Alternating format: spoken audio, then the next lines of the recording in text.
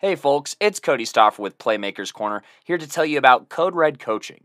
Competing in athletics means you've lifted the weights, you've watched film, and you've got the passion. Problem is, that's what everyone else in the state has done. Perfect your game by honing in on your mental performance with Code Red Coaching. Whether you are a team or an individual, Code Red Coaching has the tools to create mentally solid habits and set up you or your team for success. Find Code Red Coaching at coderedcoaching.com or call 720-979-1914 to learn more today. That's coderedcoaching.com or 720-979-1914 today. Now back to the show. And this week we are looking at week 4 for our games, and it's going to be switched up a little bit. You may have been used to me up to bat first talking about the 1A classification, followed by Gino, then Gideon, and then a little bit of changing up at the 4A level, and then Simon wrapping it up on 5A. And that is actually going to be shaken up and a bit more like 4A has been covered so far. Things are going to get a little different this week as Coach V, aka Simon, is going to take us through the 1A classification before Gideon does 2A. Myself will be doing 3A, and then Gideon doing 4A, and Gino doing 5A for the classifications. Games that are associated with said classifications are spread out normally before the classification. It just depends. If there's teams from different classifications, then it will kind of go wherever the recaps aren't, if that makes sense. And yeah, we'll just kind of go from there. So we have a ton of in-game recaps coming in hot, and we also have flag football this week as well, which Coach V is going to talk about, and then words from all of our sponsors along the way. So go ahead and enjoy all of the games that we went to, combined with all of the different classifications and different views on the classifications that you'll get prior to our power rankings and Playmaker of the Week at the end. But until then, let's go ahead and pass it over to Coach V. What's good, y'all? It's Coach V, and I got your 1A recap today for this week 4 here. Let's go ahead and hop into it. We got our Thursday night game, September 14th, 2023. First off, we have Clear Creek. They went ahead and played South Park, and they go ahead and improved to 2-1. This was actually an 8-man game, which is really interesting, but Clear Creek still winning it 46-6 here. Big dub there as Clear Creek now goes to 2-1 on the season. Second game in the row, by the way, that they win. Jefferson versus Sheridan. Jefferson goes ahead and wins this one, as they probably should, 44-0 here. They're 1-3 now on the season after tough blowout losses to everyone else. Manual Banning, Lewis Academy, Flatirons. Not the easiest schedule, but, you know, a good win over Sheridan to get some positivity going here. Sheridan does drop to 0-3, though. Then we have Holyoke versus Hershey. This was not that close of a game really at all. Holyoke would go ahead and play out-of-state Hershey from Nebraska and beat them 43-6 here. They would go ahead and amass a pretty quick 32-0 lead and would not look back here. Just absolutely dominating them. Reed Sprague having a good game with a couple of touchdowns here in this one. Bryson Dirks also looks like having a receiving touchdown. So there you go. There's some big games, some solid games there. Only 3 from Thursday night. Now let's go ahead and let's move to Friday the 15th here. We have a number of games here. Let's just hop into it. Denver West versus Flatirons Academy here.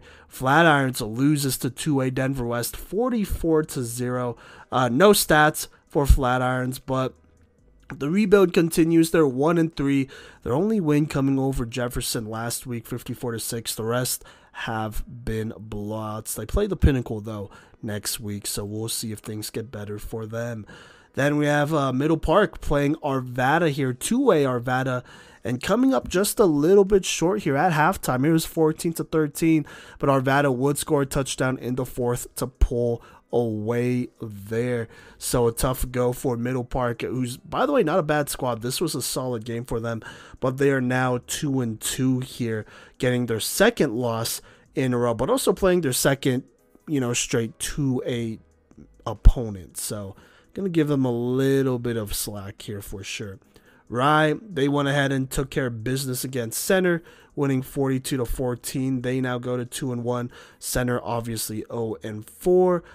Manual would go play La Junta here, and they would get blasted by them 52-6. La Junta, a top tier 2A team here, but Manual just struggling against them. Cartail Dickey only 99 yards, 1 touchdown there, and that touchdown was Diamante Maynard, who had 89 receiving yards and a touchdown. Other than that, really nothing going Manual's way in this one.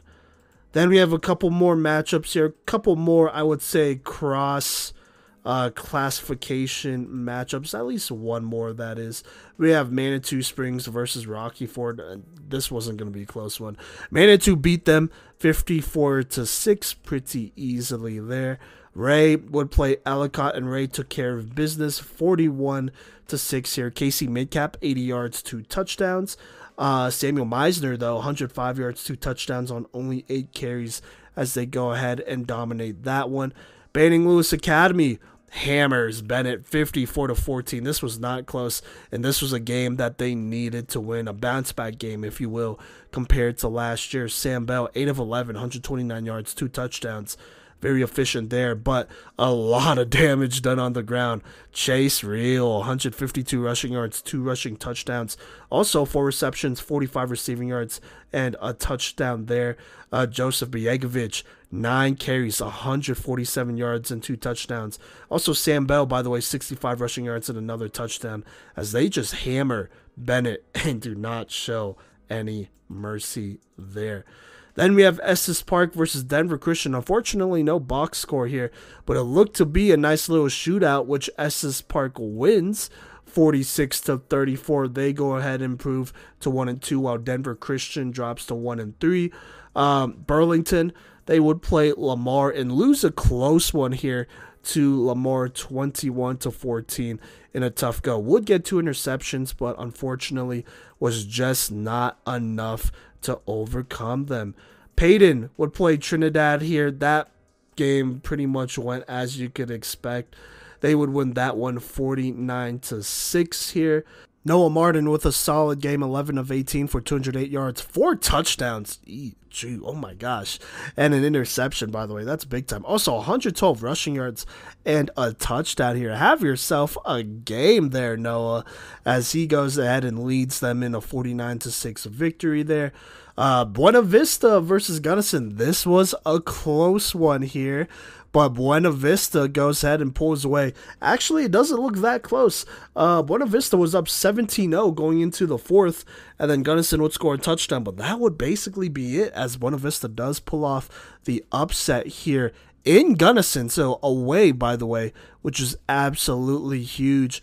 Looking at the stats here, Eli, I think it's Shuckneck, I want to say, or excuse me if I'm saying that wrong, but the sophomore, he had 84 rushing yards and a touchdown there.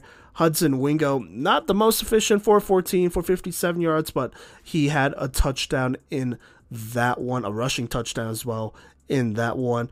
On defense, Knox Reed, the sophomore, led with 8 tackles, followed by Abel Flowers with 7 tackles. 3 interceptions from this team. Caleb Camp got one, also a fumble recovery as well. Carter Romack got a fumble recovery. And then Abel Flowers, number 75, and Knox Reed, each getting an interception in this one as they go ahead and take care of Gunnison, just upsetting them in a huge game that will probably matter when it comes down to playoff implications. Moving on, though, Meeker would go ahead and play Grand County, a team from Utah in Moab, actually, and beat them 46-14. Ryan Sullivan, 9 of 10, 122 yards, 3 touchdowns in that one. Also had 13 rushing yards. Wyatt Powers, the senior, 8 carries, 116 yards, and 2 touchdowns in that one. Also 1 reception there. And I should mention this, Jace Mobley, receiver, 3 receptions, 100 yards, and a touchdown as they go ahead and they just hammered this team. Judd Harvey with 11 tackles and then 4 sacks on defense, plus 1 interception from Wyatt Powers and a forced fumble from him as they take care of business out of state. Then we have Brush versus Yuma. Yuma playing 2A Brush here, and Yuma loses 28-0. This one was not super close here. 80 rushing yards on 19 carries from their running back Thompson here. And no touchdowns from the team as they continue to struggle here. Yuma now 2-2 after a nice 2-0 start. Now 2-2 after losing to Banning Lewis and Brush here. They have Wiggins next week. Hopefully they could potentially turn it around then. Then we got Platte Valley versus Wiggins. Wiggins playing 2A, 2A Platte Valley here. And Wiggins, not the blowout it was last year, but they still go ahead and win 22-16, a big time dub there for them here. And then we have North Fork versus Montezuma Cortez. North Fork playing 2A, Montezuma Cortez, and they blow them out 45-14 here. Most of the damage done on the ground. Hayden Marino, 12 carries, 195 yards, 2 touchdowns. You also have Daniel Owens, 151 rushing yards and 1 touchdown there as they go ahead and blow them out. I would probably go ahead and say Hayden Marino in the conversation for Playmaker of the Week here. By the way, those last 2 games, Platte Valley, Wiggins, and North Fork, Montezuma Cortez, being Saturday games on the 16th. A lot of teams not playing this week, so there you go there. But that will do for your 1A Week 4 recap. Thank you, Coach V, for giving us a recap on 1A. Now we're going to pass the mic over to Gideon, back to Coach V, and then back to Gideon. They're going to tag team this 2A set of recaps in-game and classification-wise. Hello, beautiful people, and welcome to our recap of Friday night's game between the Wellington Middle High School Eagles and the Timnath Middle High School Cubs. Now, some people may look at the final score for this game and think that it was boring, and it was anything but. From the moment I got there, an hour and a half before kickoff, mind you, the parking lot was almost completely full, and the line to enter the stadium was almost as long as the field itself.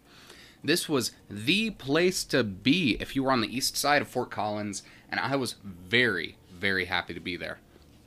I met both Swoop the Eagle and Kodey the Cub, and I always appreciate the hospitality that I get from both of these squads, coaches, players, and the spectators all alike.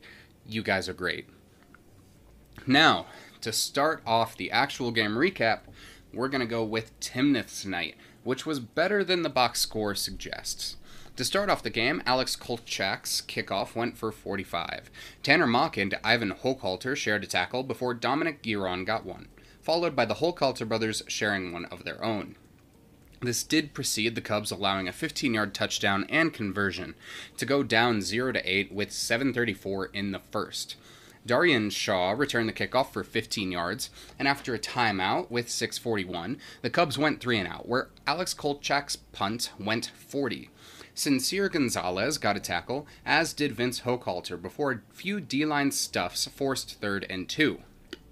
Mock forced a fourth down, and the Eagles went for it, where Cade Geist, the former All-State honorable mention, forced a fumble, which was recovered by Max Kolchak. Mitchell Dean Gellis ran for 5, and then, after an offensive pass interference call, Alex Kolchak punted for 30. Cade Geist then got a tackle to end the first. On the first play of the second, the Cubs allowed a 48-yard touchdown, but Mock stopped the conversion from going in. This made Timnath down 0-14 with 11:48 in the half. Shaw's kickoff return was for 10 yards, and Dean Gellis ran for 6 before the Cubs threw a pick and allowed a touchdown to go down 0-22 with 10:47. Vince Hochhalter ran for a first down, and then Jackson Craig threw to Barker for 11 yards, but the Cubs ended up back on defense. The D was strong enough to force a punt, which Davis Payne managed to bring to the house for 51 yards. Alex Kolchak hit the PAT, and Timnath made it 7-22 with 7:39 to go. Ivan Hochhalter got a tackle before Vince and Riley Johnson shared one. Jack Knockstedt and Evan Vaza shared a tackle along with some push-outs before the Cubs allowed a touchdown. Max Kolchak stopped the conversion, making it 7-28 with 2:41 in the half. The returner didn't go after the ball, and it ended up at the 2-yard line before Davis Payne got it 11 yards receiving. Jackson Bellender ran for 5, and after a timeout with 1:07, Jackson Craig threw to Davis Payne for a 40-yard touchdown, on which Alex Kolchak nailed the PAT. This made it so that Timnath was only down by half at the half, 14-28. After Tiago Tafoya returned the kickoff for 44 yards, a fumble was narrowly recovered. After that, it was 3 and out, and Alex Kolchak punted for 40. After forcing 3rd and 9 on defense, the Cubs allowed an 80-yard touchdown and conversion to go down 36-14 with 8:52 on the clock. After another 3 and out, Alex Kolchak punted another 45. Gonzalez and Kyler Jiren shared a tackle, and then Max Kolchak suplexed a runner for loss. And let me tell you, it was insane. I see him, he just grabs the man by, not face mask, not horse collar. He just wraps his arm around the guy's head and just, boom, brings him down. It was, I felt I would not have wanted to have been in that man's position. In any case, this did help to force a turnover on downs, but as a quick turnover on 3 and out. Geist got a tackle for loss, and then Vince Hochhalter got a tackle. Once back on offense, the Cubs allowed a pick 6 to go down 14-44 with 11:37 left in the game. After Bellender ran for 6, the drive ended with 3 and out. Kodey Caldwell got a tackle, as did Vince and Ivan, before the Cubs allowed one last score to go down 50-14 with 6:46 to go. After that, unfortunately, the game was basically over. So, looking at our playmakers of the game for the Cubs, first we're going to look at our defensive playmaker of the game, which is Vince Hochhalter. Yeah, Vince was honestly just insane in this one. According to the stat sheet, he had 18 tackles, 1 for loss, and that should increase his tackles per game average from where it was at last week. I think he should still be top 10, though. And honestly, he's just, in my opinion, as a junior, he's one of the best defensive players in the state. Like, recruiting-wise, I think he's somebody that should be at least getting, like, Colorado School of Mines calling. Because this is a guy that has, like, group of 5, like, yeah, group of 5, or even, like, depending on his grades, obviously, but, like, skill level, like Nova. Villanova, that is, ceiling. But yeah, I feel like group of 5, if I swear to all things good in this world, if he doesn't get at the very least a preferred walk-on from CSU, I will be very mad at Colorado State recruiting, because that is the type of guy that we need. Because I'm recording this on Sunday, right after we lost to CU, and Harrison, or whatever his name is, that was getting the CU tight end. Yeah, Vince wouldn't have allowed that man to get what he got. So, that's just my personal opinion on it. In any case, here's Vince talking about that night's game and how he feels about it all. So Vince, since I talked to you last, you were able to pick up a couple of wins, and you've kept yourself at a good momentum, but thankfully the defense has been taking a little bit of pressure off you. I remember last week you only had like 6 tackles, but that's because the D-line was putting in such good work. So how do you view the improvement that the defense has put in these past few weeks? I think it's good. I think that if we're all making the same amount of tackles, then we're all doing our jobs. And tonight we didn't do as well as we should have. We missed a bunch of tackles, but that's for next game to focus on. All right. And how are you feeling heading into next week? I don't know. I think we just got to focus on our stuff, and we can put up a shot. I mean, the improvement that I saw from week 1 to week 4 in Timnath's defense, I mean, Wellington, I think they're a top 10 team, but like looking at how they did against Berthoud and looking at how they did against Wellington, despite the score, I still think that they did better by and large against Wellington. And looking forward to who they're playing next week, So they'll I think they'll be playing University next week, which is going to be a really tough matchup. But thinking about it, this is a much different Timnath team than Wellington played last week. So I think that this could potentially be a trap game for the Bulldogs, and if the Cubs do it right, they could pull out a victory here. Next up, our offensive playmaker of the game, Jackson Craig, who is he's a freshman quarterback, and right now I think in the entire state he's second for freshmen in passing yards across all levels. So I feel much, much better about about Craig than I did the first time that I watched him. Because the first time I felt like, especially against Berthoud, that's a hard first varsity start. But he just came out of the gate and, if he had a much more natural feel of the game, and it felt like he was much more integrated with the team.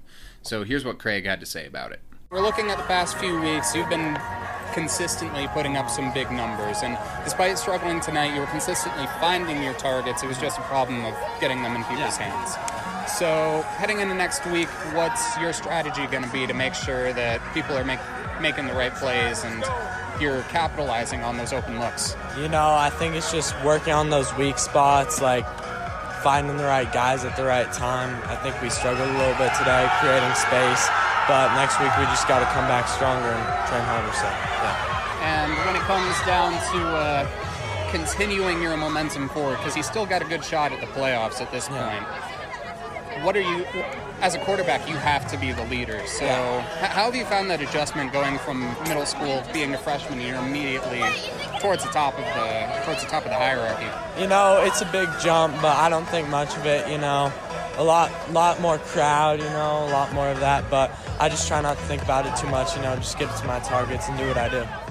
And Craig is doing a pretty decent job of adjusting. He's doing a lot better than most freshman quarterbacks are, that's for sure.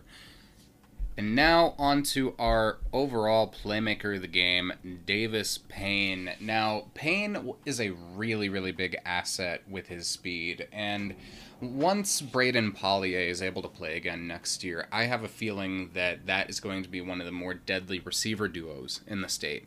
Because Braden Pollier last year, he was an absolute menace, and both of these guys, they're about the same size, but they're both speedsters. So we saw it tonight. Davis Payne was able to run amongst the trees and get a punt return touchdown, which you don't see too horribly often. And then he was able to get far past his man and get a 40-yard tutty. So I feel really good about how Payne did tonight. Here's Payne with how he felt about that night's performance. So you had a pretty impressive year last year, and tonight you were able to develop both of the scores for Timnath. When you're looking forward, you've already got a couple of wins on the board, but you're trying to make a real playoff push. Yeah. So what are you going to be trying to do heading into next week to increase your odds? Win. Just win? Yep. And saw you limping off the field there for a little bit, but you ended up coming back. So, cramp. And how are you feeling for the season as a whole? Just going to keep it together, keep doing what we do. And that's pretty much it. Davis keeping it short and sweet, but he's simplified the strategy down to a couple of key words there. Win.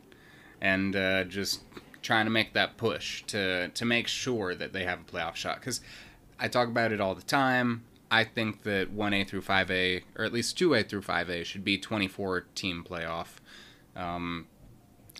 Because, you look at years like this year, there isn't a world where Wellington and Timnath shouldn't make the playoffs. In my mind, there are 25 teams for 16 spots. And that just doesn't really feel right to me. So, in any case, Davis, you've got a really good shot. As a team, I feel like Wellington has a good shot. Obviously, next week at University is going to be a really tough test. And then Arvada is going to be tough. The only really give-me game left on your schedule is Sterling. But I can see you being competitive in all of these upcoming games. So, we'll see how it goes for you. And next, we'll head on to the Wellington Eagles. To start the first quarter, Wellington had Caden Keller return the kickoff for 19 yards. After sideline warning, Cash Alchfager ran for 12, and then Tanner Gray bulldozed for 5. and then ran for a first down, actually. Gray then threw to Lincoln Dalton for 15 before Dalton ran for a 15-yard touchdown. Gray then ran in a conversion to go up 8-0 with 7:34 in the first. Number 29 got a tackle, and then the Eagles forced a 3-and-out with very stifling defense. Dalton ran for 11 two downs in a row, and then Gray managed to force a 4th and inches a couple plays later. After a timeout with 3:33, Gray barely got a first down, and Altschwager ran for 15. However, there was then a fumble, which resulted in a turnover. John Borchardt got a tackle for loss, and the Eagles ended up forcing a 4th and 21 here. After an injury timeout with 3:29, Ian Allison ran for 7 to end the first. To open the second, Gray immediately busted out an electric 48-yard touchdown. The conversion was no good, but Wellington was up 14-0 12 seconds into the quarter. Azuya Gracie and Tanner McLean got tackles, and then Tyler Schaefer caught an interception, running it for 20 yards. Gray punched in a tutty, and Dalton put in the conversion to put the Eagles up 22-0 with 10:47 on the clock. Tegan Grayman and Kason Brown got a pass deflection, which helped to force a punt. However, Wellington then went 3-and-out themselves and allowed a 50-yard punt return touchdown with 7:39 to have the gap narrowed 22-7, sorry. Keller ran for a first down, and after an Allison juke for a few yards, a timeout was called with 4:52. Gray ran for 7 and then traded the distance with Allison. Gray continued his dominance, getting a couple of runs and forcing his way within the 10 for a first down. Dalton got the 5-yard touchdown, and the conversion failed, making it 28-7 with 2:41 on the clock. Seth Long's kickoff went 52, and then Borchardt got a tackle. The Eagles then allowed a 40-yard air score to be only up by double, 28-14 with 47 seconds left, and not much happened until halftime. In the third quarter, after a 55-yard kickoff by Long, Schaefer and Allison shared a tackle for loss. Grayman got a tackle of his own, which helped to force a punt, and almost immediately, Allison ran for an 83-yard touchdown, getting past defender after defender, which gave the Eagles a little bit of breathing room, widening it, especially with Gray's conversion, to make this a 36-14 game. At this point, I'll cut it down to the major plays, since it's basically more of the same.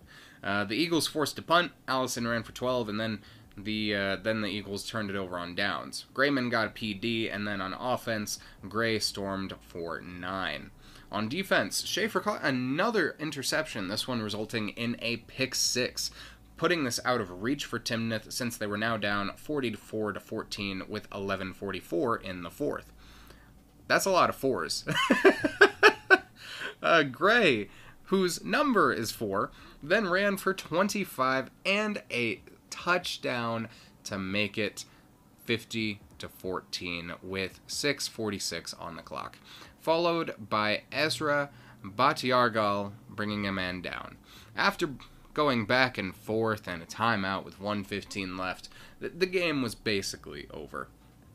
This was, Wellington, this was a much, much closer game than the box score says, but Wellington was all around just dominant. Tanner Gray, the only people on Timnath that could bring him down consistently were Tanner Mock, Vince Hochhalter, and Cade Geist, and I'll get to him in a moment, though. In the meantime, we are going to take a nice look at our playmakers of the game for the Wellington Eagles. First, we have our defensive playmaker of the game, Tyler Schaefer, who, by the end of the night, I don't know why Max Prep says he has 1 interception. He had 2, and those 2 combined for at least 50 yards. And Dalton, he really managed to make those plays at good points in time for momentum. Because it felt like when Timnath was starting to get a little bit of their swagger back, starting to get some good momentum going about when he got his first one, he just came in and snatched the soul out of that drive. And then it felt like he was getting good stops in terms of runners who were getting past the line and past the linebackers. So Schaefer, I feel like, did a really good job in this one, keeping the momentum in the right direction. So here's what Schaefer had to say about that. What were you seeing from the offense that allowed you to get not like 2 interceptions, but that pick 6? So going into halftime, I went over my boys and I got them. It was 0-0 going into halftime. That was our mindset. We had their offensive plan before the game. We knew our rules. We knew our keys, and I went into the game the same way I went into the second half, and I just went out there to execute. And heading into next week, you're going to have a pretty decent challenge ahead of you. You're heading into a tougher league schedule, and you've already got almost as many wins as you did the entirety of last year. So what are you going to be doing heading into your league schedule to propel yourself into the playoffs? Yes, sir. I'm going to be on my boys. We're going to be in the weight room grinding, popping the weights, and that's just the accountability piece. We want to go to the playoffs. We're going to have to do what playoff teams got to do. Couldn't have said it better myself. And I had the pleasure of being able to interview Coach Peoples, Travis Peoples, that is, last spring for an assignment that I was doing in my news writing class, and that's a lot of what he said, is that in order to be champions, you have to train like champions, and you have to be working for months on end to be able to get to that point. And the way Tyler was talking here, it really reminded me of that mantra that Coach Peoples was telling me about back in, I want to say that was April. All I know is that I got tracheitis and my throat hurt, so we had to reschedule it. But in any case, on to our offensive playmaker of the game, which is Lincoln Dalton. Honestly, this was between Dalton and Allison for me, and I chose Dalton because he felt much more consistent in terms of getting games. While Allison was getting really, really long plays, it felt like for every 80-yard run, he would have a minus 2-yard run, or a 2-yard run, or a 3-yard run. While Dalton felt like Dalton was getting 5 yards guaranteed every play. So here's what Dalton had to say about having that consistent presence. When we're looking at this game, the defense for Timnath, regardless of what the score was, they have a bunch of dogs there. Yeah. And you had to force your way through the whole Coulter brothers, through Cade Geist and Tanner Mock. Yes, sir. They got some dogs. So you were able to consistently get like 3 to 5 yards a carry. Yes, sir. And against a defense like that, that's very impressive. So Yes, sir. what were you seeing in the defense while on the field to be able to get that kind of yardage? Really, it's just about, you got to read what's going on in front of you, and you got to, we got the TV on the sideline. You can go look at that, and, you got to adjust to make the big play and get the touchdowns. So when we saw how their nose is tilted in and making it really hard to open up that hole on the trap, you got to go wider and get around that down block, even if it's getting blown up. And, just find the holes that you can and keep the feet running. And that's, how I try to consistently get yards. And, just you got the back of your brothers and you're doing it for your team. And you got to give it everything you got, no matter what they're putting in front of you. And what was your favorite moment from tonight's game? Probably running the touchdown right in front of the student section, just because all the hype that brings and being able to see everybody, cheering for you and your team. It's just an awesome feeling when you get to have that opportunity. So super awesome. That makes a lot of sense. And do you think you're going to be able to consistently get that kind of turnout, especially if you guys secure a spot in the playoffs? Yes, sir. I think as long as we keep doing what we're doing, practicing the way we are, and, day in, day out, putting that work in, I feel like we're going to go deep and, have a great shot at whatever we want to do and whatever we want to accomplish. I could not agree with you more there, Lincoln. And just a quick note, both of the crowds for these teams were absolutely incredible. Timnath completely filled up the visiting stands. I think it was standing room only in there.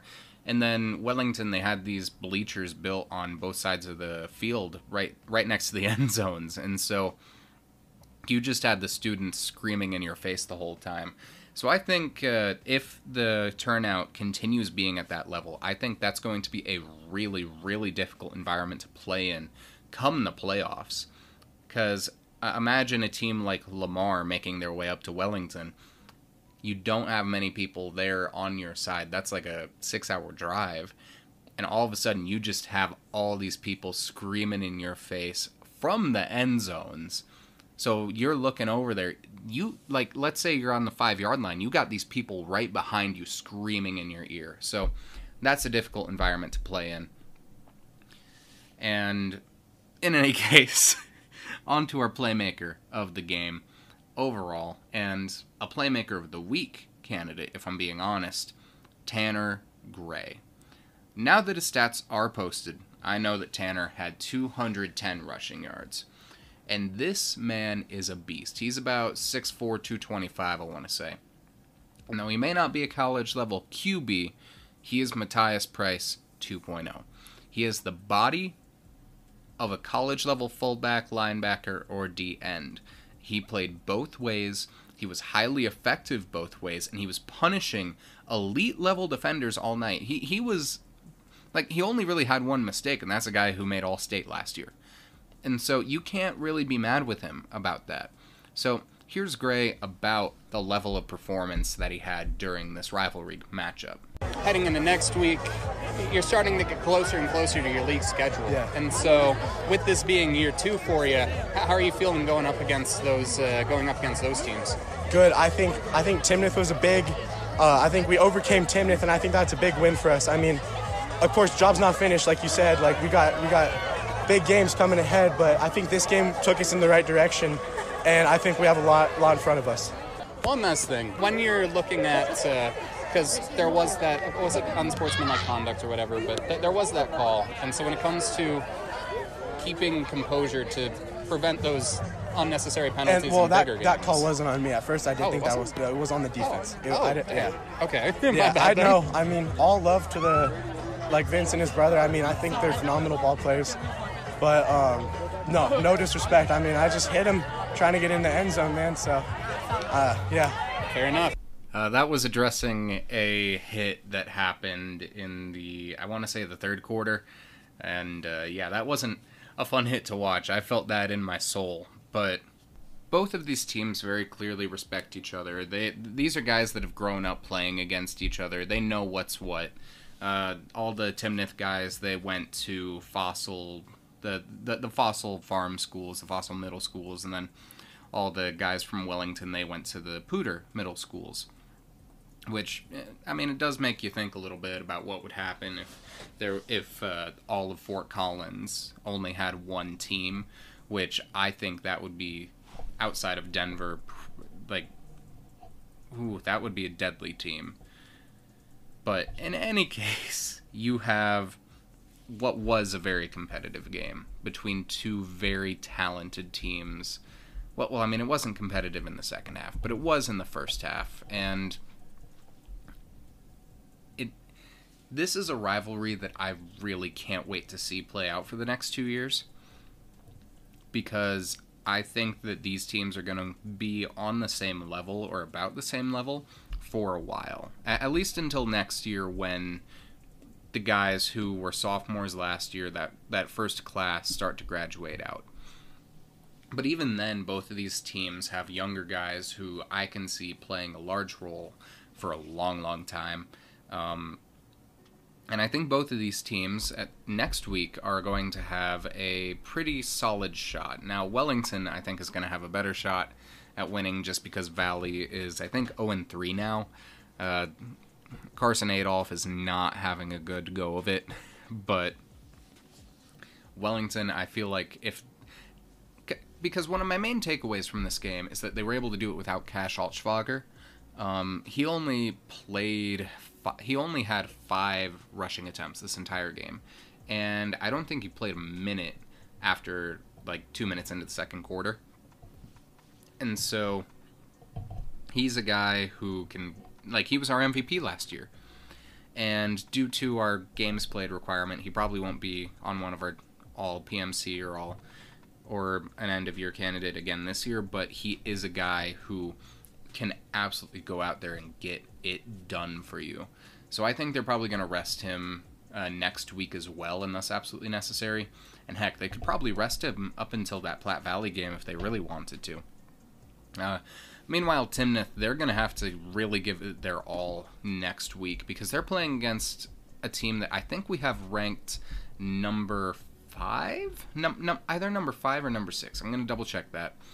But University is a really, really good team. And so Wellington, I think, is the warm-up. And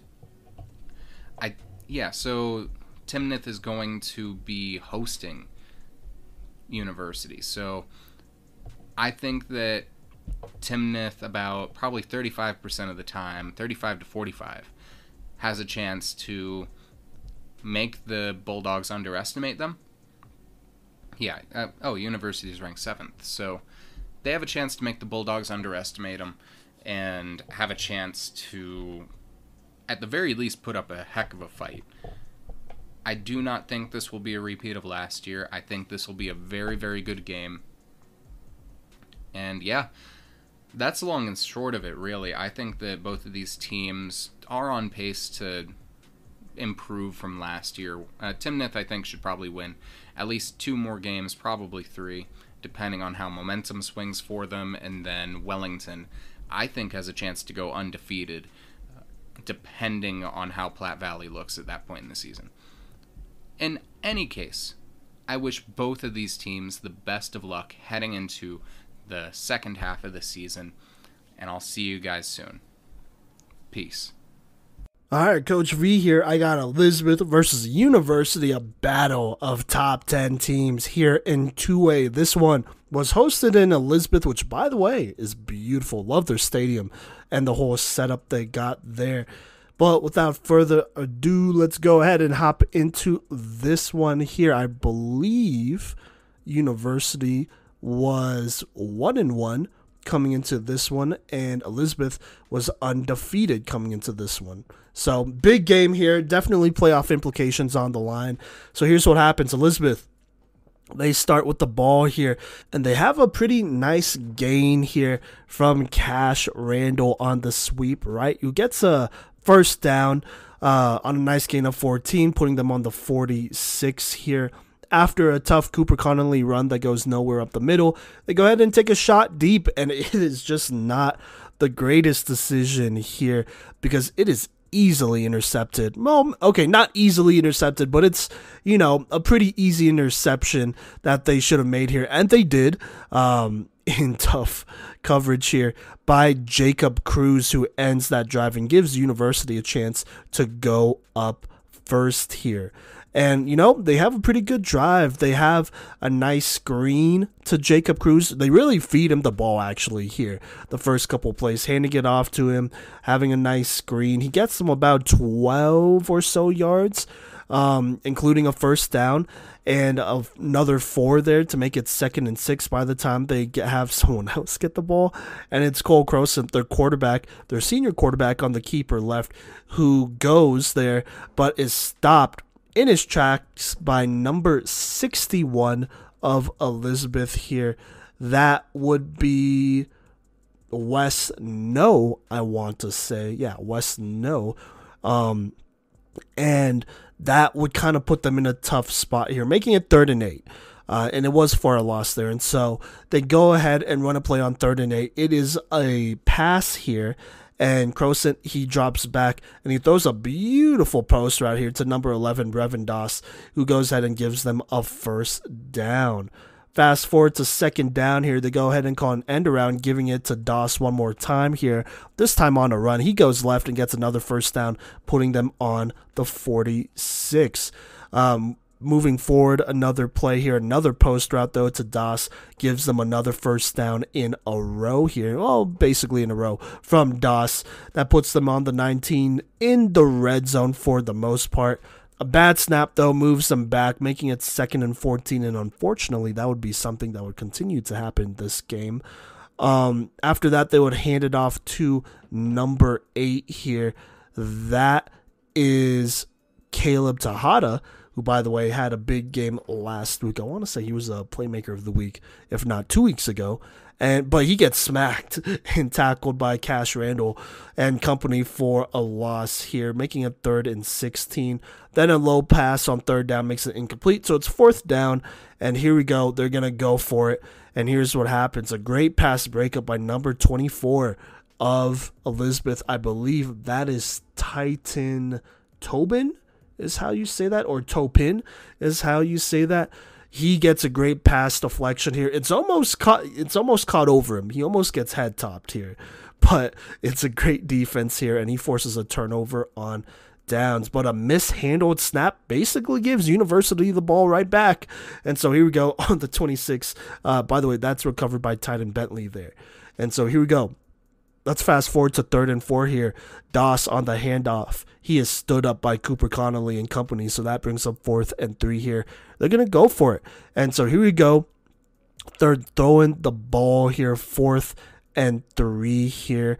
And by the way, a screen pass by Jacob Cruz earlier on in this drive brought them to the 1. So it's 4th and 3 here inside the 5. They go for it. They throw it. It's just not a great decision here as the pass is jumped. The route is jumped by number 7 Malachi Mariscal here, and he takes it 100 yards to the house as Elizabeth is going crazy and wild in this one. PAT is blocked though, as that momentarily silences them, but Elizabeth still goes up by 6. That would basically end the second quarter. We pick back up with University here in the second at the start. Started 4 on the 25, on the 29, and here's what happens. Croson drops back, and he uncorks a huge pass down the left sideline to number 2. That is Dylan Supp here. Great pass by Croson and Supp. He just gets separation, and he is gone. 71 yards to the house for a big-time touchdown, and University actually makes their PAT, so now they lead 7-6 over Elizabeth with 11:49 haymakers being thrown early on in this game. And so here we go. Elizabeth takes over on the 14. Not the greatest return here, but they're on the 14. A fumble, unfortunately, puts them back on the 12, so now it's like 2nd and 13, 2nd and 12 here. They run a power option left. It goes nowhere, or not far here, I should say. So now it's 3rd and 9, and on 3rd and 9, their quarterback, Garcia, he rolls out and he finds his receiver, but he gets laid out by Gage Schminke here, who forces the fumble, and then Caleb Tejada, he goes ahead and recovers this fumble as University has all the momentum here. But before first down, they call a timeout, which is interesting here. So 10-19, just about left on the 16 here. First down, they hand it off left to Cruz here. Jacob Cruz, he gets a nice gain of 5. Then they run a mid-read option here to Croson, but he gets blown up by number 75 of Elizabeth. Just a great defensive play. That's Drake Brinkworth here. The big 6'6", 225-pound defensive tackle goes and gets him right there. That would end up being a huge play. It's 3rd and 8 here. And here we go. They go ahead and drop back Cole Croson, but Kaden Long comes off screaming off the edge, and he gets a sack. That makes it 4th and 14, and they go for it here. As, you know, they are on the 16, and it's an incomplete pass over the middle. Maybe a little bit of contact there. I'm not going to say too much more, but maybe a little bit of contact there. It is a turnover on downs, though. It might have been a missed call is all I'm saying. Anyways, Elizabeth takes over on the 28. There's about 8 minutes left here. And so here we go. They run the ball quite a bit here. Cooper Connolly getting a lot of dives up the middle. A lot of outside runs, I want to say, with Cash Randall. But let's go ahead and go to 3rd and 1 here. Really 3rd and 6 because they would have a false start. So 3rd and 6, here's what happens. Cash Randall on the carry. He gets stopped. Only gets 2 yards here. So now it's 4th and 4. And Elizabeth is going for it. In a game with high stakes like this, you got to gamble. And so here's what happens. The quarterback, Gavin Garcia, he punches it forward on the keeper for a first down. That puts them on the 32-yard line. Following that, Garcia rolls right, and he throws it towards the sideline, and Malachi Marsco makes another great play here. Dives for this catch here. It's a beautiful play. If you look at the highlights on TikTok, by the way, at Playmakers Corner, go follow us there. He just scoops this thing before it hits the ground. So an amazing play here, and he's in bounds too. That puts them on the 8 here. Following that, there's a carry by Garcia. He stopped short. A pitch left. That stopped short. Then on third down, Elizabeth, they go ahead and run a dive. I couldn't quite see who it was. I want to say maybe it was Connolly, but it could have been someone else. It was pretty crowded there, but regardless, they get in and make the touchdown there and make it 12-7. Then they go for 2 here, but unfortunately, the snap is fumbled, and so they only lead 12-7 here. So University, they get the ball back with 1:44. Plenty of time here. If they score here, they automatically take the lead, and they are on the 35. Here is what happens on the first play. There's a fumble, but that is recovered by Doss. He stopped for a significant loss, so that's 2nd and 15.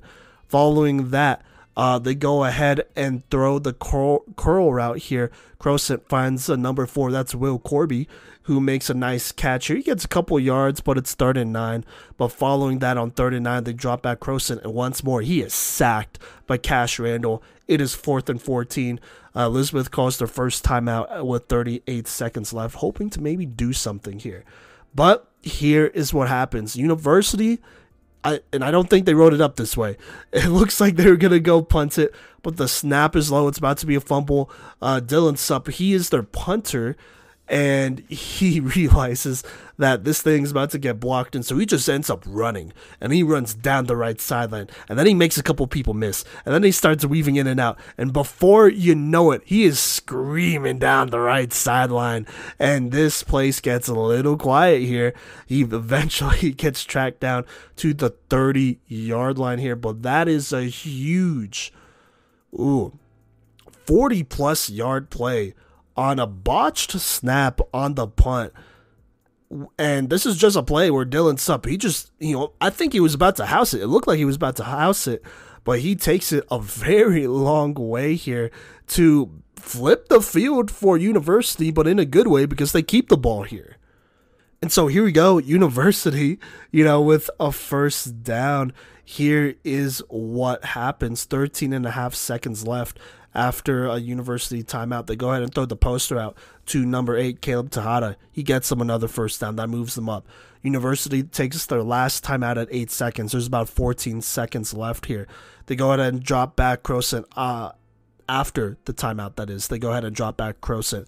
And he throws a beautiful fade route here and a great route here, thrown to Will Corby, who makes a great catch, gets both toes in bounds, by the way. And it looks to be a touchdown, but they do throw pass interference on him. They say he extended, which I don't think that's an extension. I mean, look at the highlights, right, on TikTok once more, at Playmakers Corner, by the way. You can check it out for yourself. You will know what I'm talking about because he makes the catch and then flags come out like right after he makes the catch. And so it just kind of doesn't make sense. I don't really see anything there. It looked really minuscule. To me, it looked like he was turning around, and he didn't use his hands to turn around. He just turned around and caught it. And so that's a tough touchdown. That takes it away. Obviously, it makes it 1st and 25 too. They try to take a pass deep here, but, I mean, this wasn't going to work out. So no miracles here. Elizabeth goes into half with the 12-7 lead. Low-key getting bailed out by that PI there is all I'm saying, which is a little bit of a momentum shifter there. Before I go into the third quarter, by the way, beautiful performance by the Elizabeth band. Great job. Love it. They were killing it. Plus this atmosphere, just great. Anyways, let's go to the third quarter here. University, they start with the ball here, and I'm not even going to recap this drive because they just had so many bad snaps. I'm like looking through this drive recap here, and they had like 2 really bad high snaps, 1 unexpected snap that resulted in a fumble, but a penalty was thrown on University anyways for a legal shift. So, penalties and snaps, and then it's 4th and 8. I think it looks like they're about to punt it here, but a high snap is just not good, and so that basically pins them.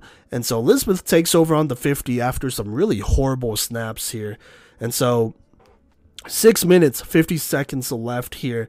And not much going for them. They run the ball with Cooper Connolly a couple of times, but, this defense plays really well. 81, Gage Schminke, who forced that fumble earlier on in the game. He gets a huge tackle for loss on a handoff, and so that forces a 3-and-out. So doesn't kill University just yet there, because they go 3-and-out here.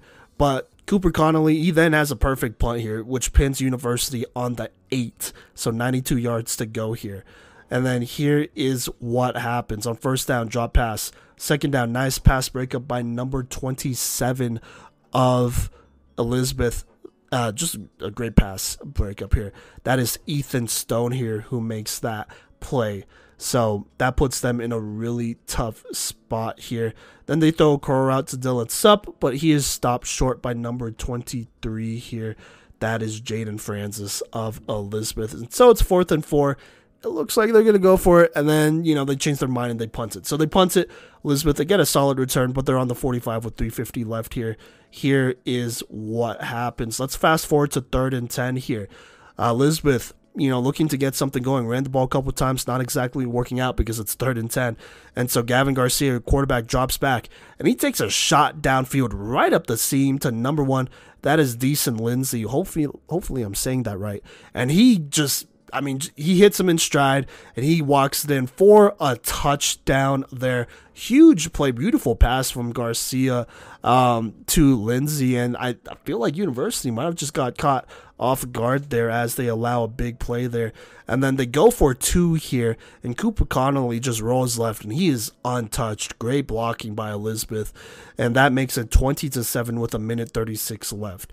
Now, this play is not over, or this game is not over yet, but University needs to get something going. So they're on the 25.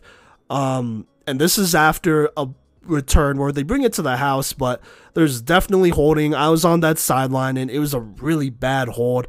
It almost reminds me of that one RDC World skit. You know the one I'm talking about, the holding one there. But that's how bad the hold was. And so that would-be kick return touchdown comes back. And so University starts on the 25. And here's what happens. A horrible snap once more on play 1. Goes right over the head. Quarterback, Croson, he's running for it. And a couple Cardinals, they dive at it. They don't recover it. The ball bounces backwards, and it goes into the end zone until I think it's Jacob Cruz or someone on University. They have to jump on it, because if they don't, then it's about to be an Elizabeth touchdown. And so they jump on it, and then he gets, dogpiled by 3 or 4 defenders who are also jumping on it at the same time. And so just like that, that is a safety here as Elizabeth takes all the momentum at the end of this quarter, going up 22-7 with 1:11 left. And on the punt here, they get the ball back, and they take over on the 50. So there you go there. Elizabeth with a lot of momentum. Let's fast forward to the 4th quarter. It's 3rd and 8 here on the 48. Elizabeth, it looks like they go ahead and run a pass here. It's incomplete. So it's 4th and 8. They go ahead and punt it. A quick 3-and-out. You probably wanted a score there, to capitalize, but just couldn't get it done. So University, they take over, and here's what happens. They're on the 22. 11:51 left. Not quite out of reach. 22-7. You could score one more time, get an extra point, but eventually you do need to score and get a 2-point conversion here, I would think, or actually, I guess you could go for 2 twice and then take a 23-22 lead. But regardless, you have to score first. So here's what happens. University on the 22. Here's what happens. 11:51, Croson, he runs left here. He's very much out of bounds, and he just gets hammered out of nowhere, and that is a stupid play because that gives University an automatic 1st and a 15. So there you go there. Then they have a handoff here. University hands it off here to Cruz, I believe. He gets one, and then on the next play, Croson once more, he scrambles this time right, and he is definitely out of bounds there. I could see it. It's on the opposite sideline, but I could see it, and he gets hit late again. What are you doing? And University gets another 15 and a first down. So 30 yards of penalties to start this drive for University, or for Elizabeth, giving it to University. So now they're on the 39 on the opposite side. Cole Crosant is momentarily knocked out of this game. So backup quarterback Johnny Wyrick comes in, throws a quick screen, and that goes for about 4. So it's 2nd and 6. And after that, Johnny Wyrick, he drops back and he takes a shot down the right sideline here. To number 2, I believe that is Dylan Supp here. And it is a perfect throw. Right in front of the corner. Right behind the corner. Right in front of the safety. Just a perfect throw on the right sideline here to put them on the 3-yard line. He almost scores there, but not quite. And so that's just an excellent play by Johnny Wyrick to come in here, having his little backup quarterback moment, very similar to what I can't think of his name right now, but the backup quarterback of the Chiefs last year, when he had that nice drive there. And so they're now on the 3. Handoff here goes for no gain. But then they go ahead and run a wildcat here. Brevin Doss under center, or, in shotgun under center. It's a direct snap to him, and he walks it in. Good blocking. That makes it 22-13. PAT is blocked, though. So now at this point, they're down by 9. So they definitely need to score twice here, no matter what. But there's 8 minutes, 51 seconds left, and there's plenty of time. University, they try the onside kick. Elizabeth recovers it. It's kind of close, but they recovered it, though, so they're now on the 35. And here is what happens. Cooper Connolly goes left. He gets 3, so it's 2nd and 7. Then Gavin Garcia, he goes right on the quarterback keeper here, and he just trucks the defender, runs him straight over. That gets the crowd fired up there. That gets the team fired up there, as that gets a key first down as the clock continues to roll. Then they have a couple more handoffs. Randall, he goes for 1, a pitch to Connolly. He gets stopped in the backfield by number 51 of University. It's a good play here, making it 3rd and long here. That is, I guess, that's kind of weird. It's not listed on here. There's 2 56s, though, so I don't know who that is. But he gets hit in the backfield by number 51 there of University. So now it's 3rd and 10. They pass it on 3rd down. Elizabeth does. It's incomplete. So now it's 4th and 10. And then they will punt it. And so University, they take over on the 15 with 5:20 left as the band plays the Rocky theme music, knowing that they need a stop here. And so here's what happens. Cole Crosant comes back in for this drive. There's a screen to Michael Kelly. He gets a solid 5. It's 2nd and 5 here. Following that, Crosant drops back, but Caden Long, and I see it, he just comes off the edge unblocked, and he just hammers Crosant for a huge sack. It's a small miracle that he did not fumble this one, because he was absolutely blindsided here, it looked. So now it's 3rd and 7 here.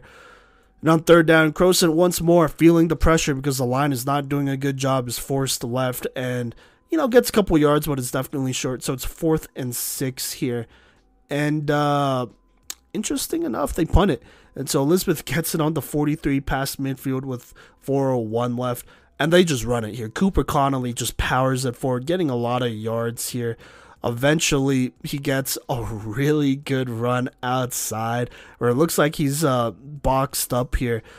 And this is when University starts using timeouts at the minute 37 mark. And then this is when Cooper Connolly had that play where, like I said, looked like he was boxed up, but he just bounces out right, and he gets a lane, and it's a huge run. He gets them to the 11-yard line in the red zone, and that's basically it. University, they would use their timeouts. Elizabeth, they would take a couple knees, but that would be it. Elizabeth wins 22-13, a tough win over University here, as Elizabeth, they stay undefeated.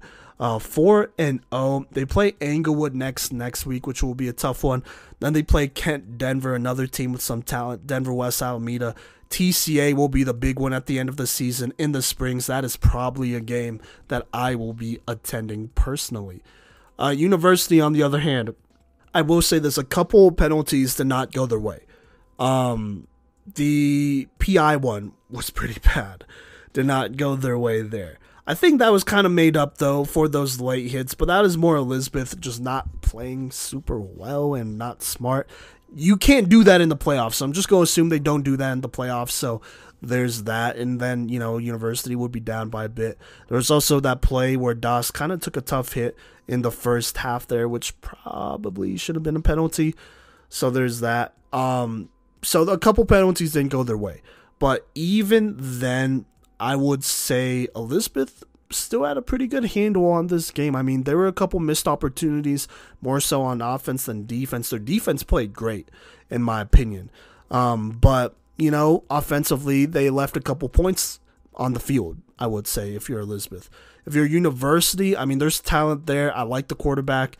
He's not Greg Garza, but he's still pretty good. I like the receivers. Sup and Corby are both really good. Cruz is another good weapon, I would say, out there as well. But this offensive line is an issue. They lost this game. And let's keep it a buck here. I'm going to say this. They lost this game because their offensive line isn't good. Allowed multiple sacks. There's that one drive where they had like a million high snaps, that just put them in bad positions, put Elizabeth in great positions. And so it's the offensive line's fault. You got to play better. You got to figure it out. I don't know if there's a way to scheme around it, but you got to find a way. You just got to. So we'll see what happens. I think University will probably be fine, but you need to ask your offensive line to do a little bit more here. So we'll just have to see about that moving forward. They allowed almost 6 or 7 sacks, it feels. So there you go.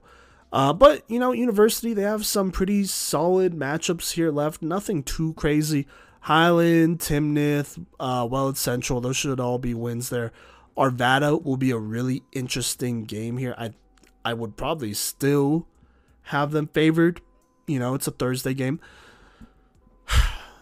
But that could potentially be a tough one there. They are a top 10 team. Brush could be a trap game there. Sterling may be a trap game, but I would still have them winning that one. So they don't play too many tough teams. I don't think there's much room for them to move into the top 10.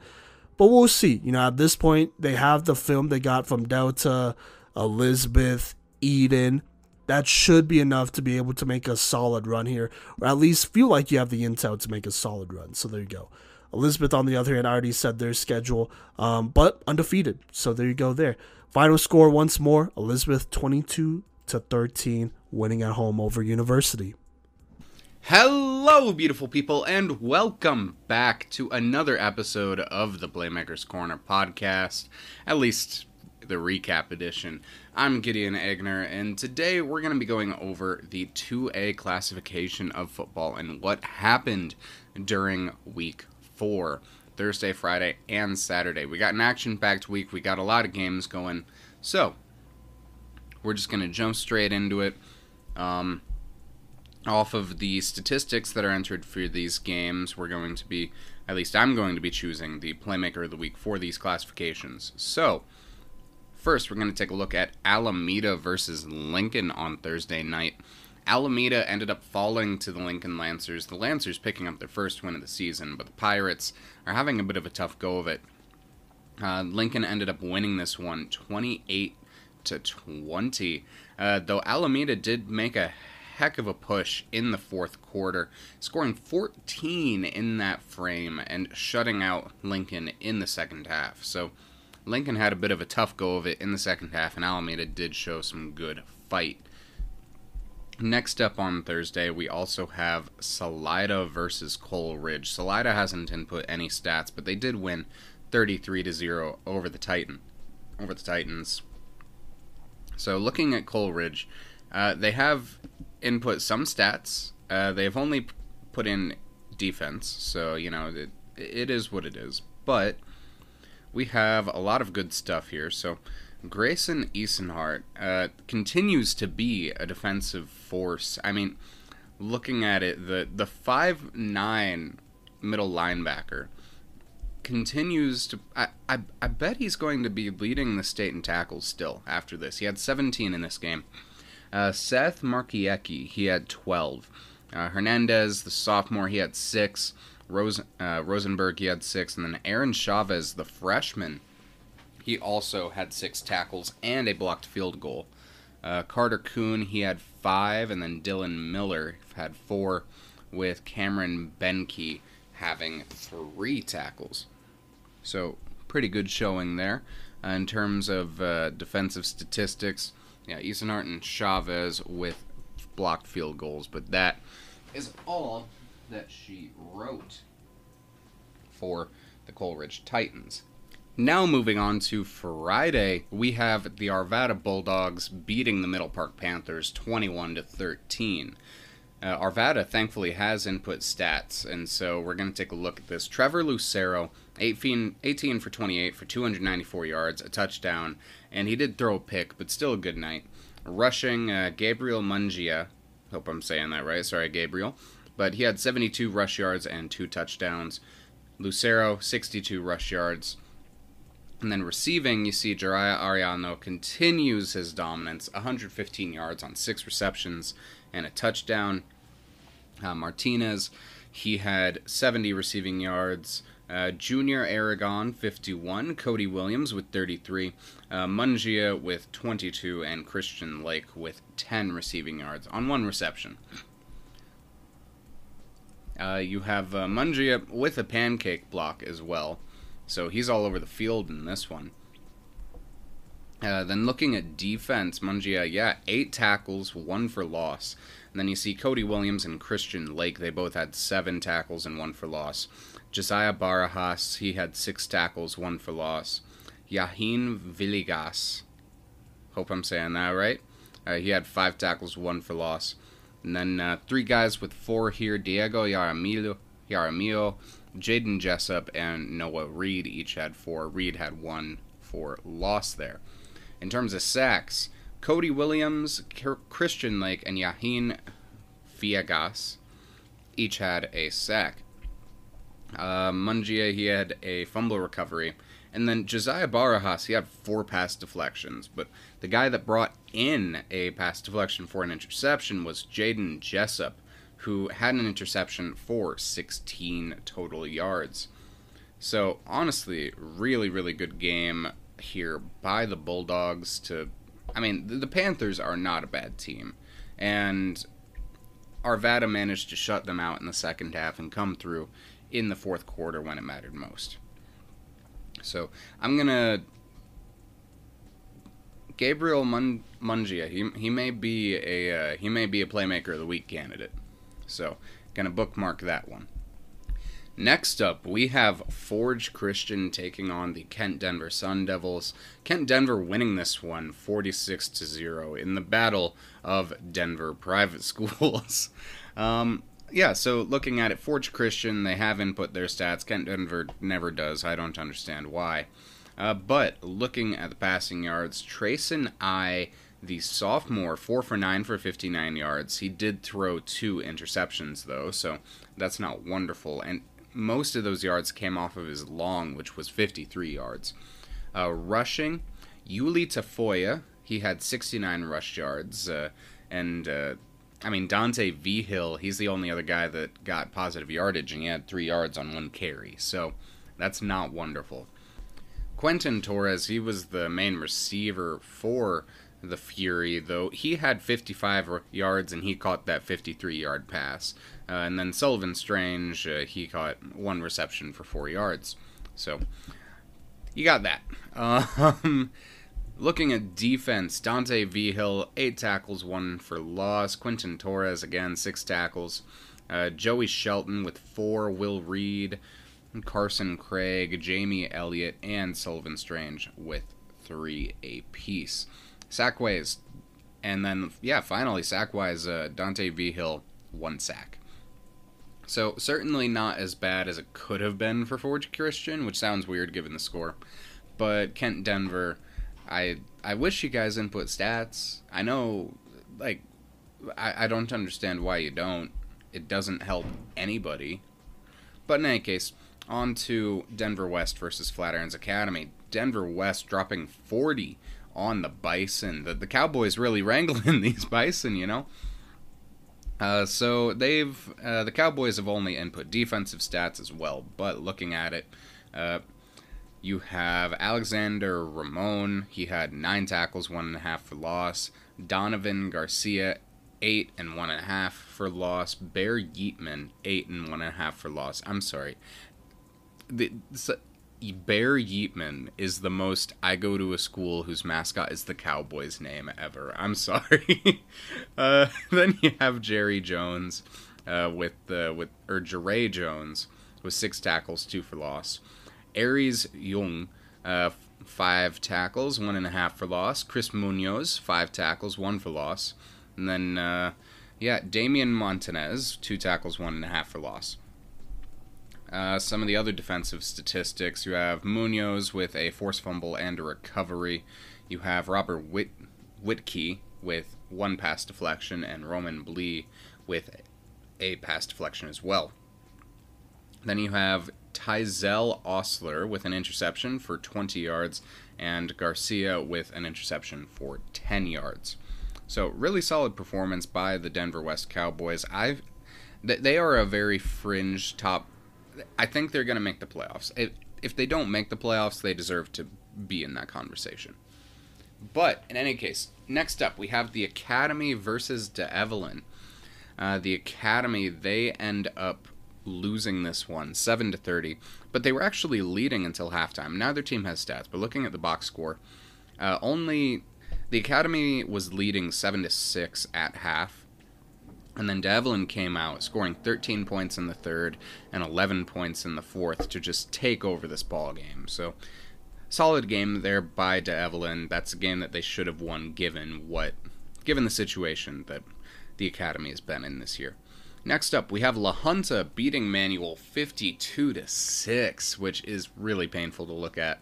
And those 6 points were in the fourth quarter, so it's not like it was...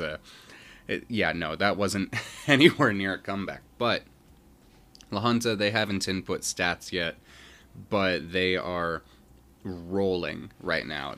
That league schedule is going to be interesting, because I think Florence and Manitou and probably Alamosa are going to give them the most trouble.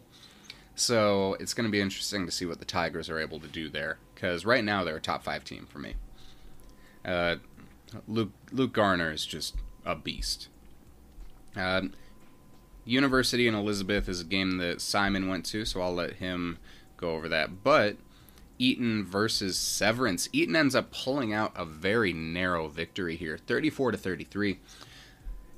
And Severance did try to make a little bit of a comeback in the fourth quarter, or not in the fourth, in the third quarter, but it just didn't hold out. Eaton actually ended up pulling off a comeback because they were down 12-14 at the half, and then just ended up blasting through and taking it in. Now, what's interesting to me is seeing that in the third quarter, Severance only had 12 points, which means they went for 2 2-point conversions. But honestly, in that, you hit 2 PATs in that situation, you win the game. If you hit 1, it goes to overtime. Eaton has not input stats yet, though, so we'll leave it there. Next up, we have Rocky Ford versus Manitou Springs. Manitou ends up winning this one 54-6, and although there are not stats posted officially, I have been sent some, and it is not pretty for Rocky Ford. The backup quarterback, Ben Perkins, he had 70 yards, and Nate Gensel, the starting quarterback, he joins the exclusive list of players in Colorado high school football history to both throw, run for, and receive a touchdown. So he threw. So I find that pretty crazy. That is insane to me, because knowing Nate Gensel, he's not as good of a runner as a 34-yard receiving touchdown implies. But, I'm happy with that. And then Gennaro Roldan, he actually had 3 or 4 interceptions during that game as well. So, having watched the film of that is a very dominating performance by the Mustangs. So I feel confident heading into next week against Prospect Ridge. Next up, we have Englewood versus Littleton, and here we find another Playmaker of the Week candidate. in Carson Campbell because the quarterback led the Pirates to a 29-6 win over the Littleton Lions, and 23 of those points. So here's the thing. This was a game that was tied 6-6 entering the fourth quarter, but the Pirates went on an absolute tear, scoring 23 points in the frame. So that is honestly pretty crazy. They were in their bags. Like, you see Romeo Gonzalez, he went 1 for 1 for 82 yards and a touchdown, which gives him a 177 passer rating. So that's pretty crazy. Only one rushing attempt, by the way, and that was also Romeo Gonzalez. He rushed for 3 yards, 3 whole yards. This is the opposite of Columbine. But in any case, Carson Campbell, he went 12 for 18 for 270 yards, 3 touchdowns, 2 interceptions, and 53 yards was his long there. Receiving, you see Dominic Deaver, either Deaver or Dever, sorry, but he had 97 receiving yards and 2 touchdowns. Dane Quintana, he had 82 receiving yards and a touchdown, and that was that one from Gonzalez, because that was his only reception of the game. Romeo Gonzalez, speaking of, he had 66 receiving yards. Dion Robinson, 54 on 2 receptions. And then Jace Prant, he had 53 receiving yards on 1 reception and a touchdown. Christ on a bike. Man, these guys are insane. And so, also looking at this, Romeo Gonzalez, he had 4 points off of conversions, and Rick Johnson got a kicking point up on the board. He was 1 for 2 on PATs, so pretty solid there. No defensive stats yet, but honestly, this is a pretty solid game by the Englewood Pirates, showing that they do still belong in playoff consideration. So, very good to see there. Next up, you have Delta versus Rifle. Delta has not entered stats yet. This was a very highly contentious game we were thinking about, and so looking at the stats for Rifle, though, Logan Gross, he went 10 for 26 for 109 yards, 1 touchdown to 2 picks. Rushing, the highest rusher was Isaac Valencia, 34 yards. Troy Mataya, 21 yards. Joel Valencia with 16. Omar Silva with 14. And Tristan Sheets with 11. Receiving, Sterling Cook is the only receiver with more than 1 reception. He had 82 yards and a touchdown. Then we also have, going down to the defense here, Omar Silva, he had 10 tackles in this game, and then Jesus Martinez, 7, Logan Gross with 7, and then Isaac Valencia with 7 as well. You have 2 guys with 6 tackles, Troy Mataya and Kevin Arviso. Mataya, he also had 3 tackles for loss. Sterling Cook had 5 tackles, Ryland Lane and Gabe McGregor had 4, and then those are the major defensive contributors. Then pass deflections, Sterling Cook and Isaac Valencia both had 1, and then Logan Gross had an interception here. In terms of punts, Valencia, 4 punts for 122 yards, that's 30.5 yards on average. And then Ryland Lane, the sophomore, 3 kickoff returns for 62 yards, so about 20 yards on average there, so pretty solid by him. And then, yeah, Sterling Cook is the only guy that scored in this game, because he's also the kicker, on top of catching that touchdown. He was 1 for 1 on PATs. It's a pretty solid job there by Rifle, not getting shut out, but it is a tough look for them. Next up, we have Moffat County beating Rawlins, Wyoming, 37-3. Nothing really that I can say there. Moffat County just dogged them because they don't have stats up. In terms of the next game that we're talking about, again, no stats, because Banning Lewis Academy downed the Bennett Tigers, 54-14. BLPA has input stats, while Bennett has not. Then we have the Yuma getting downed by the Brush Beat Diggers, 28-0. Again, Brush has no stats as of yet, so it'll be interesting to see how that goes. Next up, we have Florence beating Woodland Park 26-2. I'm very interested to see how that safety happened, because it was in the fourth quarter. Probably off of a bad punt or something when JV was in. But looking at the stats for the Florence Huskies, because Woodland Park has not input anything yet.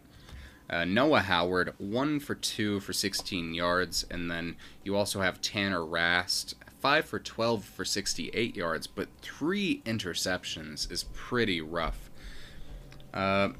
So, looking at rushing, the only guy who did anything, really, is the Goose Nuss, 191 rushing yards and 2 touchdowns.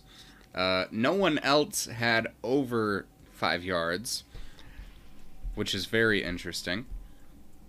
Receiving-wise, though, the main guy was Gage Goodall, 56 receiving yards, Jarrett Lozano, 17 receiving yards, and Goose Nuss, again, with 11. In terms of tackles on defense, Gunnar Bassetti, 8 tackles, 2 for loss. Bodie Taylor, 8 tackles and 2.5. You have 2 guys here with 6, Wyatt Dudley and Tanner Rast. Rast had 1 tackle for loss there. 2 guys with 5, Gage Goodall, who had 2 for loss, and then Gabe Sullivan. Tucker Anderson, Goose Nuss, and Noah Howard all had 4, and then Gomez Garcia, he had 3. In terms of sacks, you have Bodie Taylor with a sack for 3 yards, and then Tanner Rast had a hurry. Gage Goodall had 2 interceptions for 70 yards in this one, along with 2 forced fumbles and 3 fumble recoveries. Jeez, that might be a Playmaker of the Week caliber game, depending on how some of the rest of that goes. But he is certainly in that conversation. For the rest of this type of statistic, you see Gomez Garcia, Noah Howard, and Hunsberger each had pass deflections. Howard had 2, and the other guys had 1. Hunsberger, he also had a forced fumble. Nuss had a forced fumble as well, and then Jarrett Lozano, he had a fumble recovery. So, damn. Punt-wise, Gunnar Phillips, who also say hi to your mom, Gunnar. That is not a dig in any way. I actually like your mom. I met her back when I was playing baseball, and your brother and Jenkins was playing as well. Gunnar here, he had 4 punts for 134 yards. And then in terms of kickoffs, in 6 kickoffs, he had 336 yards, 56 on average, and a touchback. In terms of PATs, Phillips, he also went 2 for 2 on PATs, but 0 for 2 on field goal attempts. Yeah, all around pretty solid game by Florence here to take down Woodland Park. So I feel pretty good about the Huskies moving forward. They are just outside my top 10 right now.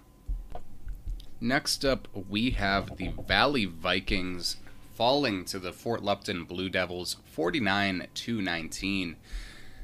And, I mean, Valley was relatively competitive in this one. They were only trailing by 1 in the first, exiting the first quarter, that is, but then it just fell apart for them in the rest of the game. So let's take a look at, because Valley hasn't uploaded stats yet, but Fort Lupton has, so let's take a look at what they have.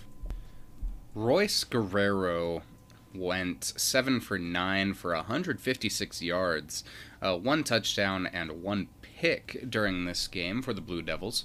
Rushing, we have 2 100-yard rushers here. Guerrero with 125 yards and 4 touchdowns. That might be Playmaker of the Week type material right there. You also see Galicia, he had 106 rushing yards. And then Caden Taylor, 59 rushing yards and a touchdown. Josiah Gonzalez, 17 rush yards. Rodrigo Medina, 15. And Jesse Soreto with 9. Receiving, we have Galicia with 1 reception for 23 yards. Jesse Soreto with 1 for 13 yards. And Josiah Gonzalez, the sophomore, 2 receptions for 52 yards. But the star of the show, Anthony Bland Mendenhall, a senior, 3 receptions for 68 yards. Really, really solid by Bland Mendenhall there. Next up, on tackles, Caden Taylor with 11, Soreto with 5 and 1 for loss, Lane Brock 5 and 1.5 for loss, and Dushman, he also had the same stat line there. Two other guys also had 5, Josiah Gonzalez and Bland Mendenhall. They both had 5 tackles. Javier Ortiz, Cameron Galicia, and Abraham Lujan each had 4 tackles. Lujan had 2.5 for loss, though. Carlton had 3 and 1 for loss, and then Yerio Compian, he had 3 as well. In terms of sacks, Bushman was the only one that had a full-on sack, but he also had 3 hurries. You have a lot of guys with hurries here. Lane Brock and Carlton each had 3. Harold McLean and Dylan Alvarado each had 2.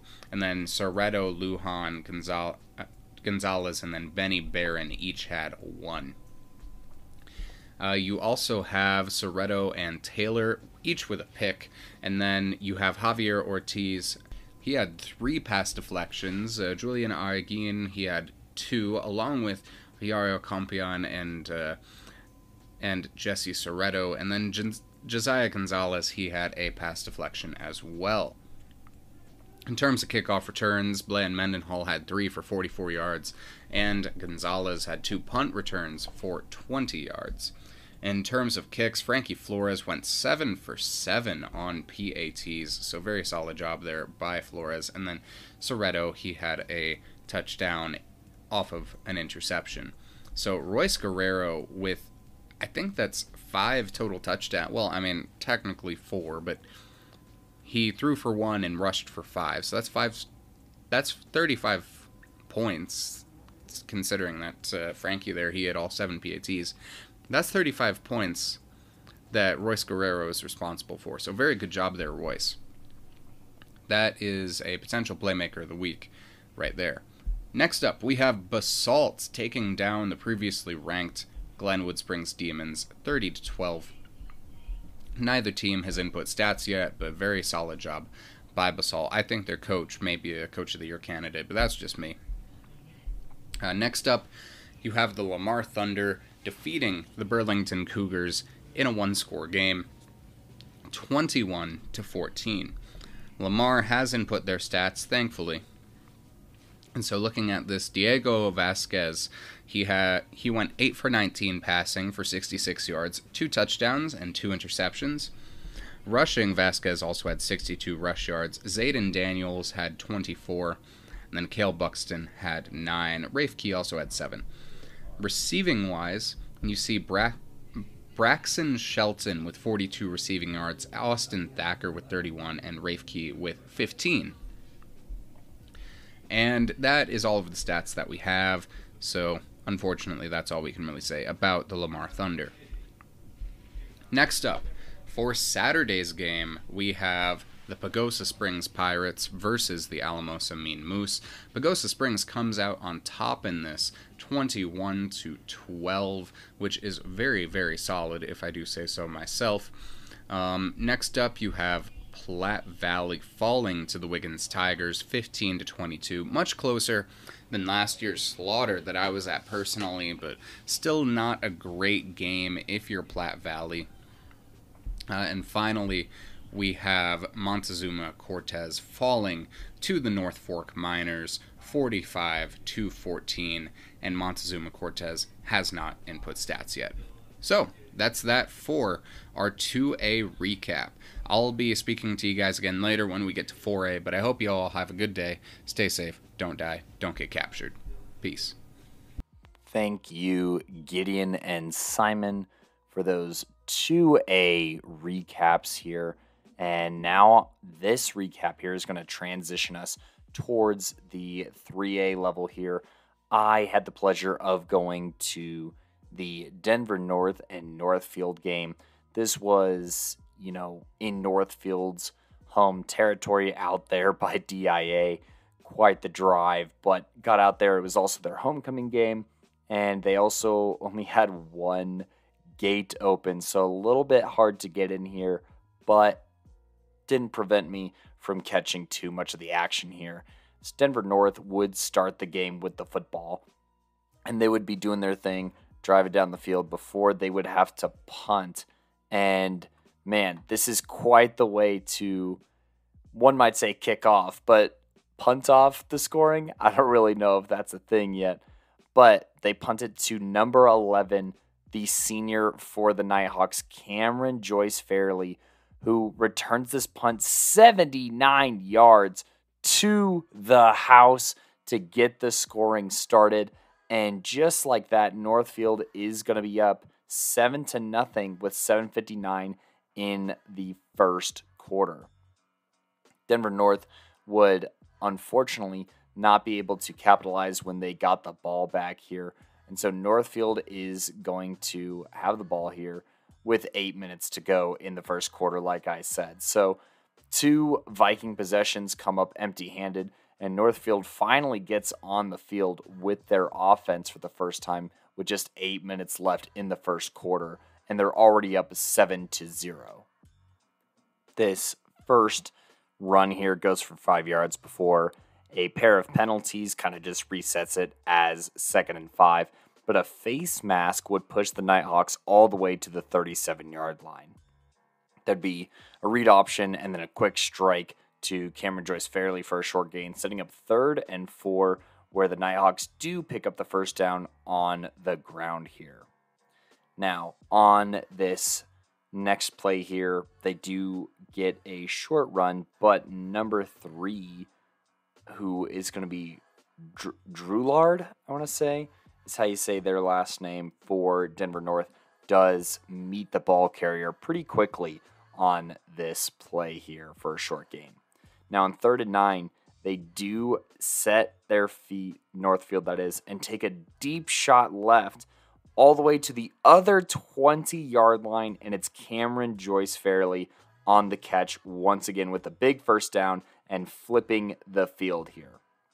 There's a quarterback keeper for 8, and after that, Northfield will take a timeout with 2 minutes and 10 seconds left in the first. They try a fake run and try to hit over the top to 6, but number 2, Galvadon Jr., maybe junior here, David that is, has a great pass breakup here to force 3rd and 9 from around the 20. Now, Northfield and Denver North both experienced a lot of delay of games in this one, and this was the first one that I was able to catch, and that'll push it back. And then after a sideline penalty, it's now 3rd and eternity, which leads to a dump-off pass. On 4th down, they try and kick a field goal, but the snap is screwed up, and the Vikings end up with the ball at around the 50-yard line. Now, they start with a keeper here, the Vikings, that is, for a very modest gain, before number 5, Michael Van, rips off a 50-yard run for a touchdown, along the way snatching a pair of ankles, and after the PAT, it's now a tied ball game, 7-7, with about half a minute left in the first here. Now, the Nighthawks still haven't scored on offense to this point, mind you. They come out here on their own 26-yard line and already have a delay of game. And right after that, there's a short toss right, and that's going to be the end of the first quarter. Now, there is a handoff to number 22 up the gut for 6. That is Matthew. He's a senior. Theodore Matthew, that is, who goes for 6. And then Dean Stickle is the recipient of a Christian Love floating pass here that picks up a big first down to the 46-yard line.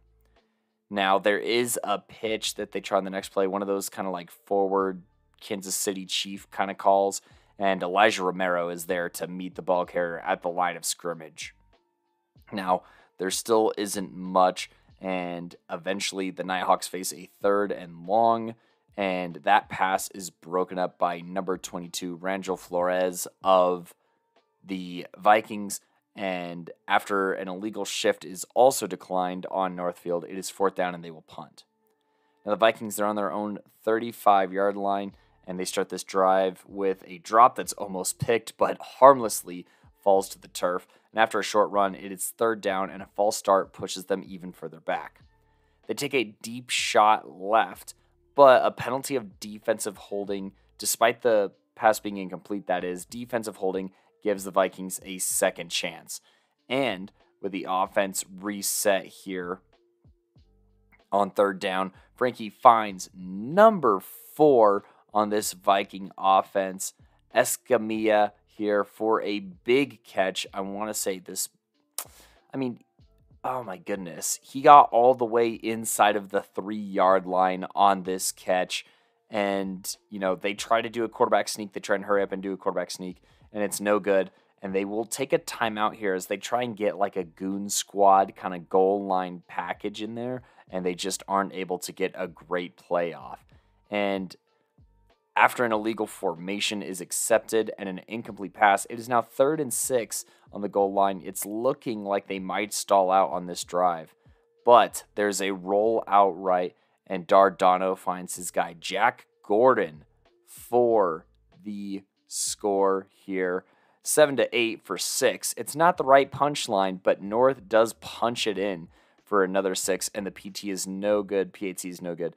And it's 13-7 Vikings with 6 minutes and 40 seconds in the half. Now, Northfield still hasn't scored on offense here. They come out, they get the benefit of a face mask or horse collar that gets them to the 47-yard line. But on a run play to the left, the ball is jarred loose and recovered by number 33, Gabe McGinnis, for the Vikings here. And it looks like Alay Vigil is credited with the forced fumble here and gives Denver North the ball here. Now, from their own 32-yard line, there's a delay of game. Then there's a pass to number 13 in the flats for about 5 yards. And after a false start on 3rd down, Denver North is going to stall out on this drive with the turnover and punt. Now, unfortunately for the Vikings, this snap goes through the outstretched hands of the punter and then gets blocked and mauled, and Northfield will start at the 11-yard line. There's a small handoff to number 10 out of this Northfield backfield, Jalen Robinson, who picks up about 9 yards, it seems like. And, after that, they call a toss right to number 87, Dean Stickle, who bides his time and explodes through the hole when it's opened up. And after a PAT, Nighthawks are up 14-13 with 4 minutes and a single second left in the first half. Denver North now trying to drive the entire length of the field from their own 20. Dardano dips low to evade a sack and flicks ahead to a receiver who mobs ahead for a first down. There is a penalty on the play, but a flag thrown is what I should say, because the flag is then waved off. Now, 1st and 10, they do have a handoff up the middle for about 3 yards. And then after another pass to Lorenzo Guerra here, it will set up a first down. They call a swing left to number 4, once again, Escamilla, who picks up about 9 yards.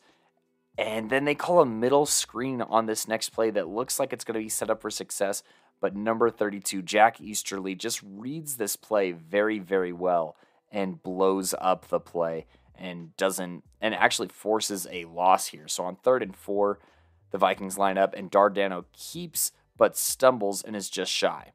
On 4th and 1, Denver North takes a timeout with 24 seconds left in the half, and with the ball on the 46 going in, Northfield takes a timeout as well. Both teams are looking this over, as Denver North is obviously going to try and go for it, but on the pass play, there's a miscommunication with the wideout and a turnover on downs. Northfield is on their own 46-yard line now, trying to get some points before half. And after a big run by Christian Love and a penalty for targeting, the Nighthawks get the ball on the 25-yard line where they attempt a field goal and miss. And so at halftime, Northfield is up 14-13. Both of these offenses are kind of getting in their own way with a bevy of penalties. I mean, I don't even know what the total penalty yards were, but it was a bit ridiculous, but at the same time, get the play off. Now, this third quarter is uneventful if you're a big offensive guy here. Northfield is to start the second half on their own 18, and they kind of just chipping away here. They have a few short plays, and they get set up for 4th and 2, and they call a quarterback gut to Christian Love, who fights ahead for, a first down. After a quick pass to 87, who just gets to the first at the 41-yard line, they call the exact same play going the other way to number 10 on the right side, who gets into Viking territory on the 43-yard line. They call a keeper for 4, and then a handoff to number 20, Wright, who picks up a first down. That's Alex Villarreal picking up the first down for Northfield on this play, and all the way to the 26-yard line. On the next play, they do have a penalty that pushes them back, and then I feel like on this play there's a deep in with Cameron Joyce Fairley, who makes a diving catch and definitely secures the ball, and it doesn't even hit the ground at all. I watched their instant replay on my phone, but the refs, they have to make this call in real time, and in high school we don't have those red challenge flags, so that is called incomplete. He is robbed of a catch here. Now the Nighthawks, they go back to the run game, and there is, a penalty on this isn't a big gain on this run, but a penalty is called on Denver North, which I don't necessarily agree with. I thought it was just a great football hit by Elijah Berg, but he is flagged, unfortunately, for unnecessary roughness, and this gives Northfield even more chances, and now they are at the 5-yard line. The Denver North defense does stiffen up quite a bit here, as number 8 and 11, Jack Gordon and Elijah Berg, converge on the ball carrier here and make a tackle in the backfield on second down. Now they call a roll right pass back to 32, but that is stopped short, and an illegal block in the back makes it 3rd and goal from the 19-yard line. They throw a jump ball to Joyce Fairley who doesn't come down with it, and after attempting a field goal, it is no good, and the Vikings will have the ball on the 20-yard line, surviving a few interesting penalties and big plays by the Nighthawks on this drive to keep it within a single point. So they'll have the ball on their own 20, but that drive did eat up all but 5.5 minutes in this second half, or in that third quarter for Northfield. So still, honestly, it's one that you want to end in points, but it makes sure that your defense is well rested and ready to go give the Vikings hell here. And so, they pass right to 13, who cuts right and picks up a first down. Dardano on the next play on first down winds up and unloads deep, but I think is hit late, so they call unnecessary roughness and move the chains. Now they have a run for 4 by number 1 in this backfield, who is listed as Eli Espinoza, and he picks up just about 1 or 2 yards here. On the next play, there is a rollout left, and the defensive back gets there before the ball, and it's Viking ball on the 40-yard line after the penalty. They call a draw to 5 for about a yard, and then number 50 for Northfield gets his hands on Dardano, and 7 for this Northfield defense that just swarms to the ball so well, helps finish the sack. That's Deshaun Moore and Evan Roberts here, helping put Dardano down on the ground. Now, that sets up a deep set here for Denver North, and they call a run play that just gets absolutely swallowed up and played out in the backfield, and they will have to punt. Now, after the touchback, Northfield has the ball on their own 20-yard line. They call a quick play left to 87, who picks up a first down. And then after 2 keepers go for 7 yards, it is 3rd and 3. And they call a quick bubble to number 10 on this offense, Jalen Robinson, who does pick up the first down. Now, after Denver North calls a timeout with 50 seconds left in the third quarter, number 60 for North blows up this next run play, number 60 being Miguel Romero, that is, for the Vikings. He blows up this run, but a penalty is thrown on North, and now it's Nighthawks on the 35-yard line. Christian Love doesn't like anything he sees and keeps, but holding negates the gain, and now it's 2nd and 20. A run ends the third quarter, 13-14, Northfield still in the lead and having the ball. But they shoot themselves in the foot to start with a false start before handing it off to number 20, who pushes ahead to the 33-yard line. There's perfect blocking on the toss, and it's perfect for number 10 on the next play to pick up a first down all the way to the 18-yard line. They call 87's number again, who pushes and fights ahead to the 10-yard line, And after another run to the 5, the Vikings take a timeout with 9:58 left to go. Now, unfortunately, this gives Northfield enough time to call a perfect pass play here, and Christian Love dots up Cameron Joyce Fairley for the touchdown. They go up 21-13, and that would basically do it in this game. Denver North's offense can't get anything going, and a ton of penalties and sacks and pressures from this Northfield defense is just making life absolutely miserable for the guys in purple and yellow. And so the Vikings fall to Northfield 13-21 for Northfield's homecoming game. Some notable performers, Frankie Dardano, despite the run game not being super present for Denver North, still goes 17 of 26 for 229 yards and a passing touchdown. That was, of course, to Jack Gordon earlier in that game. And then on the defensive side of the ball, Elijah Berg is credited with 2 tackles for loss, and Miguel Romero is credited with 1. And then Eli V. Hill with the forced fumble and the recovery by Denver North was critical to them having a lead at one point in this game. And then Michael Vann, obviously, huge rushing touchdown to start the scoring for Denver North. Now, on the Northfield side, this defense just really turned it up here in the second half, shutting out Denver North after allowing them to have 13 points in the first half. They come out here and put on an absolute show. Dylan Anderson helps close the door on this game with big tackles for loss down the stretch. He finishes with 9 total tackles and 2 listed tackles for loss to match Evan Roberts, who has a listed tackle for loss. Now, this team had a lot more once it comes to sacks. I mean, I feel like Easterly was getting in there. Evan Roberts was getting in there. Dylan Anderson was getting in there. Number 77 was getting in there. I mean, this team at some point was just living in the Denver North backfield, especially down the stretch in the fourth quarter to end this game.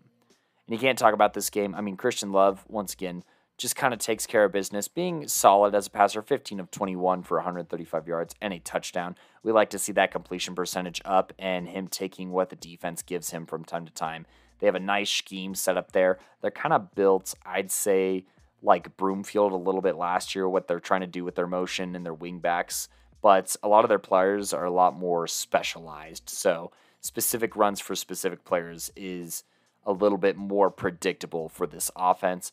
But, when you get contributions on special teams like the punt return from Cameron Joyce Fairley, as well as his receiving touchdown in a Playmaker of the Week-esque performance, not sure if he's going to come back home with that hardware, but, it was a solid win for Northfield here, and that final fade route was just an absolute backbreaker for Denver North, and the morale was just really low when this defense was on the field for a lot of the second half here. So shout out to the Northfield offense for just being efficient and chiseling away at this defense and making sure their defense was well rested and firing on all gears.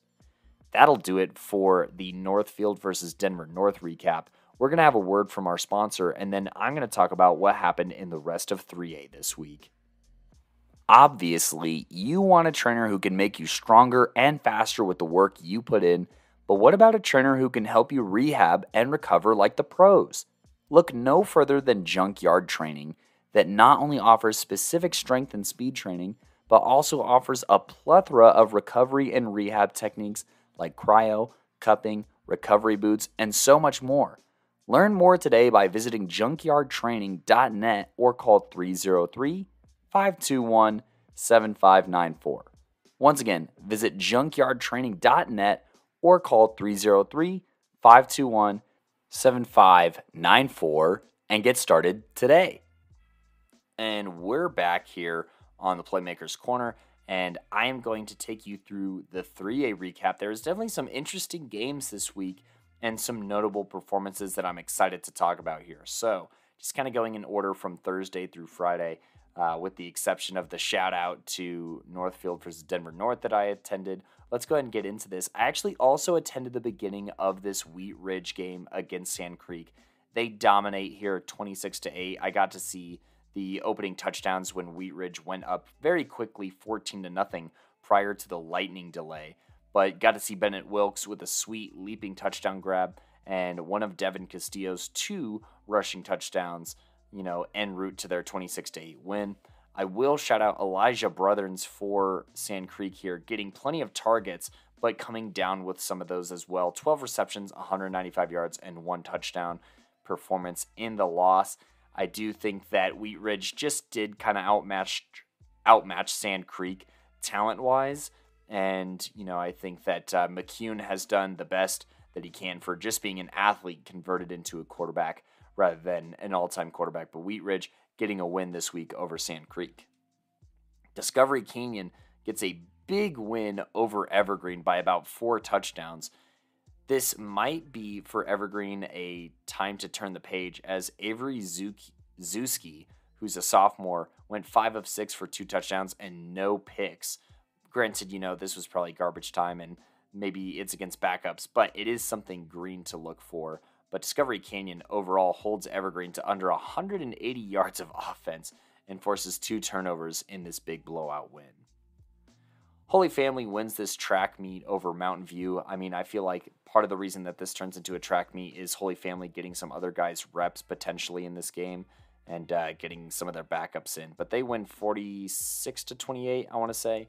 Rylan Cooney, another 4 touchdown game. It's just business as usual. 2 passing, 2 on the ground. Dominic Gabriel went brazy in this one as well. 14 carries for 136 yards and 2 scores. And, the Tigers get some backup reps in and maintain health of their starters. Not to be overshadowed, Bergen Roth for Mountain View actually tosses 3 TDs in this loss and, goes home with a few extra numbers to look back at. Pueblo Centennial loses big after Cheyenne Mountain goes up 27-0 in the first frame. Nothing gets better for the Bulldogs after that point, so we're just going to keep breezing right on by that one. Lincoln, however, does nab their very first win in a 28-20 W over Alameda. I want to talk about, the physicality on defense was very important. King Stancil was one of 2 sophomores to notch a sack, including Lorenzo Mackey, but King scored on one of the 3 forced fumbles that the Lancers recovered that night. Josiah Grant and Eric Silva both ran for touchdowns, but King Stancil was the workhorse in his sophomore effort, going for 16 carries for 125 yards. And Stancil with a Playmaker of the Week-esque performance definitely will be one of my candidates when I revisit this at the end of the episode. 16 carries, 125 yards, 11 tackles, 1.5 for loss, 1 sack, and a kickoff return for a score, as well as that fumble recovery. So quite the performance for this Lancer in their first win of the season. Palisade gets rolled out west by Montrose, but I will talk about junior Caleb Reed, who had 12 tackles, 1 for loss, and then Tristan Brinton, who notched 14 tackles in his effort as a sophomore here. Green Mountain 50-0 Pueblo South. 11 different Rams get a carry, with Pulignot scoring thrice, and then Demetrius Padilla and Noel Dacris both getting themselves one as well. If I'm butchering these names, I am so sorry. So I just want to put that out there because I do respect Green Mountain and the season that they are putting together so far. Demetrius Padilla getting a pick 6 as well on a 75-yard return in this dominant 50-burger shutout over the Colts. Conifer, they get back into the win column for the first time since week 1 after stomping Eagle Valley 37-6. 5 different Lobos find pay dirt on the ground, but the juniors of Karsten and Carson, Wolonsky and Payer, respectively, both recorded 102 yards and a score apiece, and the defense here also forces 2 interceptions in the dub. Pueblo Central rides Michael Montoya's 30 carries for 200 yards and 5 scores in a 40-point win over 4A Coronado. The defense also went ballistic, forcing 5 interceptions, Castro and Valdez both notching 1 apiece. Castro's being a pick 6, making for his second score of the night once you include his receiving score. And then junior Ernest Matson had 3 picks all to himself. Potential Playmaker of the Week candidates were, just littered through this performance. But, I think that with how dominant a lot of people were, I don't know if I can necessarily choose just one Wildcat in this big win that pushed them into my personal top 10. More on that later in the power rankings. Northridge, they continue a winning streak in Greeley after a 40-12 win over West. The defense records 5 tackles for loss and 3 sacks, spearheaded by Ernesto Conde's 2 TFLs and 2 sacks, respectively. But Raul Gallegos went freaking nuts in this game, having 37 carries for 248 yards, 4 rushing touchdowns, 8 tackles, 2 interceptions, and 1 TFL. Something felt really personal about this performance for Gallegos here in Northridge's rolling of Greeley West. Pueblo County and Fort Morgan exchange blows in this 3A matchup before Pueblo County eventually, their reach extends slightly too far in the fourth for the Mustangs.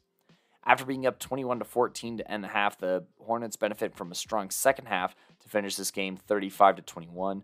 Jonathan Gonzalez gets a pick 6 on one of his 2 interceptions to match with his couple of pass deflections. Cohen Glenn for Pueblo County ran for 3 touchdowns and also tossed 1, being responsible for 199 total yards. And then defensively, Elijah Horton and Alex Gillespie were the studs here. Horton with 10 solo tackles and Gillespie with 2 sacks.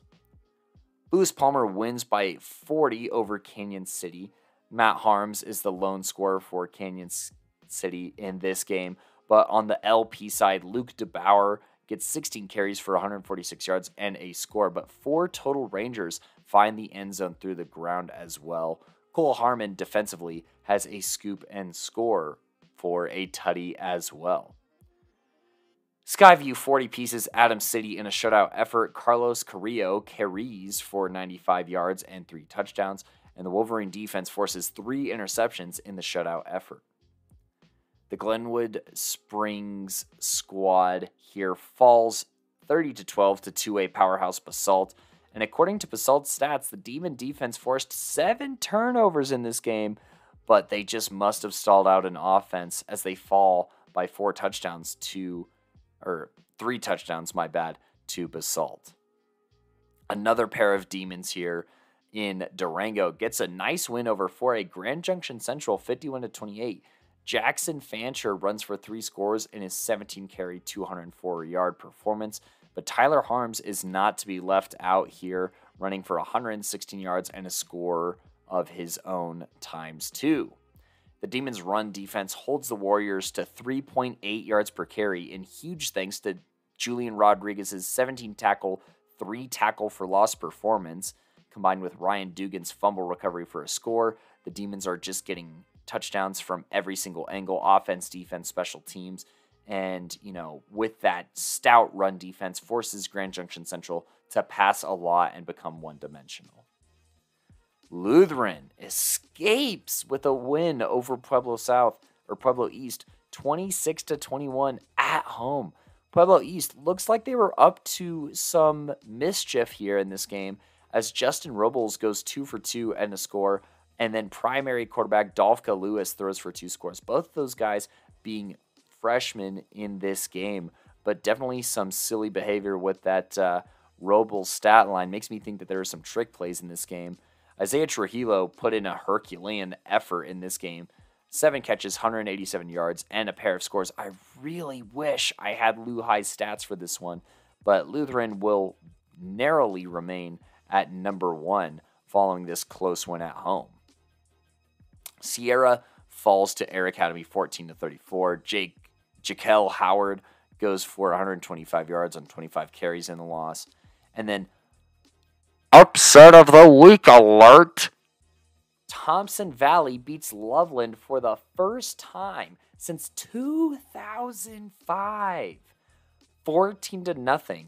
And I couldn't even tell you the last time that Thompson Valley shut out Loveland in a game. This was a huge win. Thompson Valley has been harping on this rivalry for quite some time, but it has been quite the opposite in recent years.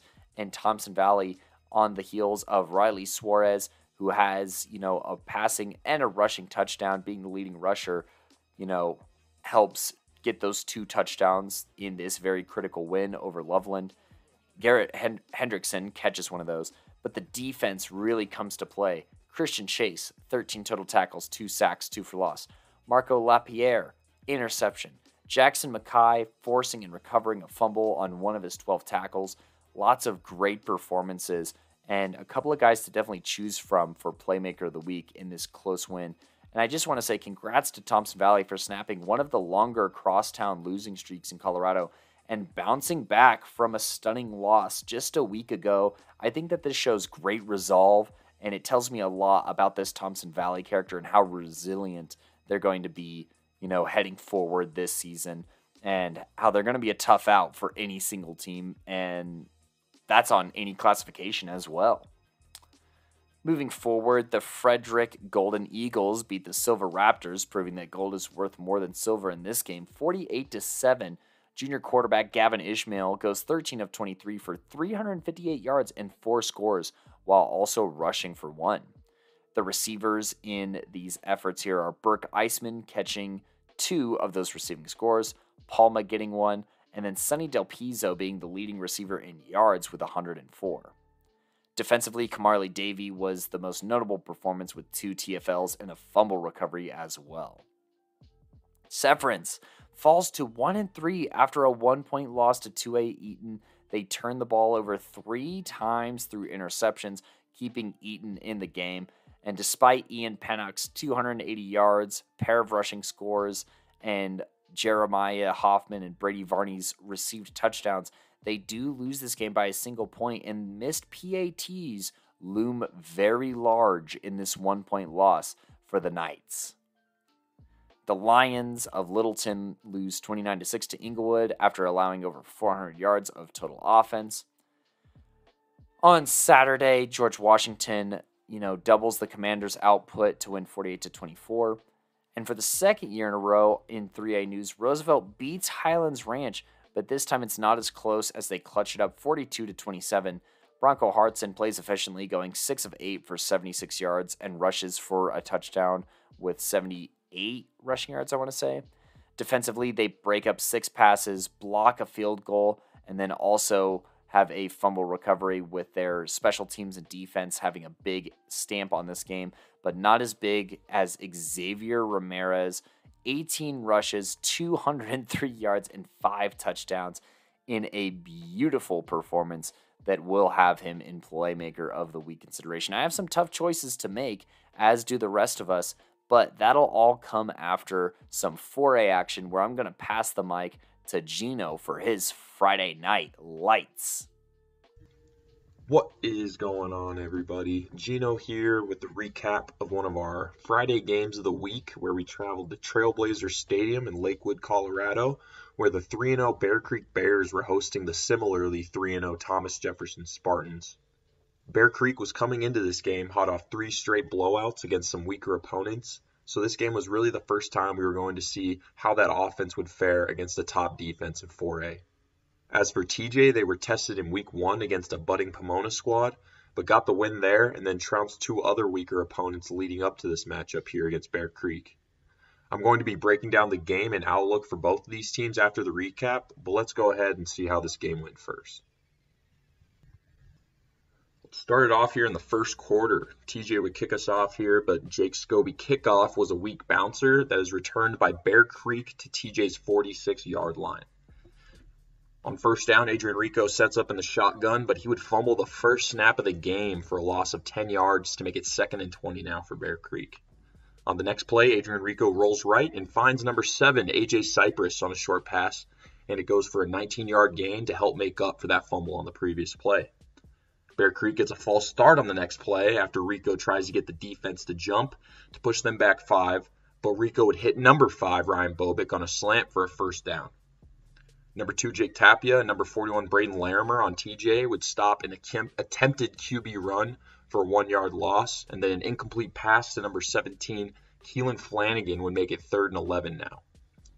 After a TJ timeout, Rico would complete a short pass to number 3, Manuel Perez, to make it 4th and 9. Bear Creek surprisingly would go for it here on the next play, but an incomplete pass intended for Ryan Bobick would force a turnover on down. Thomas Jefferson would start their first drive of the game off hot here, starting on their own 39. Their QB, sorry if I mispronounce this, Dimitri Harlembopoulos, would take a QB power over 40 yards to make it 1st and goal on the Bear Creek 10-yard line. After false start and illegal formation flags on back-to-back plays, that would push TJ back to the 20-yard line for 1st and goal from the 20. On 1st down, Dimitri would get a 5-yard run and then complete a pass to Jake Scobie for 6 yards to make it 3rd and goal from the 9. Dimitri would try a pass here to number 4, Doran Sacha, but it was incomplete to force 4th down. Thomas Jefferson would send out their field goal unit initially, but an encroachment flag on Bear Creek would push them up to the 4-yard line, so they send the offense back out for a try and score on 4th and goal.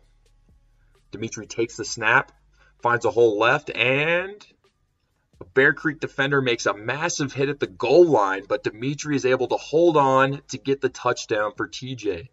The score remains 6-0 after a missed PAT attempt. The first of 3 missed PATs here in the first half.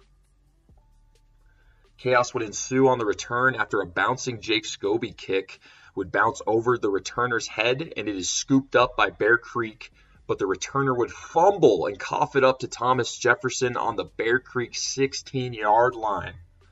Thomas Jefferson would start their next drive here with a Tapia run on 1st for a short gain and a Dimitri run on 2nd for a few yards. That was followed by a TJ timeout and a drop pass by number 1 Luke Kular, sorry if I mispronounced that, coming out of the timeout to make it 4th and 6 on the 8-yard line. Tapia would run it on 4th down and get the first, putting TJ on the 2-yard line. Big run there. In signature TJ fashion, they would let Dimitri run it in for the 2nd score of the game, still here in the 1st quarter.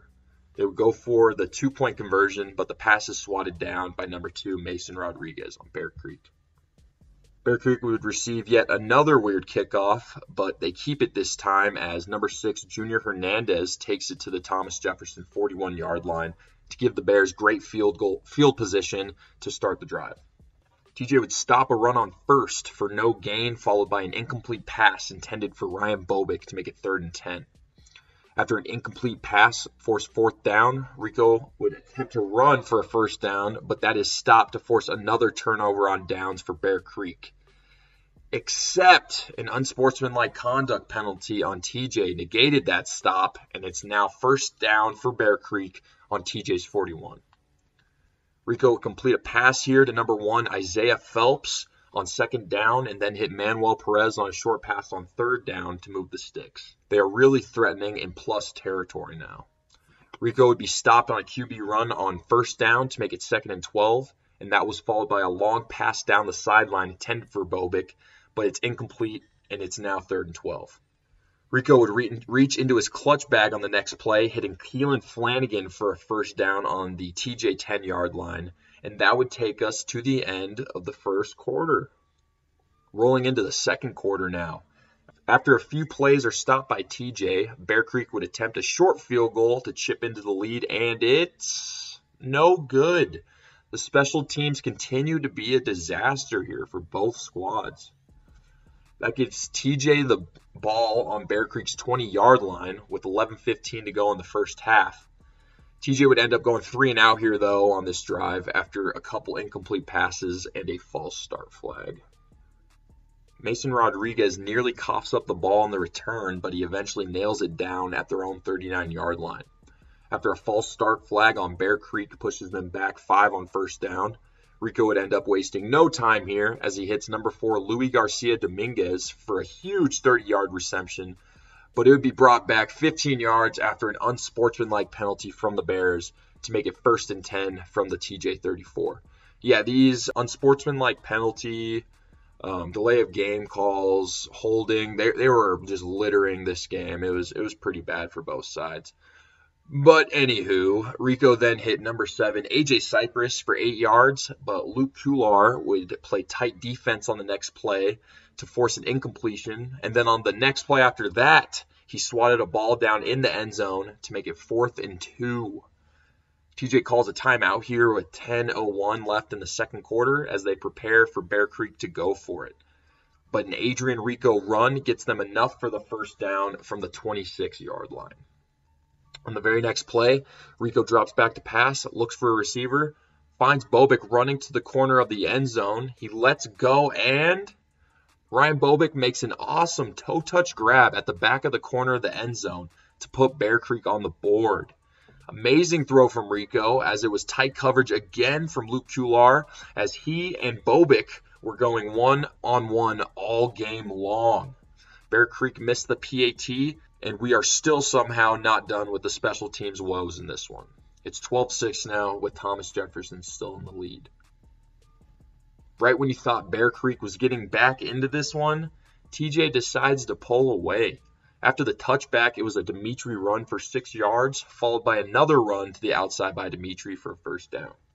On the next play, he would finally get a chance to show off his arm, dropping back and absolutely nailing Doran Sacha over the middle on a deep pass. And Sacha would take this one all the way to the house for a 69-yard touchdown. That's 3 total touchdowns on the day for Dimitri. And he is not done, as you'll see in the second half. And the PAT was, you guessed it, no good. And it's TJ in the lead, 18-6 here, still in the second quarter. Once again, a bouncy kickoff from TJ goes over the returner's head, but he gets it and takes it to the 20.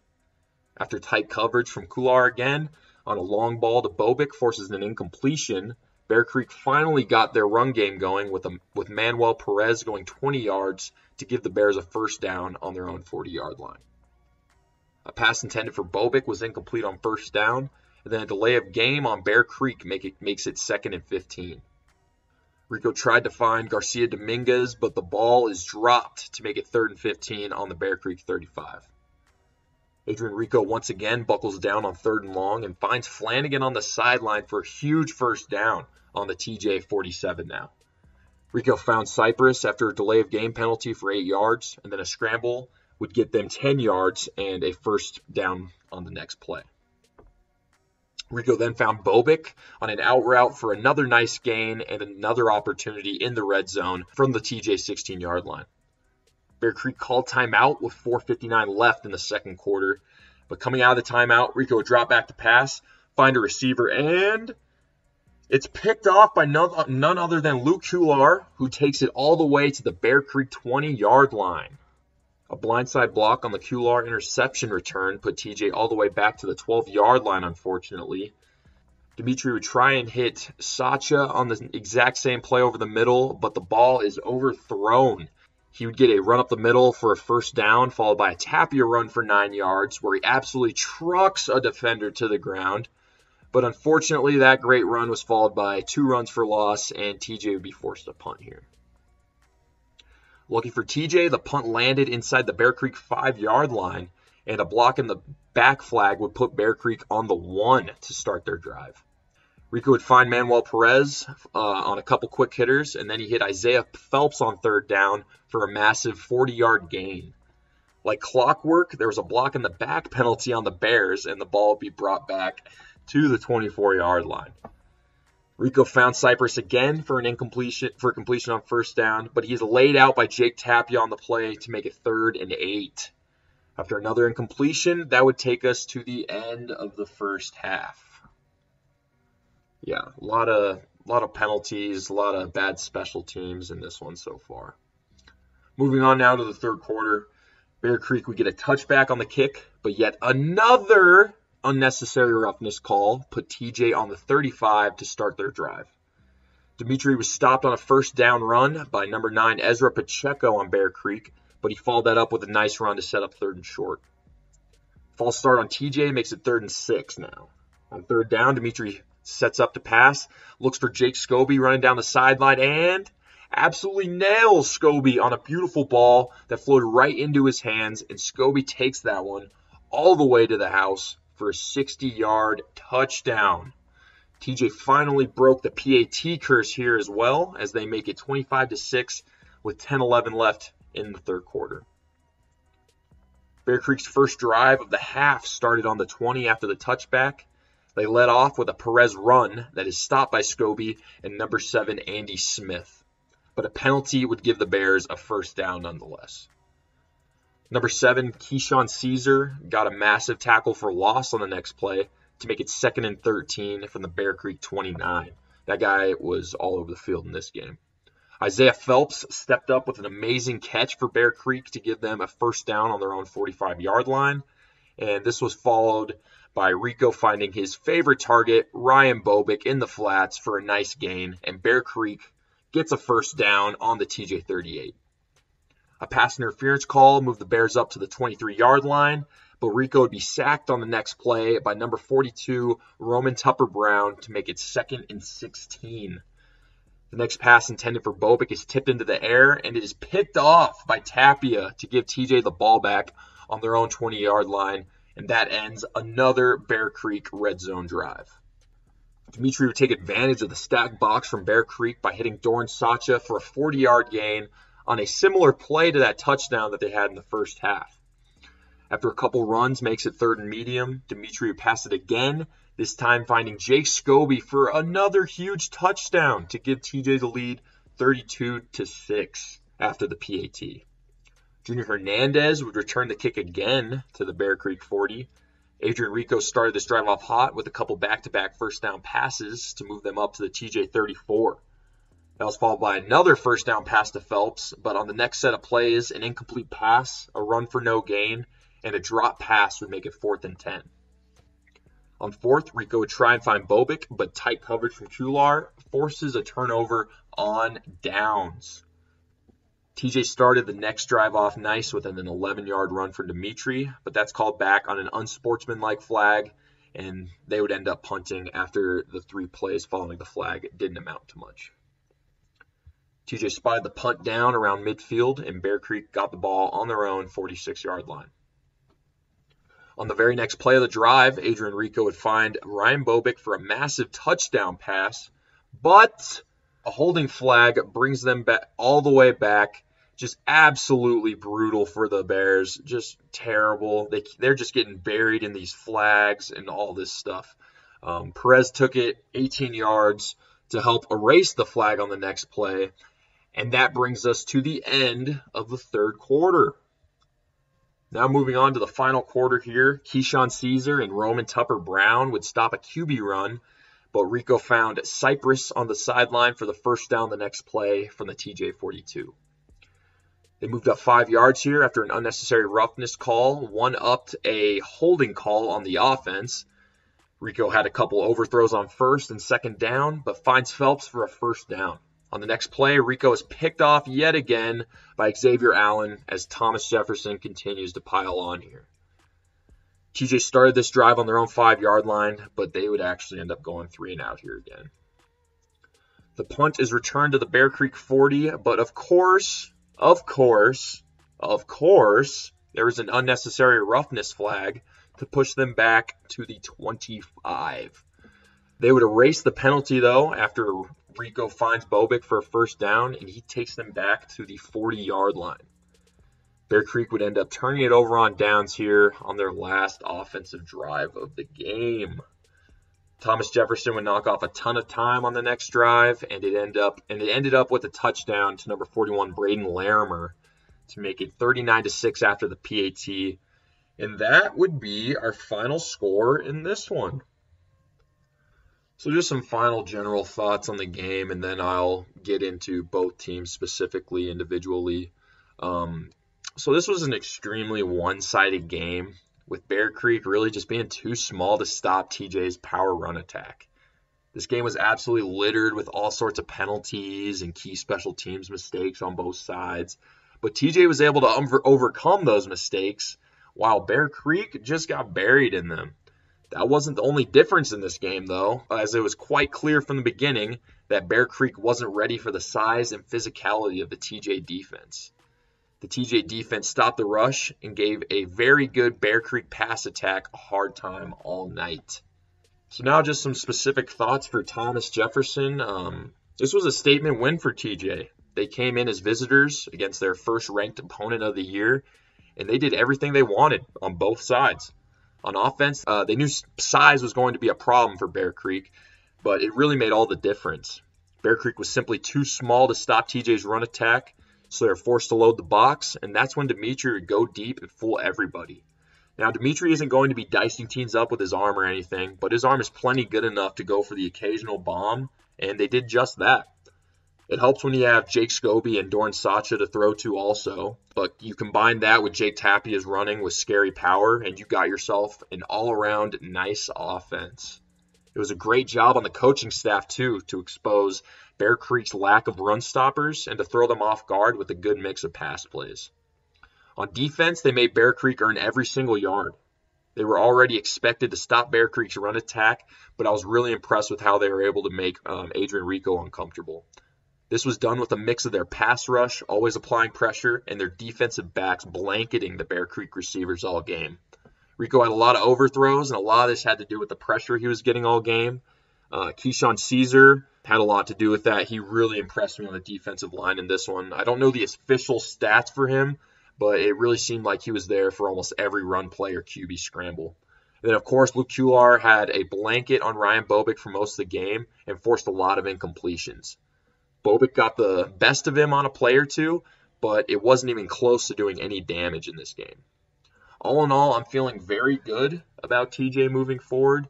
They got guys on offense that fit their scheme to a T, just perfect. And then the defense is one of the best and meanest in all of 4A.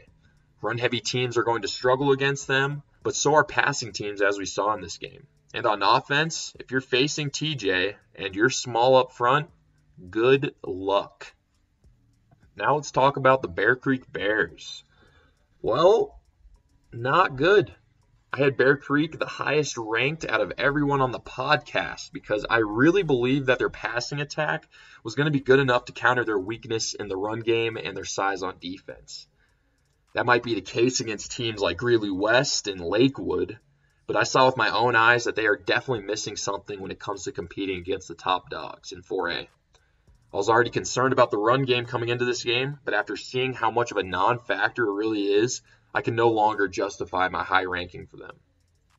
Adrian Rico was forced to be passing on 3rd and long all game and really couldn't settle into any sort of rhythm, and part of that is because of the weak run game. Is Thomas Jefferson huge? Yes, but you'd like to see them make some sort of adjustment to counter that, and I just did not see that. They tried a few times to throw over the top of the secondary, but Rico either overthrew it or he was under some very heavy pressure. I will say I think that receiving core is one of the best in 4A. Between Isaiah Phelps, Ryan Bobick, AJ Cypress, and Keelan Flanagan, Adrian Rico has no shortage of guys who he can throw to. Now, Bear Creek is still a playoff team in my eyes with Adrian Rico in this receiving core, but that lack of a run game puts a serious cap on the capabilities of this offense against top-end opponents. As for the defense, there's not much to highlight here. You got solid guys like Ezra Pacheco, Damari Russell, but the rest of the defense really got exposed for their lack of size and physicality, as I have said before. They were forced to load the box, and they were burned in the pass game as a result. When teams like TJ are toying with you, when their offense is pretty cut and dry, that's a big problem for the rest of the season. I still think this offense will put up big numbers, but I'm now worried if I had their ceiling a little too high in my projections. They also have a tough 3 games ahead here with Fruita Monument coming up, and then they got Golden, and then Dakota Ridge in a row, who are all teams who have established themselves against top opponents. I'll be keeping a close eye on the Bear Creek Bears the rest of the year to see if they can prove me wrong. Thank you, Gino, for taking us through that Bear Creek-Thomas Jefferson game. Not the last that you'll hear from Gino on this episode, but yeah, let's go ahead and hop into another 4A matchup. This one, we drove up to Erie through terrible traffic, honestly, to watch this Erie versus Broomfield game. Just some more 4A action here. And yeah, I'm just going to get into it. Honestly, this first quarter, we were rolling in a little bit late. But of course, we didn't miss a touchdown in the first quarter. Both these teams forcing stalemates, forcing each other to punt and whatnot. Broomfield starting from, their own 35 at one point and eventually punt. They get the ball back from their own 19. They punt to Erie, who has to start from their own 36. Broomfield from their own 22. Just kind of exchanging, this kind of slugfest up front initially to start this game. Now, of course, as soon as we roll up in the second quarter, it is, about that time for Broomfield. They are heading in, they're on the other side of the 50 here, and very early in this second quarter, they get the ball all the way to the 10-yard line, and C.T. Worley starts the scoring here, scoring at the twilight of, or I should say the dawn, I guess, of this second quarter to put Broomfield up 7-0 to start this football game. Now, Erie would get a chance to respond here, and they actually would. They would have a pass to number 7, and that, along with a face mask, is a first down all the way to the 46-yard line. They'd have a keeper for a first down, a slant left to number 1 who accelerates all the way to the 6-yard line. And after 2 QB keepers and a false start, they have 3rd and goal at about the 6-yard line, but Barnett goes left and waits for his opportunity, at which he dives for the score, and on the 2-point attempt, number 19 passes to number 8, and that is good, and Erie leads 8-7 with 8:38 left in the first half. Now Broomfield, they're driving on this next possession, and they get all the way past midfield. Worley finds Cobb on the left boundary, setting up the big down here, which is 3rd and 3. CT would keep it himself for a first down and keep this drive alive. After an incomplete pass with good coverage by numbers 3 and 24 for Erie, there's a run for basically nothing, and that sets up 3rd and 10. For some reason, number 16 gets into the game, Darian Jackson, and he bobbles the snap and fights ahead for 2 yards, setting up 4th and 7.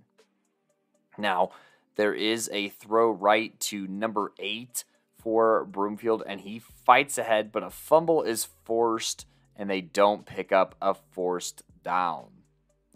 Now, Erie ball, they have a throw right that is dropped before Blake Barnett rolls up right and dots up number 12 for a first down. After a screen to number 8, added on with a face mask, puts Erie on the 47 going in. They have a run here, and their momentum slows down as their enthusiasm is curbed by numbers 33 and 11 for Broomfield, being Joey Lipshaw and Kyle Clay, who stopped this run for short.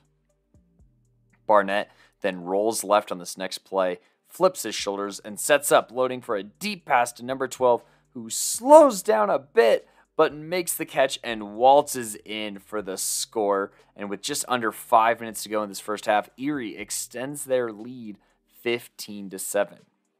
Now Broomfield is on their own 31-yard line, and they hand off to number 22, being Joseph Larson, who fights ahead to the 36. There's a pitch to Brent Harris here, who picks up a first down, and after a quick pass left to Brody Judd here, Broomfield is working inside of the 10-yard line, combined with the flag. Now, at some point, they're swapping QBs in and out here, but there's a quick pass to number 1, and they're inside the 5 with just under a minute. CT runs for none, and then they run again on 3rd down, and time is ticking. They don't have any timeouts, and number 10 for Erie blows up the run to end the half amidst Broomfield's confusion. You have to be situationally aware against a team like Erie, especially if you're Broomfield, and this mistake, I think, looms large for momentum for the rest of the game. Erie feeling very confident with this 3 and out basically inside of their own 10-yard line to head into half with. I just really want to quickly shout out with the roster in front of me. The Tigers making plays in this first half included receptions from Braylon Tolliver, the big touchdown catch. Oh my goodness, this is just so ever slightly off and a little hard to read. To Josh Levine, it looks like, who was number 12 with that big touchdown catch. And then the pass from number 19 to 8 should be, oh my gosh, why is this literally off for some reason? Donovan O'Brien is on the receiving end, and Ronan Ward is the passer on these plays. And then number 10 is Gavin Lusk, by the way, the tailback, who is going to be a name that we're going to be quite familiar with heading into this second half. Erie, they get a big return, but they fumble, and Broomfield will actually start the second half here. Now, who's credited on the fumble on that play? I want to say it doesn't look like anyone's credited on the stat sheet, so I'm not 100% sure. No, Brent Harris is credited, and Noah Biller is credited with the recovery. So, Broomfield getting a break here, honestly, to start the second half, and they come out. Let's see if they capitalize on it. But, you know, at some point on this drive, Broomfield is held to short gains, but Blake Barnett is a little slow to get up, walking off on his own accord, but, you know, some questions from us over on the sideline as to what's about to happen. Now, on 3rd and 4, there's an incomplete pass on feet that aren't set, and so Erie will start inside their own 40-yard line eventually. There's a hand-up that is swallowed by number 8 for Broomfield, and then on the next play, Barnett runs, and following that, there is a roll right, and he comes back to number 8, who gets a first down. Once again, number 8 being Donovan O'Brien. Barnett goes left for 7, and then a quick pass to Ronan Ward sets up for a short gain. And then a pass right to 8 picks up a first down. But an illegal man downfield pushes back. Barnett doesn't care, and he finds 8 on the very next play, who makes a great grab for a first down on just an excellent timing play, honestly. After no gain on first down, they run right for a few and left. And on 4th and inches, they run and are stuffed by number 28 and number 6 for Broomfield to force a turnover on downs. Number 6, once again, Brent Harris, and then Scarpella being the other member of that tackle. Now, on Broomfield's first play, CT takes off for a big gain here. I want to say he picks up about 30-ish yards on this run, and offsetting penalties keeps the gain just before midfield. Broomfield draws Erie off sides, and then when there's no daylight to be found by 16, who's in the game after a tough landing for CT on the big gain, he takes off for a few. Number 75 for Erie does swallow up this next run. I want to say that is Cade Koblenz on the big stop here and forces Broomfield into a 3rd and 4. The Eagles roll right and pass to the flats for a slight loss and will have to punt.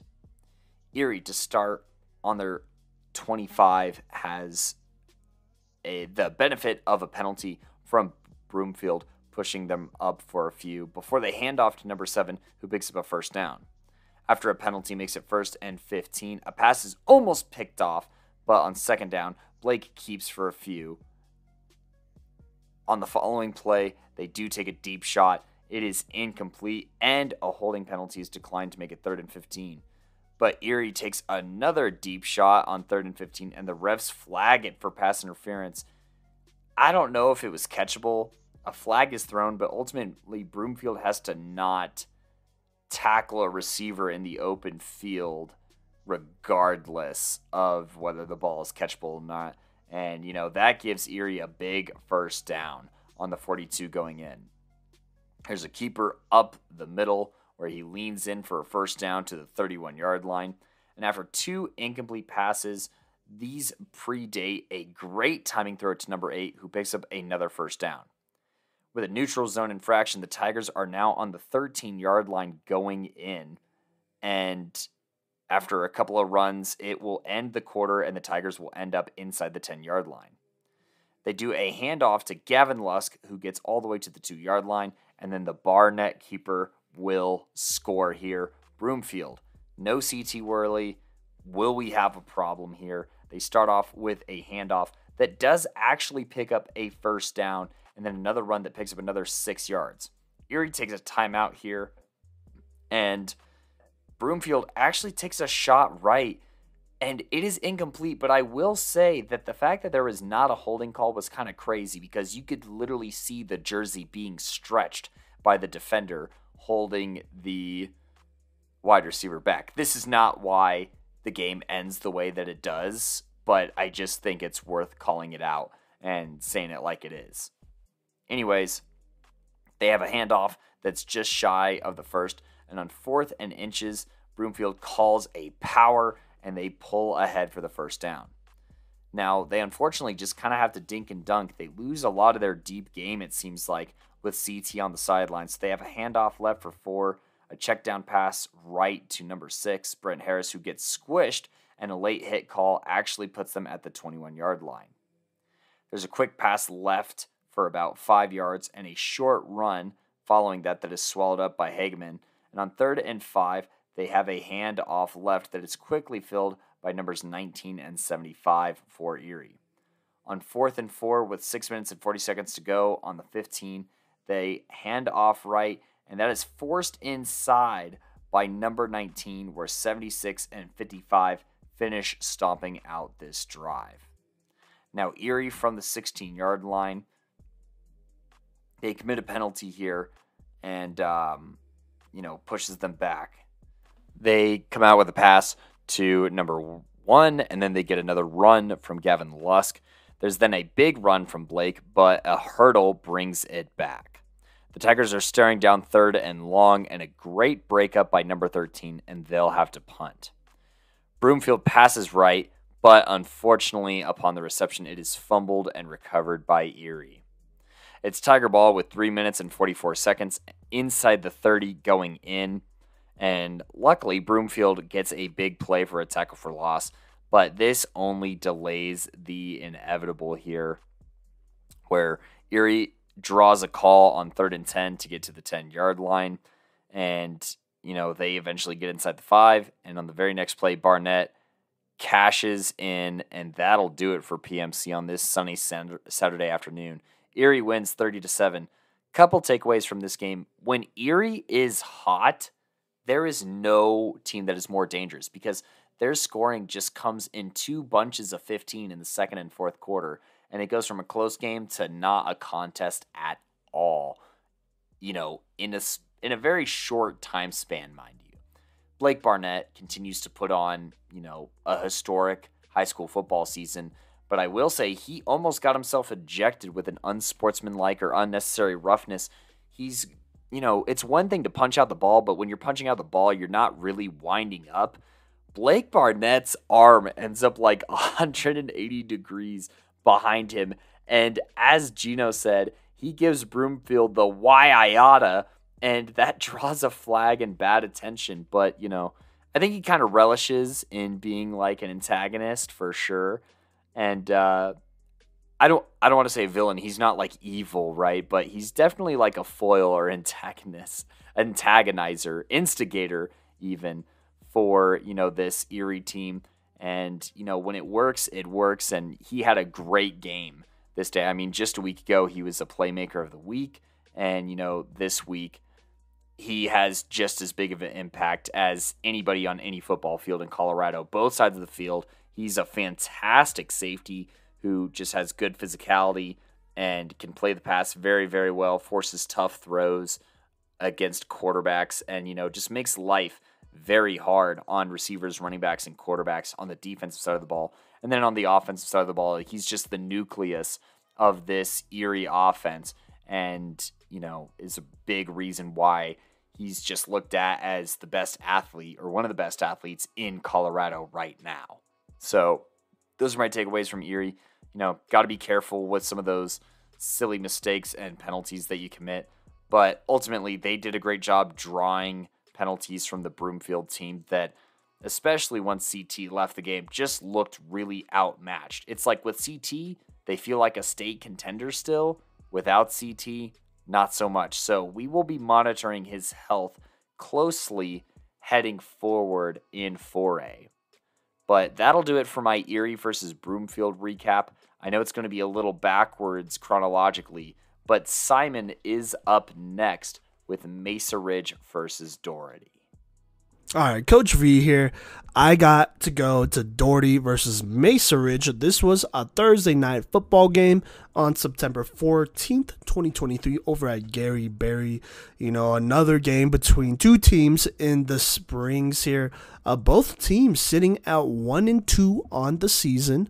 coming into this game, that is. Mesa Ridge coming off of a tough loss to Dakota Ridge there last week, and Doherty coming off of a dominant win over Coronado last week. And so let's go ahead and head into this one here.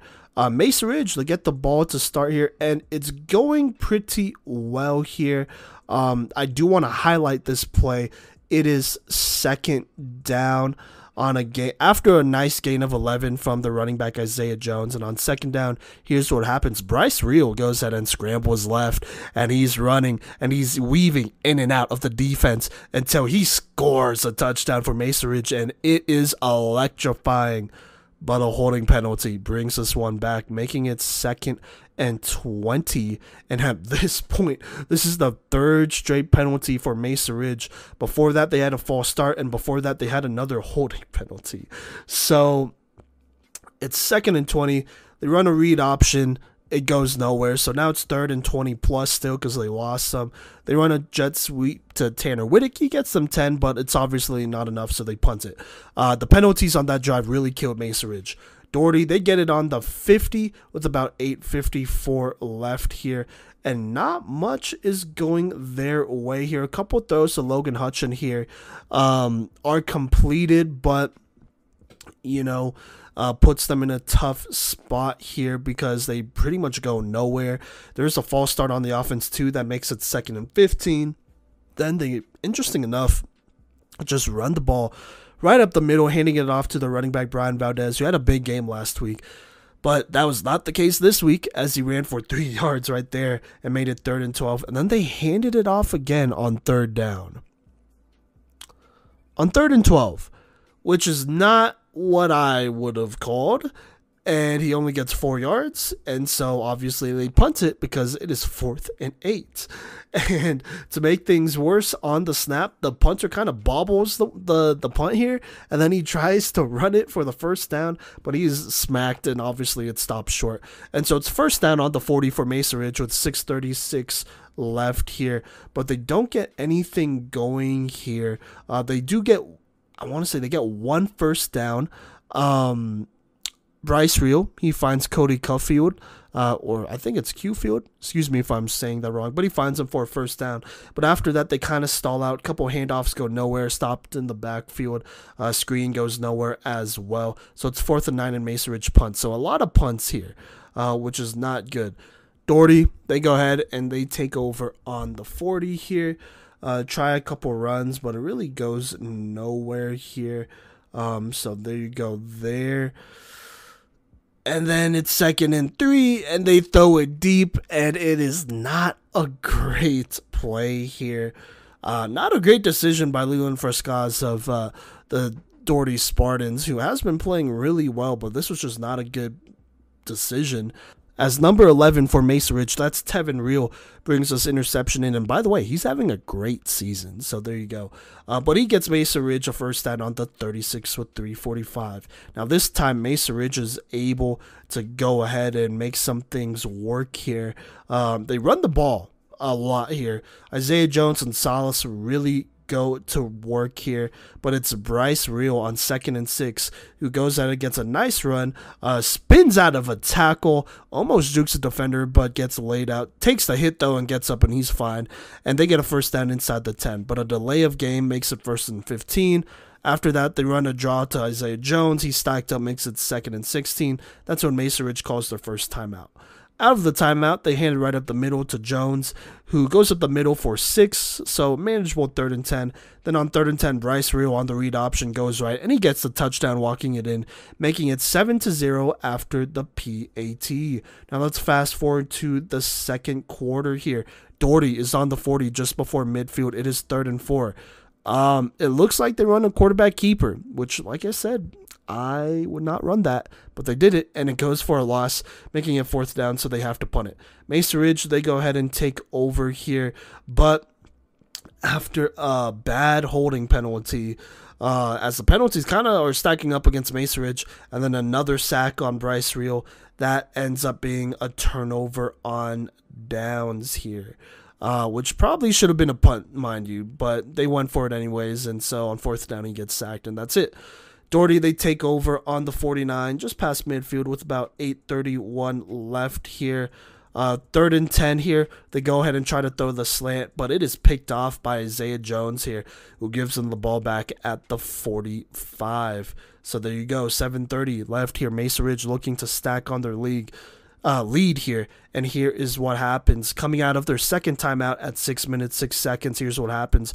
Bryce Real drops back, looks right, then rolls left and throws it while getting hit, so off platform, and finds number 14 Sonny Rogers for a huge 40-ish yard touchdown that puts Mesa Ridge up 14-0 after the PAT. That gets the crowd going there, and just a great play by Bryce Real to find his receiver and not only keep the play alive but score. Now, the offensive struggles for Doherty continues as they're just not getting big chunk plays. It comes down to 3rd and 4. They try to pass it. It's well defended. It's incomplete. So it's now 4th down. Doherty, it looked like, was going to go for it. Then they take a second timeout at 4:49, and then they end up kicking it. Which, by the way, the wind is blowing against the direction they're kicking, so it doesn't go far. And Mesa Ridge takes over on the 39 here. So here is what happens. They do get a couple plays in, mostly run plays. They hand off the ball a lot to Isaiah Jones, not really taking too many shots downfield, just kind of trying to run out this clock here in the first half while trying to score. But it does come down to a 4th down, and here's what happens. They're going for it, and so they have Bryce Real drop back. He's immediately under pressure. He scrambles left, tries to make something happen, and he gets hit while he throws it, and it is luckily incomplete. Not picked, but it definitely could have been. So there you go. Now, Doherty, they take over here with 2:33, but they go 3 and out. Passing game's just not going.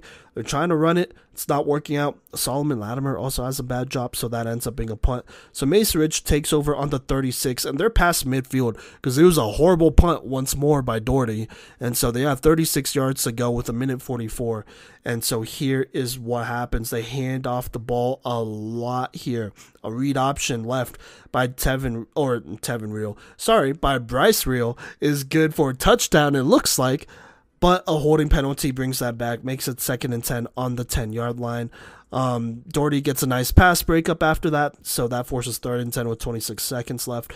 They run the ball with Isaiah Jones. He gets stopped for no gain there, so now it's 4th and 10. And then Mesa Ridge takes their last timeout at 19 seconds to stop the clock. Out of the timeout, here's what happens. Bryce Real, he just keeps the ball here on a quarterback design run, and he walks it in, making it 21-0 before half. Honestly, this game is basically over.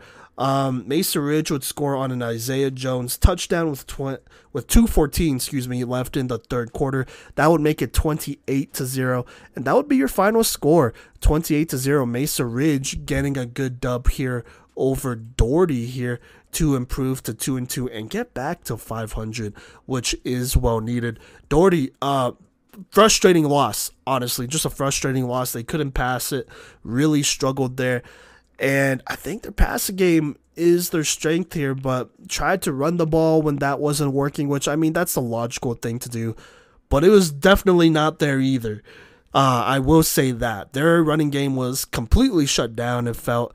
And I want to say that one of their bigger tackles, Maddox here, is hurt. And he's not out there. And I don't know if that is that big of a... I mean, one lineman, but... Maddox Richardson being out there is definitely important. It matters, but it's tough. It's definitely tough. One's got to think if he was out there, would the game be that different? Honestly, I don't know. I don't know. This Mesa Ridge secondary was doing a really good job, so we'll just have to see moving forward here. For Mesa Ridge, you got to feel good. Lost a tough one against Dakota Ridge last week, so you knew you definitely kind of had to win this one. Coming up for them, they play Wide Field, who they should win. Pueblo West, which will be a good one. Coronado, Rampart, Montrose, Falcon are the other ones left here. You got to get the wins where you could get them. For Doherty, they play Fountain Fort Carson next week. That'll be a tough game, I'm not going to lie. Then Mountain Range, which should be winnable. Denver East is going to be tough. Westminster is going to be tough. Northland, Overland are probably games they win here. But if you were Doherty, you probably wanted to win this one to try to get to 500 here, because this doesn't help you out in RPI at all, and they already play in kind of a weaker league, and I don't think they're going to win their league and get that automatic playoff spot. So they're in a tough spot here. They're in a spot where, if they could somehow get an upset win over Fountain Fort Carson, that would go a long way. But their best path to the playoffs or back to the playoffs lie within winning their league now. That is a must at this point after losing to Mesa Ridge and Castleview and Rampart. So there you go there. But like I said, final score here, Mesa Ridge beats Doherty 28-0 pretty handedly. All right then, beautiful people, welcome back to the 4A segment of today's recap. Again, I'm Gideon Egner, and I will be going over all of the games that happened this weekend in the 4A classification now instead of 2A. And yeah, I'll be going over everything, and I will actually be selecting the Playmaker of the Week. So, let's jump right into it. First, we have Heritage versus Overland. Heritage, you have Kurt Rosner, the senior quarterback, who's quickly rising into my top 10 quarterbacks in the state. He went 6 for 15, right as I say that, but he had 110 yards and 1 touchdown. Rushing-wise, we got a lot of guys getting on the board during this one.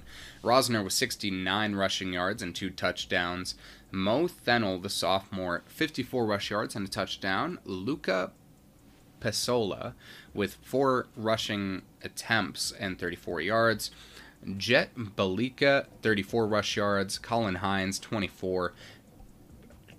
Jamison Cease with 15. Ben Peralt with 14 and a touchdown. Micah Steiner with 7 and a touchdown.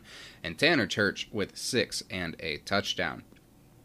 Zach Montserrat, he also had 6. And then Camden Jensen had 5 rushing yards and a score as well. Receiving, Luca Pesola had 3 receptions for 71 yards and a score. Camden Jensen had 23 yards. Tanner Church had 14. And Jace Winkler had 2.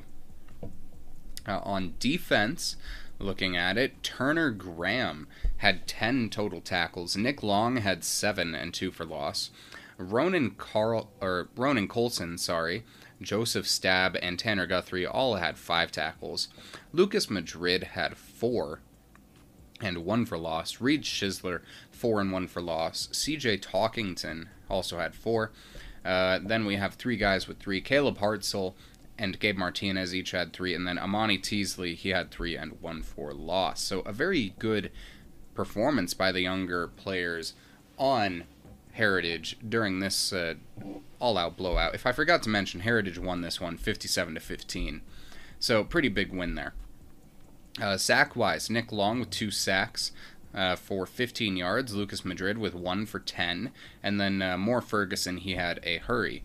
You also have Turner Graham with an interception for 10 yards and a fumble recovery. Akil Muhammad with an interception. Hudson Porter with 2 pass deflections. You have Gabe Martinez, Lucas Madrid, and Nick Long, each with a pass deflection, and Sam Stevenson with a fumble recovery. Kickoff-wise, Jace Winkler, 9 kickoffs for 431 yards, 47.9 yards on average with 2 touchbacks. Turch also punted 3 times for 82 yards. Not as good there, but, it is what it is. Winkler, he also had a conversion and went 7 for 7 on PATs. So, pretty good job here by Heritage. I'll keep a couple of these guys in mind for Playmaker of the Week, especially Turner Graham. That's a pretty solid performance from him, but we'll see how that goes. Next up, we have Pueblo Centennial versus Cheyenne Mountain. Cheyenne Mountain ends up winning this one 62-0. And Bruce Archambault IV is back. He went 6 for 12 for 104 yards and 3 touchdowns. You don't need to play him that much. He's still coming back, and you'll have him good and rested for next week. Rushing, though, looking at this team, Troy Harrell, 58 rush yards and a score. Wyatt Boley, a sophomore, 46 rush yards and a score. Aiden Stockdale, 20 yards and a tutty. Archambault, 11 yards, and then Roy Jones, 6 yards and a touchdown. Next up, you have a bunch of guys getting receptions here. Jackson Garrett, 1 reception for 31 yards and a touchdown. Roy Jones with 28 receiving yards. Waterhouse with 24 receiving yards and a touchdown. Troy Harrell, 13 and a score. And Jimmy Hansen with 8 receiving yards on 1 reception. Troy Harrell, he also had 31 kick return yards. Tyler Chris had 77 punt return yards. And McCoy Huckstep had 39 punt return yards. In terms of the defense, Connor Cavaney, the sophomore, had 13 tackles.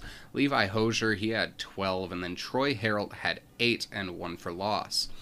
Giovanni Resto, Bradley Regain, they each had 6, but Regain had 1 for loss. Donnie Lund and Wyatt Boley each had 5 tackles. Griffin LaRue had 4, and then Sam Hawker, Nathaniel Lucas, Darius Hughes, and Riley Ditlow each had 3. Lucas had a tackle for loss there as well. Griffin LaRue, he had a hurry, and then McCoy Huckstep, he had an interception. Sam Hawker and Jackson Bailey each had a pass deflection, and Waterhouse had a fumble recovery. Jimmy Hansen, the senior, 9 kickoffs for 519 yards, 57 yards on average, 7 touchbacks there. That's pretty impressive.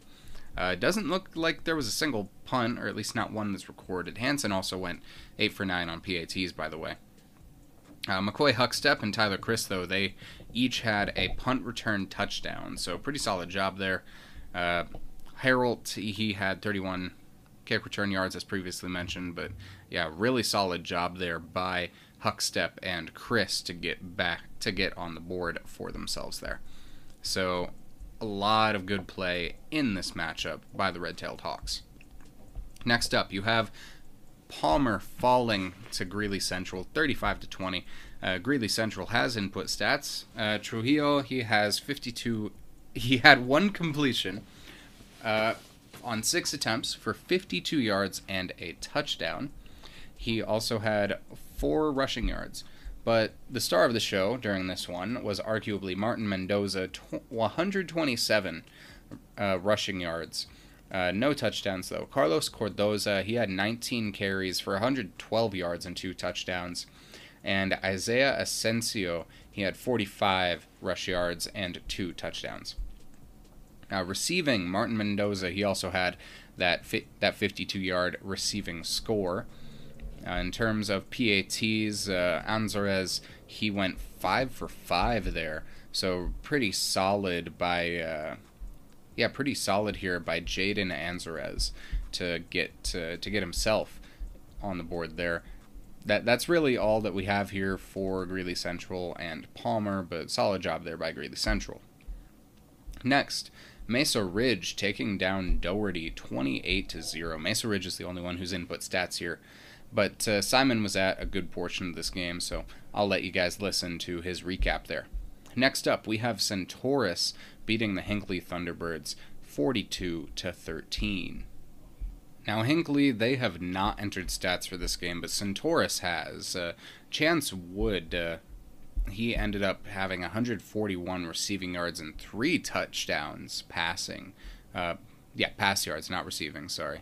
Then looking at rushing, McCormick, he had 84 rush yards for 2 touchdowns. Chance Wood with 72 rush yards. Jack Piranha, 18 rush yards.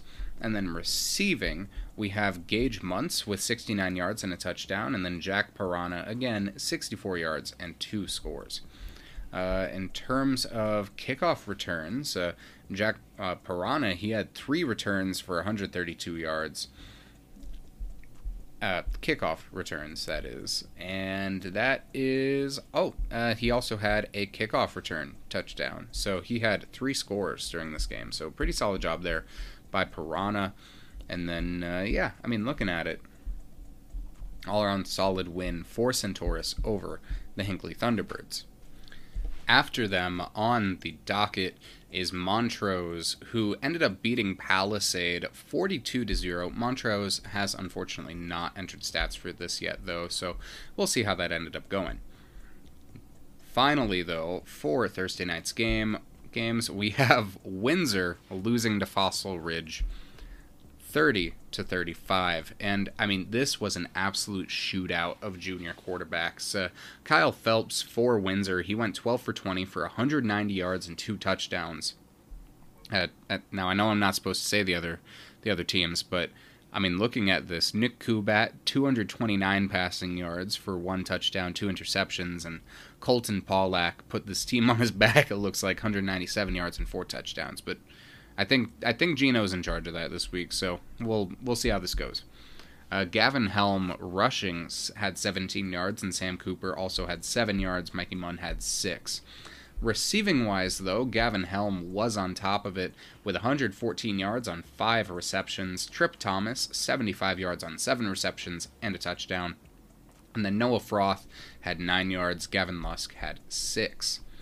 Windsor has not entered defensive stats yet, but Gavin Helm, 6 kickoffs for 324 yards, 3 touchbacks, and then punting, clean 40-yard average with 3 punts for 120 yards. In terms of kickoff returns, Trip Thomas, 111 yards on 3 returns. Honestly, really, really good game there by the Wizards. Just didn't end up outlasting, I mean, an insane performance by the Sabercats. I really can't wait to see Windsor next week, so that's all for the Thursday games. Now, on to our Friday matchups. Alright, so we're starting off our Friday games with Standley Lake beating the North Glen Norsemen 46-12. Thankfully, both teams have uploaded stats, but taking a look at Standley Lake, Braden Smith, 3 for 4 passing, 127 yards, and 1 touchdown. What? What is that? And then he also had 106 rush yards and 2 touchdowns. I'm not fully sure how to feel about that. Then we also have Nathan Donovan, 18 rush yards and a touchdown. And then Liam Graham coming down to earth a little bit, but he still had 5 carries for 135 yards and 2 scores. Brandon Corona is the only other guy to mention. He had 17 rush yards on 4 carries.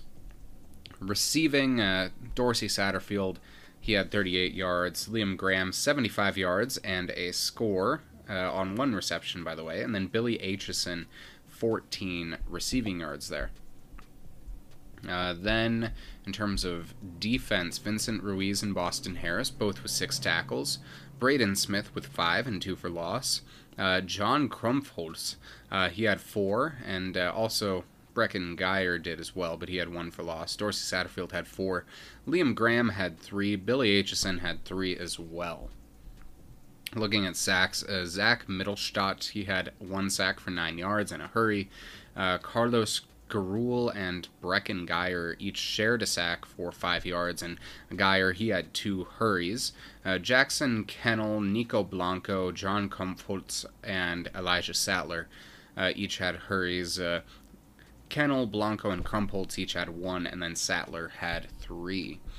Graham also had 2 pass deflections, and then Mittelstadt had a fumble recovery. In terms of touchdowns, Liam Graham, he had 3 touchdowns and a conversion in this one, and it feels like every week I'm having Liam Graham like in that conversation, but he is like every week in the Playmaker of the Week conversation, so he's going to be a real big player to watch moving forward. Then we have Coronado falling to Pueblo Central 14-54. There are no stats uploaded for this one, unfortunately, but if Coronado keeps playing like they've been playing, I don't see this getting much better for them. Next up, we have Rangeview beating Aurora Central 21-6. No stats on that one yet either, so we can't really say much there. Grand Junction Central is up next, losing to Durango 28-51. Grand Junction Central has not input stats yet, so unfortunately can't really say much about them in this matchup, but hopefully, I mean, it looks like they put up a heck of a fight in the first half, but in the second half they just couldn't carry it all the way through. But solid enough game from them. Next up, you have Air Academy defeating the Sierra Stallions 34-14. The Cadets have not input stats yet, but I feel pretty solid that King David had a pretty good one. And I did see some of the highlights from KOAA, and it did look like a fun matchup to watch. Next up, we have Golden defeating Denver South 24-6, a team that I previously had ranked. So, for Golden, Kalen Hufford, he went 10 for 20 passing for 129 yards, 1 touchdown to 2 interceptions. Rushing, we have Kalen Hufford, again, 82 yards and a touchdown. Luke Chevalier, 47 rushing yards. Trevin Edwards, 35 and a touchdown. And then Ethan Bonifed with 1 rush for 35 yards. Receiving, we have Trey Abrams, 56 receiving yards and a score. Jack Dixon, 38 yards. Ethan Bonifed, 17, and Chevalier with 11. Tackle-wise, Anton McCrae with 9 tackles led for the Demons. And, Denver South has input defensive stats as well, so I'll get to those here in a moment. But Hardegger, he had 8 tackles. Ridge Schaefer, Jack Flamberes, Cole Schrogen, and Wheeler. He ended up having, all 4 of those guys ended up having 6 tackles. 1, 2, 3, 4, 5 guys had 5. Eric Yederstad, Noah Limbeck, Wyatt Holtzman, and you have also Bo Walter and McCarroll. Each had 5 tackles of their own. Mason Labrie and McCrae each had an interception. Gabriel Reese had a kickoff return for 15 yards. And Chevalier went 3 for 3 kicking, PAT-wise at least, and then 1 for 1 with field goal attempts. Now, over to Denver South, who has only input defensive stats. Brooks Vitale, he had 11 tackles, 1 for loss. Jeremiah Emery, he had 8 with 3 for loss. Orlando Govera, he had 6. Middleton Cunningham, he had 5. Nagy Levy and Daniel Lucado each had 4, and then Alex Van Steel had 3. Sack-wise, Vitale and Emery each had a sack. Emery, his was for 9 yards, and Vitale, his was for 1. Middleton Cunningham, he had 2 interceptions in this game, and that is all the stats for the Denver South Ravens. So, pretty solid game there to put Golden really back in my good graces. I feel like this is a team that could also make a return to the playoffs this year. Next up, you have Loveland losing to Thompson Valley 0-14. Ryder Easton, the quarterback for Loveland, he went 12 for 17 for 87 yards and an interception. Rushing, Easton had 28 yards, which was second to Trey Olson, who had 29 on 10 carries. And then Caden Stansbury had 7 carries for 21 yards. Receiving, Olson had 5 receptions for 35 yards. Zane D'Souza, he had 16 yards on 1 reception, and Tucker Jones had 1 reception for 11 yards, and Peyton Bundy had 3 yards on 2 receptions. So, moving on to defense here, Caden Stansbury, 13 tackles, 2 for loss. Tyler Chadwick, 10 tackles total. Trey Olson with 9 and 1 for loss. Andrew Zwolin, he had 8. Wes Bockelman, Trevor Scheel, and Kim Long each had 7. Jedrick Jorovich, he had 6. And then Kodey Moore, he had 6 with 2 for loss. Cameron Hardman, 4. And then Carter Butler had 3. Stansbury, Scheel, and Jurovich each had a hurry. And then Carter Butler, he had an interception. Evan McCann, Kodey Moore, and Jurjovich each had a forced fumble. Tyler Chadwick had a pass deflection, and then Stansbury, Svalin, Scheel, and Long each had a fumble recovery. Vincent Wimmer, the sophomore, only 1 kickoff, but for 50 yards there. And then... honestly, that is most of what she wrote in this game. Carter Butler, he had 2 kickoff returns for 37 yards. So, solid one there from Loveland, just not enough to get past the Eagles. Next, we have Adams City falling to Skyview, 0-43. No stats input yet, but honestly, I learned recently that Adrian De La O, he transferred to a school in Michigan, either Michigan or Missouri, one of the M states, but honestly, that may have been a really good move for him, and we wish the best for him. It's unfortunate that he's gone, but you stay a part of the PMC fam, and we'll keep an eye on you and see what you're doing over the coming years. Next, we have Ponderosa falling to Legend, 7-29, and oh goodness, the Legend defense tore apart the Mustangs. I mean, looking at this, Marchiol, he got more passing attempts tonight. He went 5 for 12 for 23 yards, but he threw 4 interceptions. And then Marcus Price, he went 2 for 10 for 6 yards and 2 interceptions. I have never seen a 0 QBR before. Let's just say that. Ouch. Rushing, Ethan Pekarek, he had 8 carries for 81 yards. Sean Davis, 8 carries for 49. Max Mervin for 20 yards, and then the only other positive rusher was Hofschneider with 2. Receiving, Max Mervin had 11 yards and the sole score of the game. Carson Keach, he had 15 yards. And then, this isn't looking pretty. On defense, though, you got some performers. Blake Branham, 18 tackles and 2 for loss. Caden Billy with 14, and then Hofschneider continuing to perform on both ends of the ball, 13. Caden Miller, a sophomore, had 12 tackles and 1 for loss. Riker Thompson had 8. Bennett Mione, he had 7. Max Mervin, Ashton Smith, Ryan Tongren, and Dylan Carstetter each had 5 tackles. And then Keach and Amari Wade each had 3. Dylan Bentley had a sack, and then Caden Miller had a hurry. Cole Barnes had an interception, and Miller also had a pass deflection here. Max Hufford, 2 kickoffs for 110 yards. You can do the math on the average there. And then Hufford, again, 6 punts for 215 yards, 35.8 on average. In terms of returns, Mervin, he had 2 kickoff returns for 24 yards. He also had a punt return for 2 yards, but that's not too much. Caden Billy had a kickoff return for 10 yards, and then Ethan Pekarek had 2 kickoff returns for 26 yards. Dalton, by the way, he had the PAT in this one.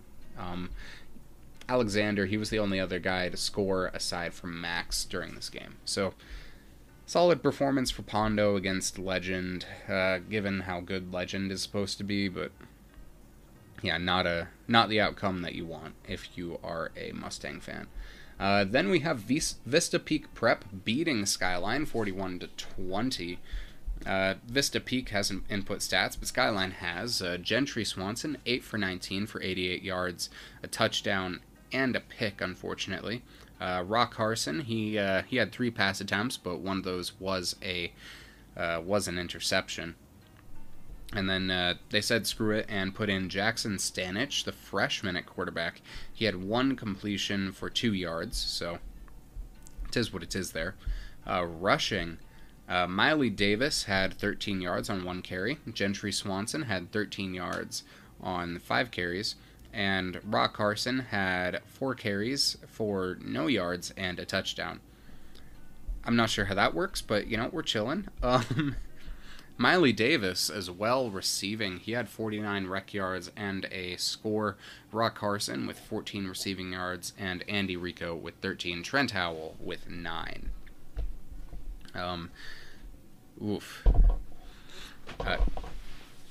Miley Davis is the one that really got things done here for Skyline, it looks like. But in terms of defense, Brian Hudson and Jamal Gillum each had 6 tackles. Trent Howell and Brody Wiltshire each had 5. And then Zach Farmer and Andy Rico each had 4.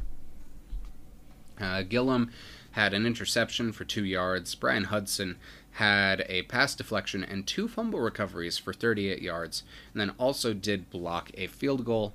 And then Grayson Gomez had a fumble recovery of his own.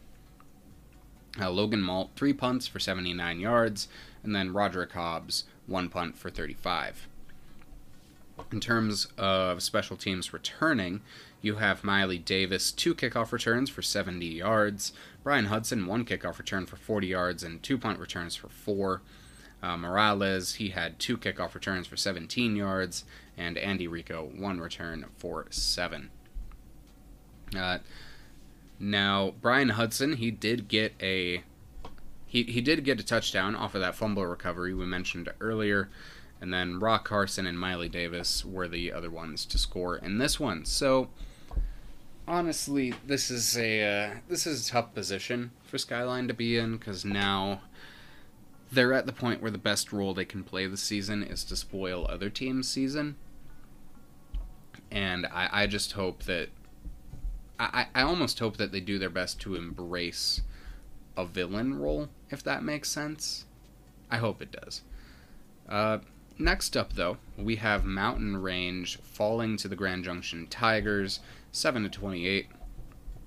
Mountain Range hasn't input stats, but we care about Grand Junction here. So Will Applegate, the junior, 5 for 7 for 103 yards, 1 for 1 there, or 1-1 touchdown to interception ratio.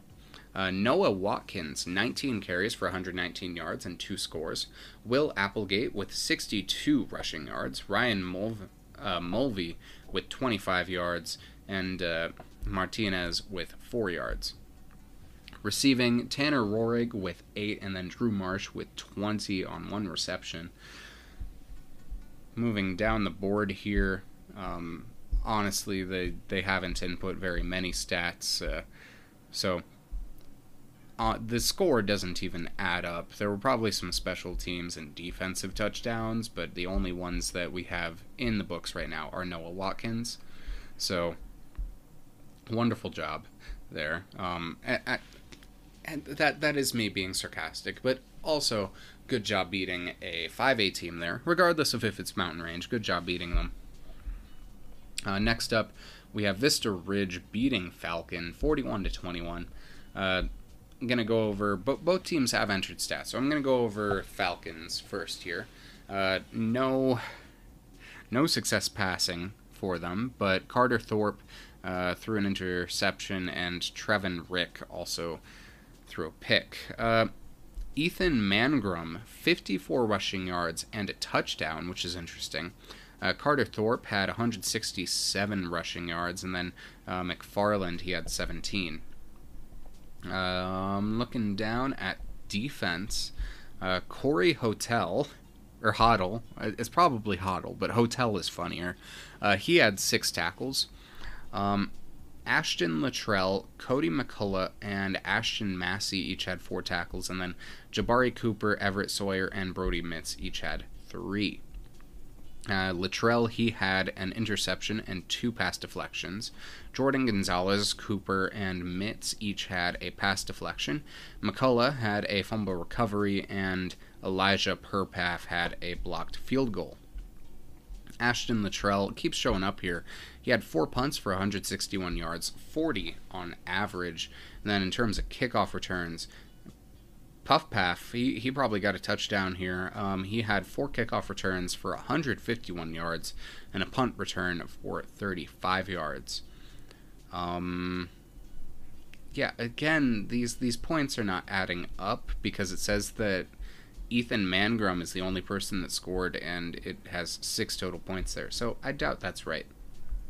So moving on to Vista Ridge, Zayden Stevens, 11 for 19 for 227 yards, 3 for 1 touchdown interception ratio. He also had 40 rushing yards and a touchdown. Nashawn Hall, he had 73 rush yards and a score. Jameer Ford had 24 yards. Jalen Blake had 33, and Tertullian, he had 23. Receiving, Kobe Dooley had 119 yards and 2 touchdowns. Jameer Ford had 29 receiving yards. Josiah Wilkins had 26 and a touchdown. Sonny Endicott had 25, and then Isaac Walker had 19, with Nashawn Hall having 11. Vista Ridge has not input many defensive stats, though they have said that Wesley Wright and J.B. Borland have had interceptions. So pretty solid there by the Wolves. So we're going to see how this goes for them heading forward. Zayden Stevens, that is a Playmaker of the Week caliber performance from you. So keep an eye on that when we get to our section later. Up after Vista Ridge, we have the Greeley West Spartans falling to the Northridge Grizzlies 12-40. Greeley West has not input stats, so we'll see what that ended up looking like. Next up, we have Silver Creek also falling to the Frederick Golden Eagles 7-48. Again, no stats on that one. Next, we have Widefield beating Thornton. Finally, a game with some stats. For Thornton, first, the only thing that they have entered for some reason is David Williams having 2 forced fumbles. David Williams is somebody that I've been trying to keep my eye on. I think that he's somebody that, if he were on another team, would probably be an all-state caliber player, dare I say. But he's on Thornton, so people are not going to look at him in the same way that they probably should. Because he is just a really, really solid player. I mean, he's already, compared to last year, he already, in less carries, has more yards, more touchdowns, and more 100-yard games. And then also on defense, compared to his junior year, he already has more tackles, he has the same amount of sacks, and he already has like fumble recoveries and forced fumbles, which he hasn't had before this point in his career. So David Williams is somebody to keep an eye on, diamond in the rough on that team. But then we have Widefield, who, holy crap, they ended up beating Thornton, by the way, 41-7. And the first thing I see is Paul Mitchell, 15 completions on 22 attempts, 297 yards and 6 touchdowns. I think that's about as good as it gets. Mitchell also had 8 rush yards, but also rushing, you had Connor Haslett, 23 yards, Carson Parks, 22. Receiving, the main targets for Mitchell were Jalen Sankey with 135 yards and 2 touchdowns, Angelo Thomas with 112 and 2 scores, Aiden Snap with 28 receiving yards, Deshaun James with 2 receptions for 14 yards and a score, and then Connor Haslett, again, 8 yards and a touchdown. On defense, Aiden Snap, 19 tackles, 7 for loss. Davenport, 7 tackles and 2 for loss. Josiah McNeil, 6 tackles, along with Jaden Andrews, who had the same number, as did Tate Washington. Kenyon Stanley and Carson Martin each had 5. Martin had a tackle for loss, though. Kavon Sanders and Angelo Thomas each had 4, and then Adrian Dagrica had 3. In terms of sacks, nobody had a sack, but looking at the hurry numbers, McNeil had 3, Snap had 2, Martin had 1, Sanders had 1, and Jaden and Andrews also had 1. Deshaun James and Tate Washington each had a pass deflection. And yeah, I'm kind of caught up in Paul Mitchell with 297 pass yards here. That's just a dominant performance. And I mean, quick doing the math, I mean, 6 touchdowns. Yeah, so there weren't any rushing touchdowns. So the 6... Yes, there's a score missing in there somewhere, like a field goal or something. They haven't input special team stats, but like, goodness gracious, Paul. He accounted for every score that Widefield had in this game. In any case, next up we have Thomas Jefferson versus Bear Creek. Thomas Jefferson ended up winning this one 39-6. But go listen to Gino's segment on this game if you want to listen to how that ended up going. And finally, we have Rampart versus Dakota Ridge. Rampart has an input stats, but Dakota Ridge has. Passing, you have Blake Palladino, 130 yards and a touchdown. Jack Stewart, 1 for 2 passing, but he had 32 yards for a touchdown. Rushing, you have Palladino with 51 and a score, but Landon Carlsbeck, he had 130 rush yards and a touchdown. Sam Calles, he had 71 yards and a score. Connor Swanson, 31 and a touchdown. Cole Ellinger, 10 yards, and then Brady Palladino with 5 yards and a touchdown. Receiving, we have Alex Arnold, 5 receptions for 50 yards and a score. Connor Sawinski, 43 receiving yards. Cole Ellinger, 32 and a touchdown. Callas with 17. Anthony Pagano with 17. And then Nazarenas with 15 receiving yards on 1 catch. Tackle-wise, we have a very long list here. And I'll try to keep it brief. Jack Oferdal, the sophomore, he had 10 tackles. Braden Cussick with 7. Connor Swanson with 5. Asa Davison with 5 as well. Brady Palladino, Marcus Wetson, and Patrick Petrone each had 4. Nolan Hartman and Alex Sanchez each had 3. Sack-wise, Sam Colochi had a sack, and then Landon Carlsbeck and Walker Munch each shared 1. Cale Fowler had 2 hurries, and then Petrone and Swanson each had a hurry as well. In terms of interceptions, Carlsbeck and Fowler each had 1, Fowler for 7 yards. And then pass deflection-wise, the main guy was Nolan Hartman with 3. Davison also had 2. Jude Lockyer had 2 as well. Munch and Stewart each had 1. And then kicking-wise, William Reed, the sophomore, went 1 for 1 on PATs, and Jack Seidel went 5 for 5. And then Connor Swanson, he also had a conversion. So really good all-around game by the Dakota Ridge Eagles. Against Rampart. Rampart is a team that I hold pretty highly, so that'll be interesting to see from here on out. And that's all of Friday's games. Next, on to Saturday. To start off our Saturday matchups, we are going with number 1 Palmer Ridge taking down the Smoky Hill Buffaloes 49-0. I guess you could say the Buffaloes got mauled by the Bears, but there are no stats for this one yet, so unfortunately we cannot see if there was anybody Playmaker of the Week quality, but really, really solid win against a higher classification squad. Next up, though, we have Longmont defeating Far Northeast, which is, that's a hell of a game right there. Longmont ended up winning 34-28 against the Warriors. Both teams have entered stats, which is wonderful. So first I'm going to go with Far Northeast here. Dayon Green, he went 8 for 15 for 91 yards. And then Jevion West, he went 3 for 8 for 27 yards, but he did throw a pick. Rushing-wise, Russell Patton continues to be the main dude on the squad. 108 yards for a touchdown, and then Conchezi Ray, 47 rush yards and 2 scores. Kylan Jones had 38 rush yards, Julian Griffin had 23, and Cassier Crowley had 14. Dayon Green also had a 1-yard, probably sneak, for a touchdown.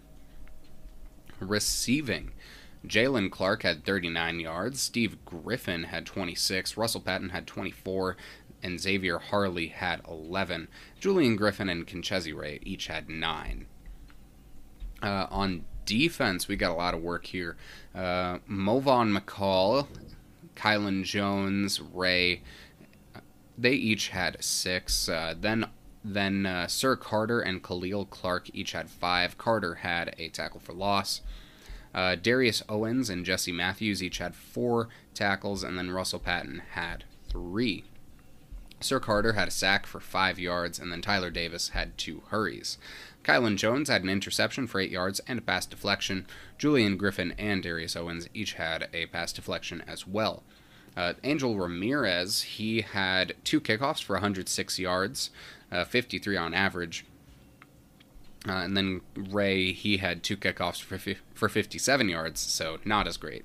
Ray, he also had 4 punts, though, for 177 yards, 44 on average. So he may be a punter watch-list guy, but not a kicker watch-list guy. Steve Griffin, 3 kickoff returns for 71 yards. Jalen Clark, 1 return for 25, and Julian Griffin, 1 for 13 yards. Jalen Clark had 2 conversions, and then Ramirez had 2 kick points as he went 2 for 3 on PATs. And really, that's the long and short of it for Far Northeast. For Longmont, though, Colby Holmes, 8 for 16 passing, 101 yards, 1 interception, but 1 touchdown. Cole Gaddis, 132 rush yards and 3 touchdowns. Holmes had 10 rush yards, and then Luke Sullivan had 2. Receiving, we see Joey Foote with 69 receiving yards and a score, Cole Gaddis with 22 yards, and Parker Mills with 13. On defense, you have Enzo Deladovicio with 9 tackles, Hunter Knight with 8 and 4 for loss, Cole Gaddis and Kobe Dirksen each with 6, Logan Johnson with 5, Levi Sheck and Ty Gaddis with 4, and Parker Mills and Joey Foote each had 3. Cole Gaddis had an interception for 52 yards and a fumble recovery for 20 yards. Ty Gaddis had a pass deflection, and Chris Pellet had a pass deflection as well. Ty Gaddis, he might make our kicker watch list. He had 6 kickoffs for 332 yards, 1 touchback, averaging 55.3 yards there. Punt and kickoff returns, Foote and Holmes each returned some kickoffs. Foote, 1 return for 15 yards, and Holmes, 2 returns for 31. Ty Gaddis, 2 kick points. Joey Foote, he had a conversion. Gaddis, by the way, he went 2 for 4 on PATs. And then Cole Gaddis, 50. He had a touchdown on that fumble recovery that we mentioned earlier. So he accounted for 4 of Longmont's touchdowns there. So that's arguably a Playmaker of the Week. That's arguably a Playmaker of the Week performance right there by Cole Gaddis. Next up after that, we have Erie taking down Broomfield 30-7. If you want to hear what happened there, go and listen to the recap that we probably should have had before this. So I don't know why, if you're listening to this but you haven't listened to that, that's a little bit weird. Next up, though, we have Liberty beating Gateway 17-6 here. No stats for that one either. And then we have Fruita Monument falling to Grandview 21-42. Fruita Monument, that is, haven't input any stats yet. So that is it for our 4A recap for this week. Hope you're all having a good one. And that's probably the last you'll hear of me today. So stay safe. Don't get sick. I know that a new strain of COVID is going around. And yeah, don't get captured. See y'all on the flip. And peace. Thank you, Gideon, for getting us through the rest of that 4A recap. And in a pleasant surprise here, Coach V and Gino were actually able to make it out to LPS Stadium out in Littleton, where there was a ton of flag football action going on. And so we are very excited to talk about this heading forward and continue to cover it for, both the state of Colorado and for the national stage, is something that we do in the spring season. So without further ado, Coach V, take us through what you saw at LPS in the flag football scene. Okay, what's good, y'all? It's Coach V here, and I want to talk about some girls flag football here in Colorado.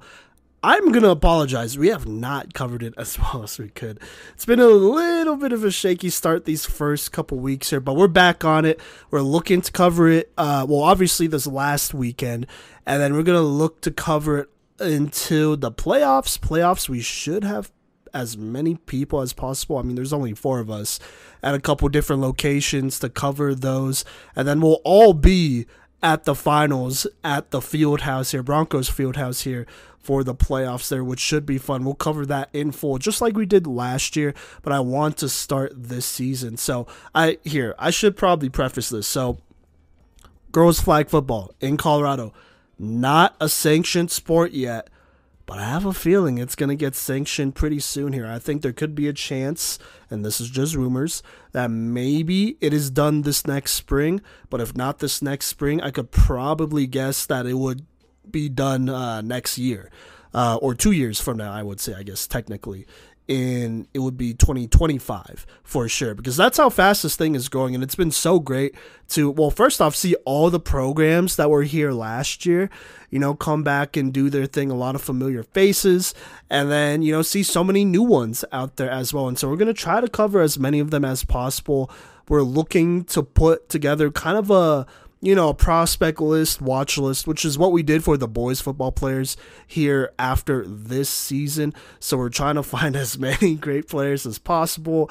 And so with that being said, with it not being a sanctioned sport, there's like pretty much nowhere to find official rosters or schedules. So if you have that information, please feel free to reach out to us. We will definitely be reaching out throughout this next week here to multiple programs.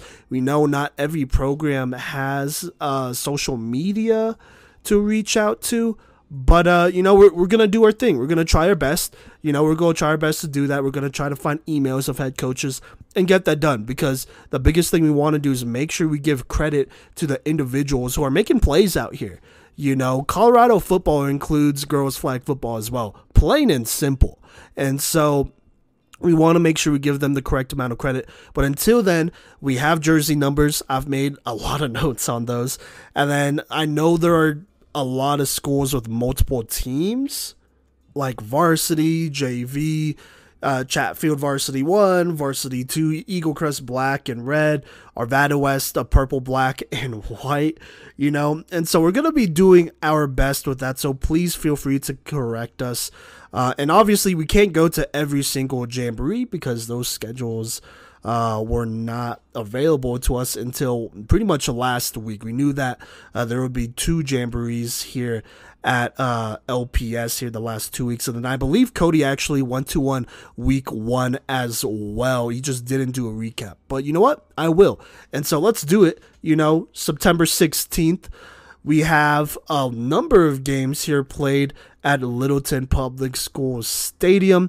I mostly stayed at the stadium for the most part. I know there were games going down, like way down, well, not way down, but down the road on the football field next to the baseball field.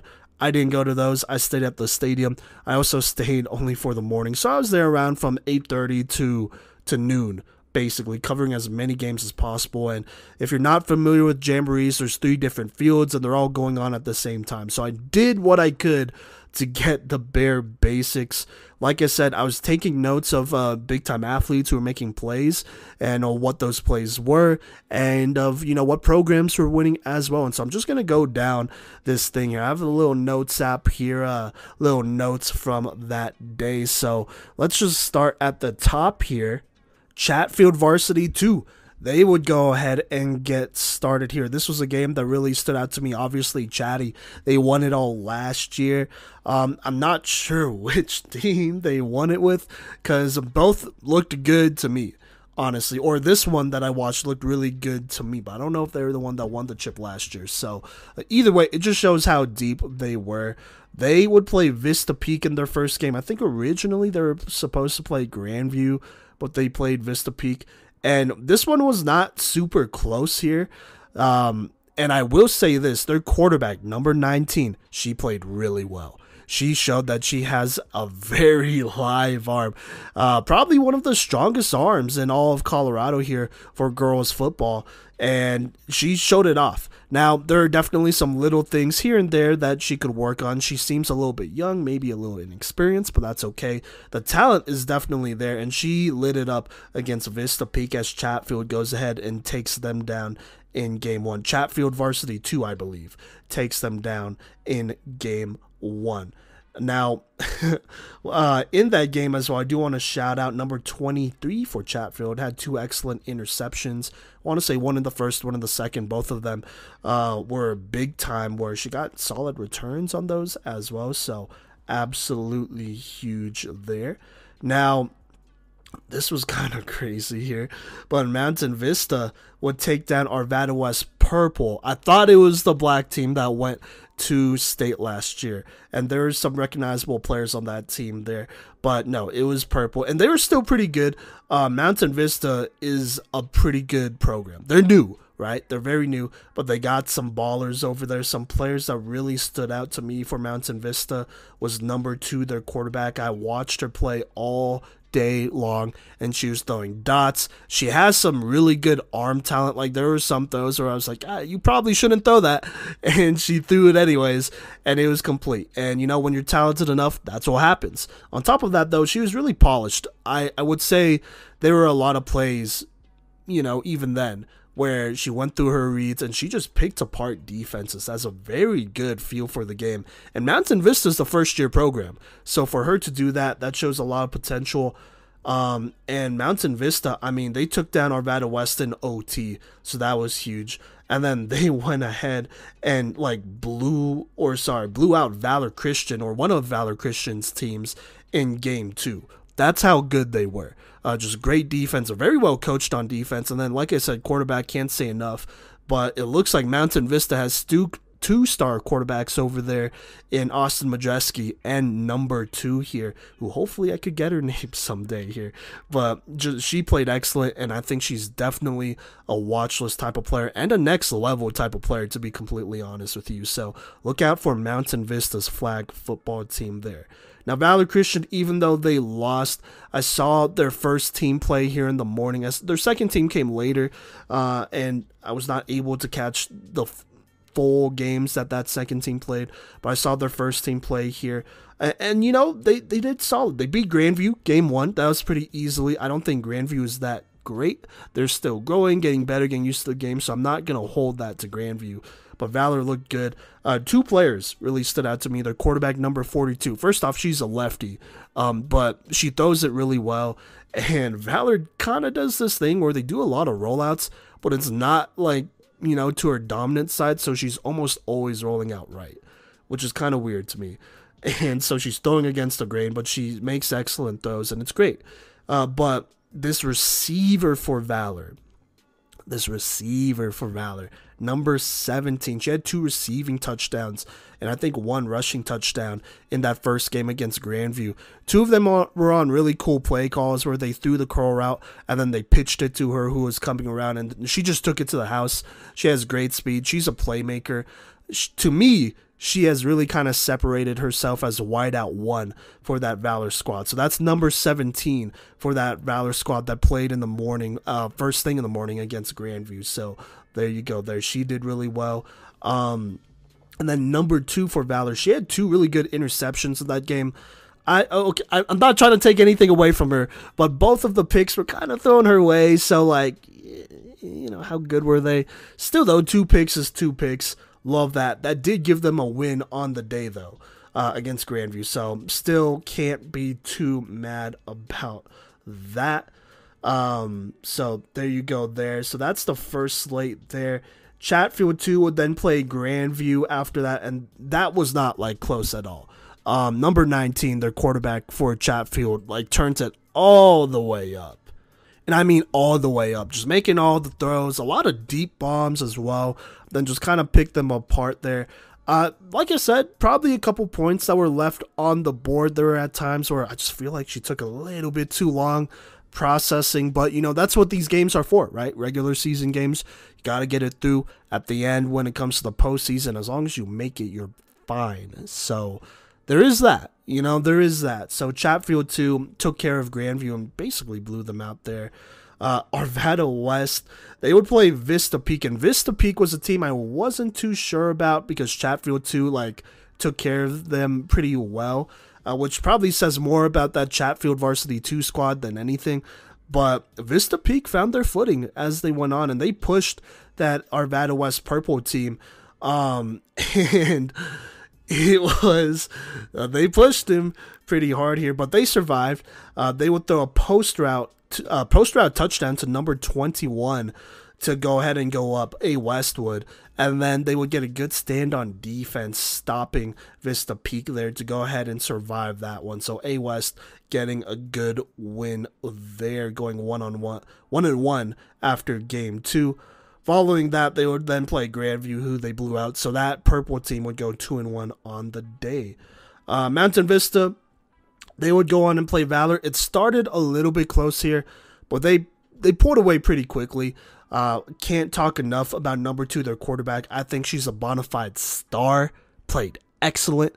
And that's nothing to take away from a receiver. She has some good receivers too, but I think I just need to see them play a little bit more and focus on them more. For me, I always kind of gravitate towards the quarterbacks because I'm a quarterbacks guy. So that's just kind of how that is. No offense, obviously. But Mountain Vista played really well. Like I said, a little bit of a slow start against Valor, but they really picked it up in the second half and just poured it on them. So huge win against them. Then Chatfield Varsity 2 versus Chaparral. Chaparral, first-year program, an instant classic here. This was a game that really took my attention away from the other two games going on, to be honest with you, because this was a good one. To start here, Chaparral, by the way, in the red in this game. They start with a pick 6 here. And I want to say, let me make sure I get this right. Number 9 for Chap had a huge pick 6 that would put them up 2 scores. So they got the ball on offense. They scored. Number 4 for Chaparral was a big part of that. She is special. Just very explosive athlete, very shifty, great speed. That is a next level player. That's definitely one that will be a prospect that will be handing over to colleges, hopefully, if she would like to play over there. But she can, in case she didn't know that. But anyways, she contributed big on that offensive drive, so they scored. And then number 19 just threw kind of a tough pick 6 there. Like I said, not super polished yet. And number 9 kind of made her pay and returned it to the house. So right away, Chatfield was down 2 scores. And in flag football, it's not a death sentence, but it's pretty bad. It's pretty bad right away, considering the rules and whatnot going on there. So that happened. And, Chatfield would come back and they would score a couple of times here and they would stay within a touchdown pretty much all the way into the second half. I would say probably around midway through the second half. And that's when this play kind of happened. They're trying to tie it up here or get close to tying it up. And 19 throws it. It's a little off the marker, just a little bit. Goes off the receiver's hands. And number 4 gets her hands on it and she's gone. Like, she takes it she was around midfield when she caught this one. She took it all the way to the house. And that was it for them. And it was already kind of a shootout. Like, at this point, Chaparral was up, I think they were up 34, 35, something like that. Chatfield wasn't too far behind in the 20s as well. So, trying to stay into it, right? And then that pick 6 just blew this game wide open. Chap would end up scoring 30-plus points. I think I heard a parent say 40. I'm not sure about that, but they definitely scored 30-plus points, which in flag football is insane. Chatfield also scored 20-plus points as well. So this was a high-scoring game, but just too many mistakes. Those 2 pick 6s at the start were really hard to come back from. And then basically the Chaparral squad, and hopefully I'm saying that right, but I feel like I haven't been able to say that right the last couple of years. So whatever, it is what it is. But that Chap squad, they scored almost on every offensive drive. So that becomes a really hard game to win when your defense can't get stops. And granted, this was their first game in Chatfield 2, Varsity 2's third game. And Chaparral's first, so maybe that's something to do with it. But I don't know. So tough way to lose there. But still, Chatfield Varsity 2-1 on the day. Chaparral getting their first dub there. Vista Peak would get a thrilling game here against Valor Christian. Thrilling game from number 1 on their squad from Vista Peak. I will say this. Number 10, their quarterback, has some good potential. Number 6 for Vista Peak made some big plays. Had a long touchdown against Valor. But number 1 made some really big plays. That's a receiver for Vista Peak down the stretch for Vista Peak that was key in putting away Valor Christian. They would get a last-second interception from number 1. That would put them away there. So, big growth I would say, from Vista Peak here. Or maybe they just started really slow, and this is who they are. But they got a lot of good receivers. They have a quarterback with a lot of potential, so really like them moving forward there. So there you go there. Arvada West, I think this is the black team. They took down Valor Christian. That is the squad I'm pretty sure that went to state there, that Arvada West black team. Don't know if the jerseys correlate with the team color. I'm going to assume that for now, and please correct me on that if I am wrong. But, I'm going to assume that for now. But that black team had Sailor Swanson. That's number 18 for them. She looked really good. Spiral looks a bit tighter here, which is really good. She's been throwing some darts out there and really just took apart Valor Christian. Sarah Walker, the problem, as Mode Ford said. Shout out Mode over there, one of our homies here on the podcast. He covered her, and she was unstoppable. She looked to be the best receiver out there by far. And then, you have everyone else as well. I believe Molly Shellpepper was there as well. And so these are mostly names I got from a newspaper article. Sarah Walker was a name I already knew from last year. And, Arvada West looked good. I know it's against a Valor Christian, but, just a very clean football. You got to think they're going to be in contention again this year. But, if we know anything from what happened last year, it was a pretty long day. And so anything could happen. They were undefeated until the end there. And then, unfortunately, they lost. Post-rat on the one, stopped short, right? And then the clock ran out on them. So we'll see about this year, but I will say they looked really strong here. And I mean really strong here. So Arvada West will be trouble. Saw Douglas County. They went ahead and beat Denver West there. They did a good job there.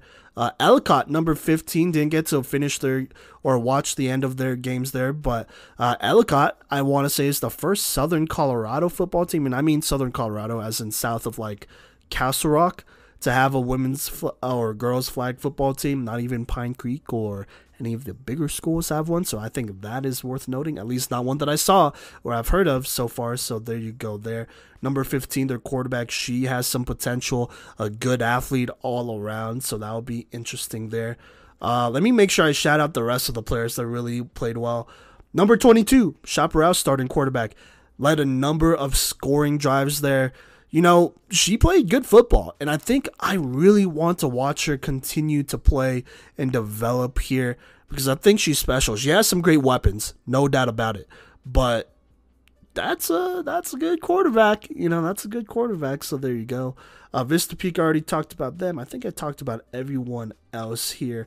Mountain Vista, like I said, I had a couple good receivers, but number 2 for me really took the show. So there you go there. That's your girls flag football recap. Like I said, was only able to go to one jamboree, but hoping to just go to girls flag football events these Saturdays until the season ends. I'm not really trying to go to any boys football stuff, really. I'm going to prioritize girls flag football as well as everyone else on the podcast, hopefully here. So there you go there. Like I said, if you want to give us any information about names or where games will be played, I know we follow a couple of teams here that do post their schedules. Please, and I mean please, let us know. We want to make sure that we cover as many teams as possible and get as many names out there as possible as well. We want to be able to cover these players as well as we could. Definitely wanting to watch Eagle Crest play, wanting to watch both a Valor team play. Chaparral, again, would be really fun. Would love to see Douglas County play. I didn't get to pay as much attention as I wanted to them. And I believe Legend has a team as well. So a lot of teams I want to watch play here before we get to playoffs and the finals. So like I said, if you have any intel, please go ahead and send it our way through DMs on Instagram at Playmakers Corner, or you could DM us personally. I'm just at Simon Villanos on Instagram. TikTok, I guess, would work as well. Twitter, too. So there you go there. But until next time, you will hear from me again next week. What is going on, everybody? Gino here with the Playmakers Corner podcast, bringing you the Week 4 5A recaps. For those of you that don't recognize my voice, I am usually doing the 2A recaps, but I am moving up to 5A this week. There were a lot of games this week. We had some blowouts and some close games between some ranked opponents. So let's not waste any more time and get right into this recap. Let's go ahead and kick it off now with our Thursday games. Starting our Thursday games, we have number 1 Cherry Creek absolutely throttling Arvada West 42-0. Brady Vodka had his best game of the season so far, going 13 for 17, 226 yards, and 3 TDs. Creek definitely put an emphasis on their passing attack in this one, with Jordan Heron only getting 5 carries in this one, but he also got a season high in receptions and receiving yards with 4 catches for 71 yards. And on special teams, Cortland Johnson had 102 punt return yards, with one being a 55-yarder to the house. On defense, Cleon Johnston had an interception, and 26 different players put up a tackle for Creek. For Arvada West, they had 4.5 sacks as a team, with 2 of those going to Vincent Vigil, who had a monster game. In total, he had 6 tackles and 3 tackles for loss on that game. On offense, there's going to be some growing pains with a lot of sophomore starters on offense, and there's still a potential playoff team despite this loss. Moving on now, we have Overland, who falls to 4A Heritage by a score of 57-15. For Overland, Jarius Ward had a hell of a game with 103 yards and a touchdown on 16 carries. And there was also Avante Hendricks, who had 42 yards receiving and a touchdown. Next game, we have Chatfield, who gets a nice win over Thunder Ridge, 38-14. For Chatfield, Jake Jones led the way on offense with 2 touchdowns passing and 1 rushing, with 103 yards on 9 carries on the ground. Landon Mueller added a rushing touchdown and 73 yards and on 14 carries, while Corey Ball added another 87 yards on 13 carries. On defense, Logan Kundred and Reed Narva both end up with double-digit tackles with 10 apiece, and Dane Driscoll caught a pick. For special teams, Goose Shelp got a big 76-yard kick return that he took all the way to the house. On Thunder Ridge, you had Wilf Fisher get 11 tackles and Owen Klein get 10. On offense, Evan Olds ran for both touchdowns, with both of those being in the fourth quarter. In our next game, we have Doherty, who falls to a 4A team in Mesa Ridge by a score of 28-0. Doherty has not put in stats yet for that one. Next, we have Fairview, who battered Horizon 49-7. Fairview dominated on the ground, with Jordan Rochelle having a hell of a game with 178 yards, 3 touchdowns on only 12 carries. Ben Hawley also had a great game with 161 yards of his own with a touchdown on only 9 carries. On defense, Ryder Villarreal with 10 tackles and a block punt, and then Wyatt Keegan had recovered a fumble for a touchdown. Horizon did not put in any stats for that game. Moving on now, we have Eagle Crest continuing to roll with a 34-9 win over Rocky Mountain. Joe Steiner had himself a game for Eagle Crest with 4 total touchdowns. 3 of those were passing as he went 10 for 19, 206 yards and a pick. And the other one was a rushing TD where he added another 39 yards on 6 carries. Josh Wiley got himself 110 yards rushing on 18 carries. And Logan Ryan went crazy, getting 102 yards and 2 touchdowns on 5 receptions. On defense for Eagle Crest, Tristan Minty had 7 tackles and 3 tackles for loss. And Jermaine Amaya got into double-digit tackles with 10. And Cam Chappa caught an interception for the Eagles. Rocky Mountain did not enter stats for that game. Next now, we have who bounces back with a win over Fort Collins, 35-31. CT was going QB by committee with both Elliott Ming and Tyson Smith going 10 for 17. Ming got 128 yards through the air and a touchdown with a rushing TD as well, while Smith had 2 touchdowns and a pick on 111 yards through the air to go with 1 35-yard carry. Carson Pierce caught 9 passes for 79 yards and a touchdown, and Jacob Mathenge got 5 catches, 85 yards, and a touchdown as well. On defense, Blake Rodriguez, had 9 tackles and 2 forced fumbles, and his brother Raul had 9 as well, 9 tackles, and Alex Guthrie and Jaden Smith both had a sack apiece, with Smith also forcing a fumble. Fort Collins did not enter stats in that game. Next now, we have Fossil Ridge, who is now in the win column for the first time of the year with a 35-30 win over Windsor. The score tracker is all messed up on max preps, but to me, it looks like Fossil Ridge led the whole game until the fourth, where Windsor started to give them a little bit of a run for their money. Colton Pollock had a terrific game, going 197 yards and 4 touchdowns on 17 carries, so he's definitely a potential player of the week candidate to help Fossil Ridge get their first win of the year over a tough Windsor squad. Then you had Nick Cubat, had a decent game throwing the ball, going 17 for 24, 229 yards, and a touchdown. Luke Garvin had 82 yards on 3 receptions and a touchdown. On defense, Luke Christian had 7 tackles and 2 tackles for loss and a sack. In our second to last Thursday matchup, we have the number 6 in our power rankings, Fountain Fort Carson, pulling out the win over a tough budding Pomona squad, 28-18. Fountain continues to win games without their QB1 on the backs of their 2 backs, Matthias Price and Terrence Morris. Price had a 182-yard effort with a touchdown on 20 carries, and Morris added 49 yards and 2 touchdowns on 7 carries.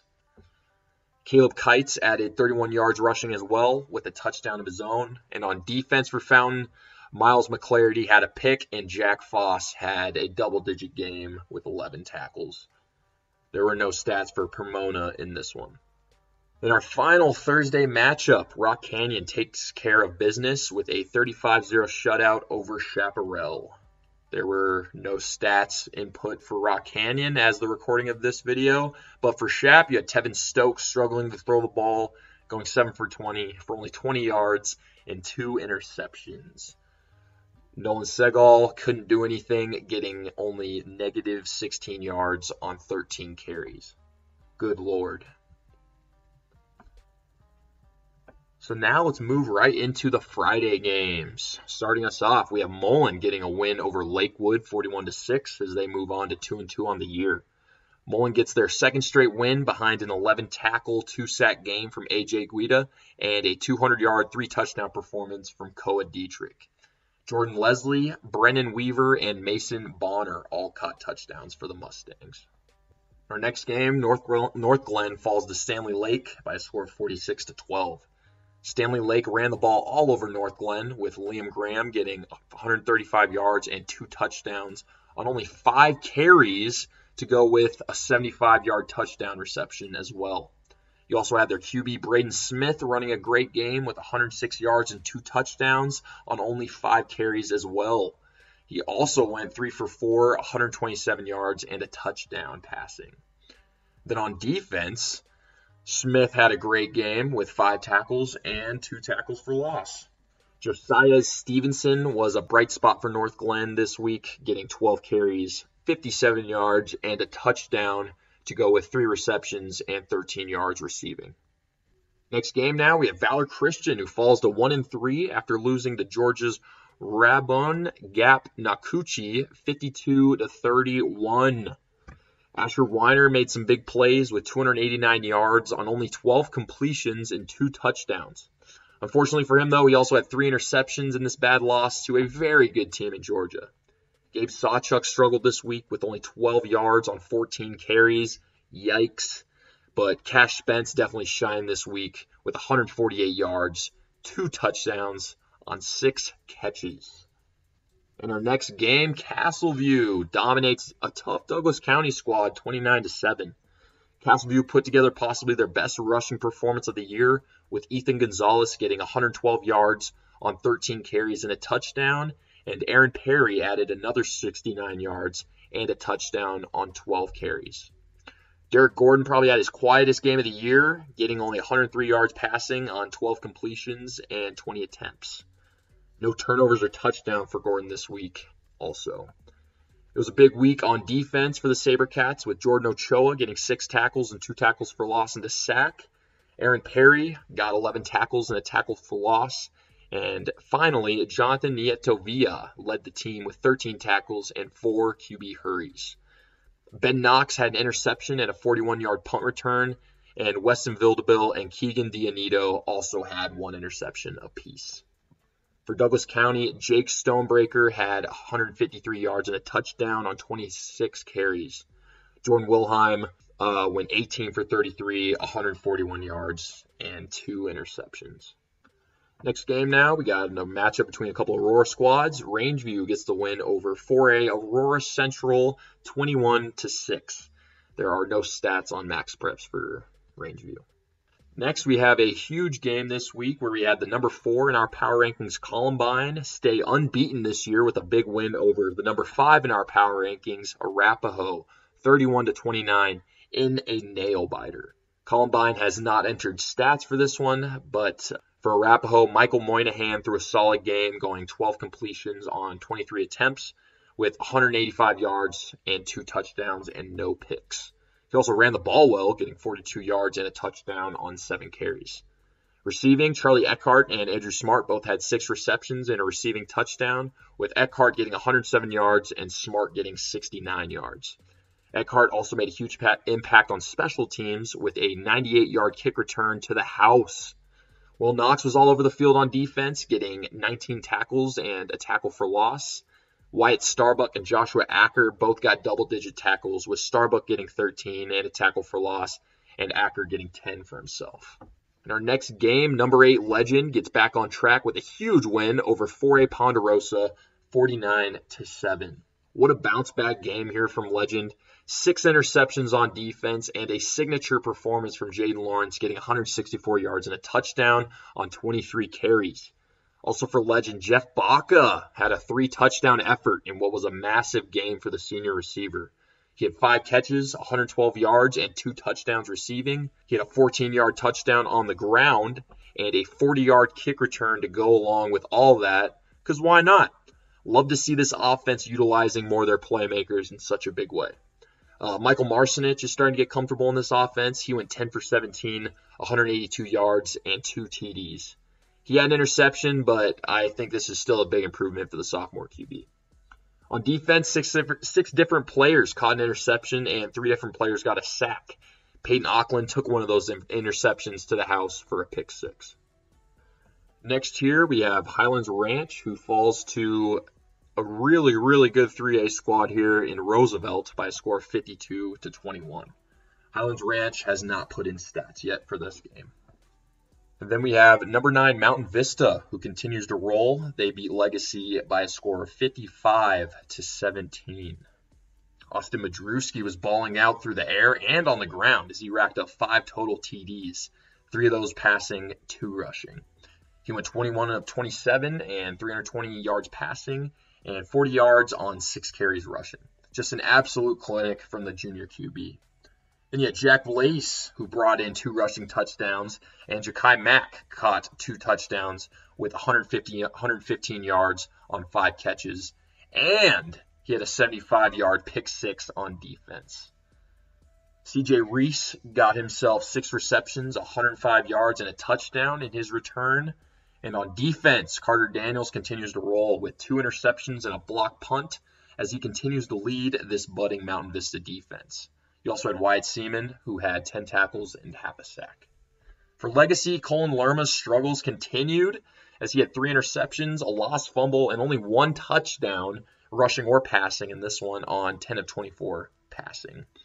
Tyler Anderson had 119 yards on the ground, but also lost a fumble. And Keelan Studbaker had 3 catches, 86 yards, and a touchdown.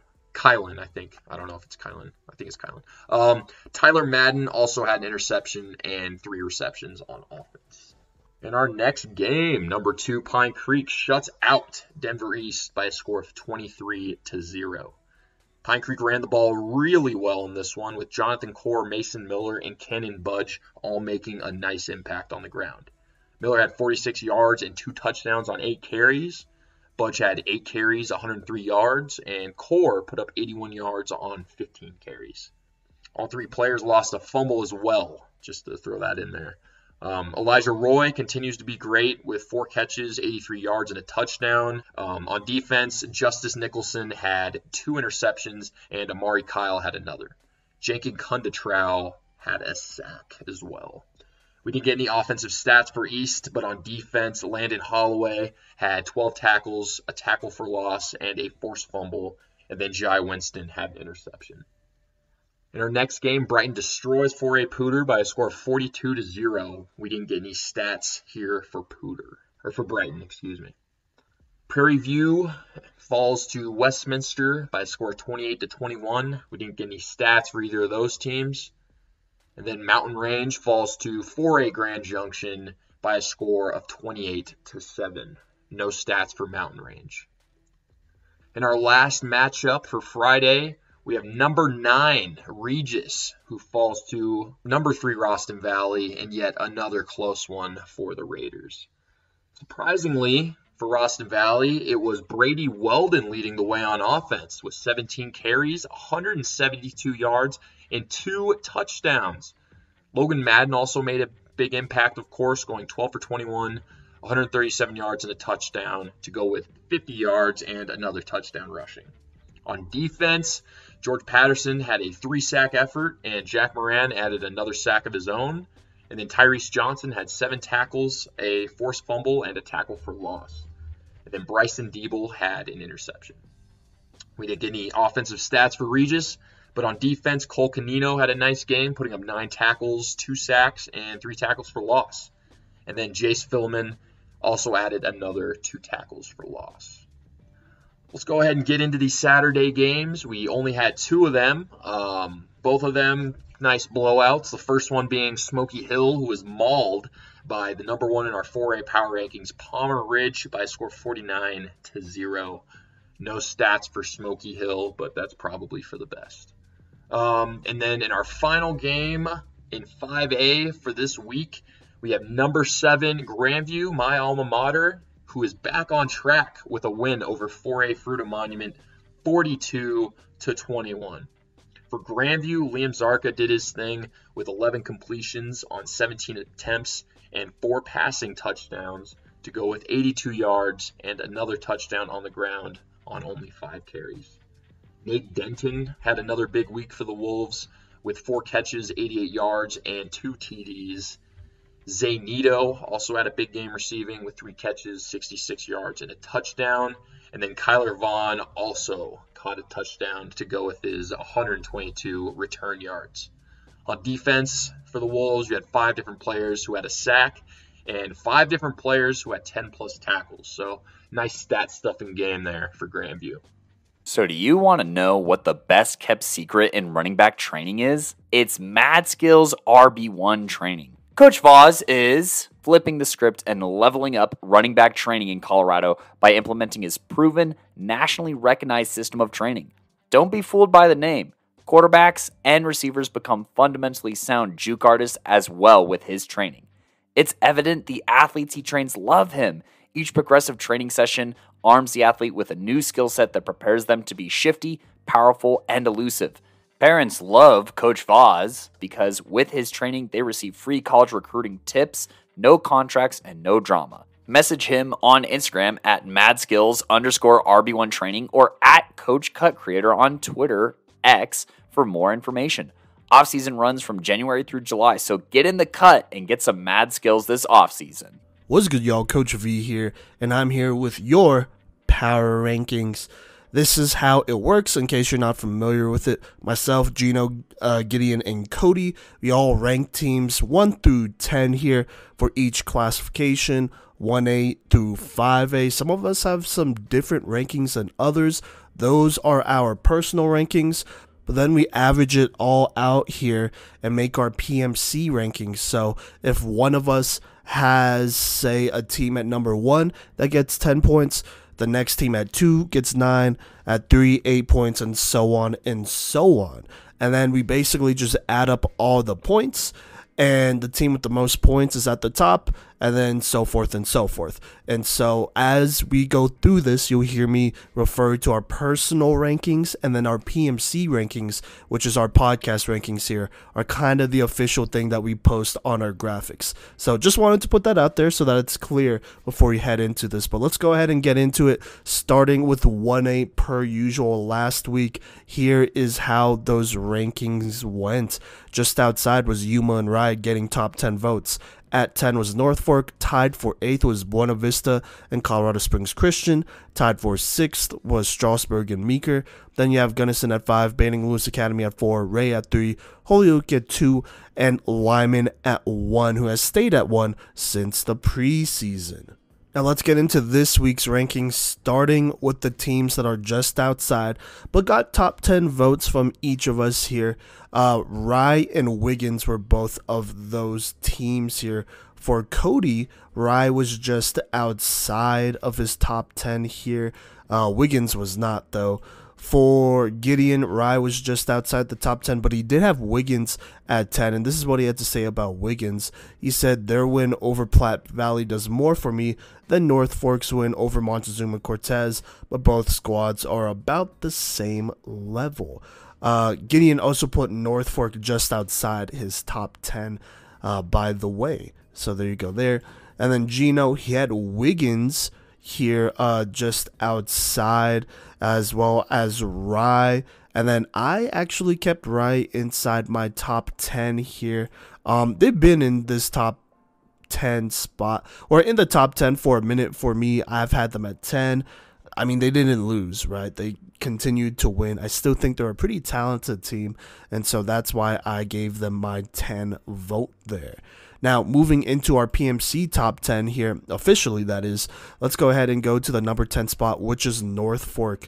They neither move up or down this week. This is what Gino had to say about North Fork. I can't continue to ignore North Fork's domination. They crushed a solid Cortez squad, Montezuma Cortez squad, this week. Gideon, like I said, had North Fork just outside his top 10.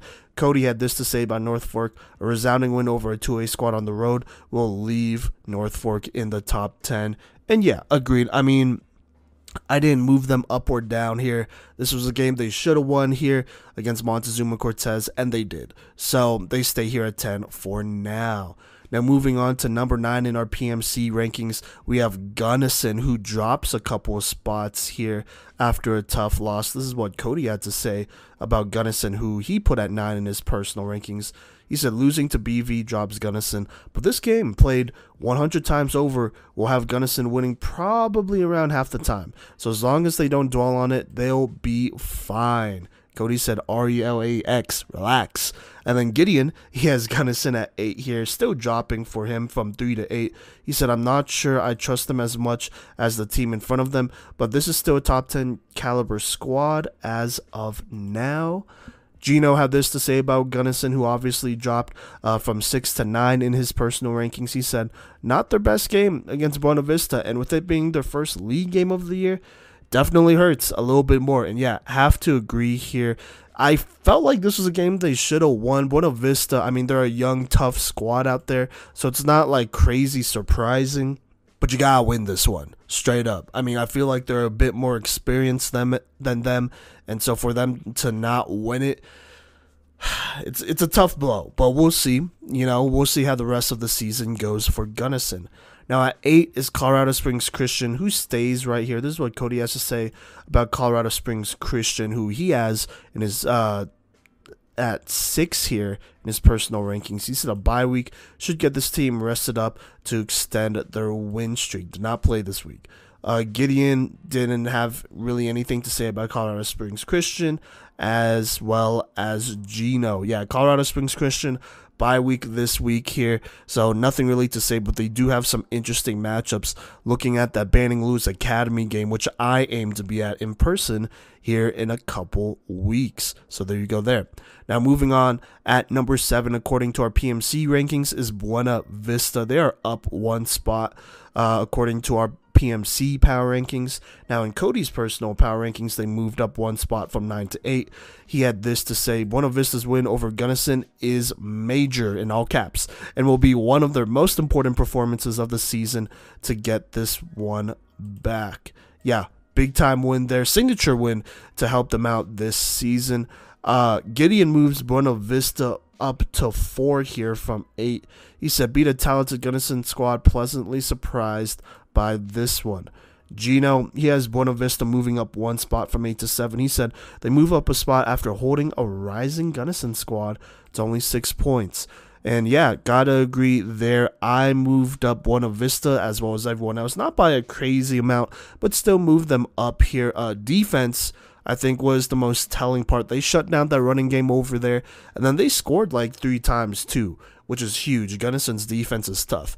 And so definitely a lot of pluses here for Buena Vista, who is getting it done so far, and I think will only get stronger as the season gets on and as this young group becomes a more and more, let's say, experienced as the season moves on here and we get to the end and the playoffs. So there you go. Now at 6 is Strasburg, who stays right here, just like where they were at last week. Kodey has this to say about Strasburg, who I think was on a bye. They were on a bye. He said, a much-needed bye week for a battered and tested Strasburg team should provide a breather prior to a decent run. I think they're going to hit their league play after this. And then Gideon and Gino did not have anything to say about Strasburg, who I believe did not move up too much here. Gino moved them up 1 spot, and then Gideon kept them at 6. And I believe I kept them here as well. Moving on, though, Meeker moves up 1 spot here. They're now at number 5, according to our PMC rankings. Kodey had this to say about Meeker here. Gideon had this to say about Meeker. He said, beat Grand County fair and square.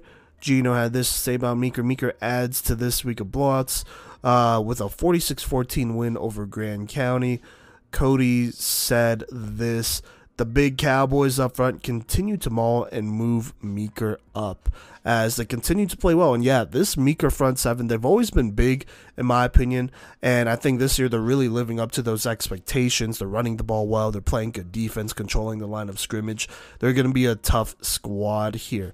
I personally actually have them at 4 still. So they don't move up for me, but you know, another good win continues to move them up in other rankings here with my other colleagues. So there you go there. Now moving on here, we have a tie at 3.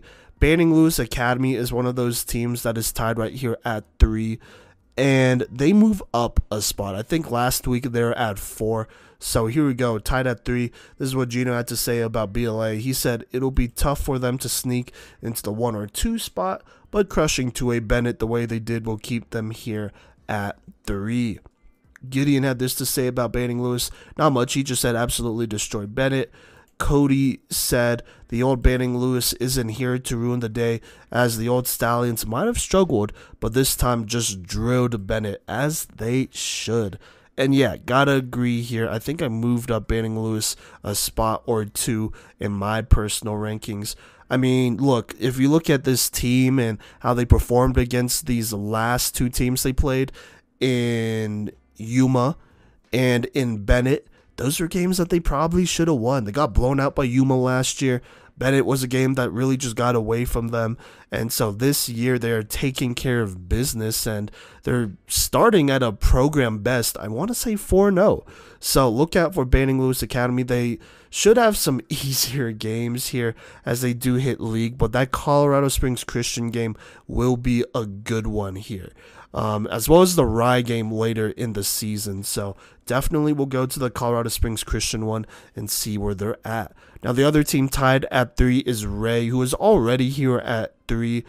This is what Kodey had to say. He said Ray expected win over Ellicott. So there you go. Gideon says they beat Ellicott, which was expected. The team ahead of them in Buena Vista was not expected to beat Gunnison, who I also had ranked at 3. So there's his explanation there. Gino said all the top 4 teams got blowouts this week, and Ray is no exception. So yeah, there you go. They stay here. And honestly, the next 2 teams stay here as well. Holyoke at 2, Lyman at 1, according to our PMC rankings. This is what Kodey had to say about Holyoke. Nice out-of-state dub with a 40-point win. Gideon said performed well against a solid out-of-state squad. Gino said they aren't moving after another blowout win. And then about Lyman, this is what Gino had to say about them, who is all of our number 1s, by the way. He said, did not play, but probably would have won by a lot if they had a game. Gideon didn't have anything to say about Lyman, and then Kodey just said no losses means no dropping. So there you go there. Those are our 1A rankings. Like I said, just outside, Ryan Wiggins getting top 10 votes. At 10 was North Fork, 9 Gunnison, 8 Colorado Springs Christian, 7 Buena Vista, 6 Strasburg, 5 Meeker. Tied at 3 is Ray and Banning Lewis Academy. 2 is Holyoke, and at number 1 is Lyman. So there you go there. Those are our 1A rankings.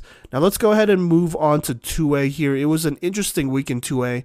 Personally, I got to catch Elizabeth versus University, so that was a good one there. Make sure you check out that recap. But let's go ahead and recap what happened last week in our power rankings. So just outside our top 10 last week was Wellington, who got a vote here. Then at 10 was Eden, 9 Arvada, 8 TCA, 7 La Junta, 6 University, 5 Basalt. Tied at 3 was Rifle and Elizabeth. 2 was Berthoud, and at number 1 still was Delta. Now this week, once more, there's only one team that stays outside of the top 10 of our PMC rankings, and that will be Wellington. This is what Gideon had to say about them, who he had them ranked in his top 10 last week as well, to be fair. He said this: continued to dominate in a win over Timnath, who some outlets were giving top 10 votes. Media outlets, that is, not us. The main sentiment I got in this one is that they did it with Cash Alchvager only playing 5 downs. They might go undefeated or 8-1 this season. So there you go there. That is Wellington. But the rest of us have Wellington just outside. And actually, I didn't say this before we did the power rankings, but I will say it now. Myself, Kodey, and Gino actually did our power rankings together. We all happened to be in Denver, so, you know, we talked through our process and thinkings with that. Gideon was not there, but me and him talked on the phone quite a bit, as well as him and Gino, so there is that. But there you go there. Now, at 10 here, according to our PMC power rankings, is Eden, who stays here. They were here at 10 last week. Kodey says this about Eden. View.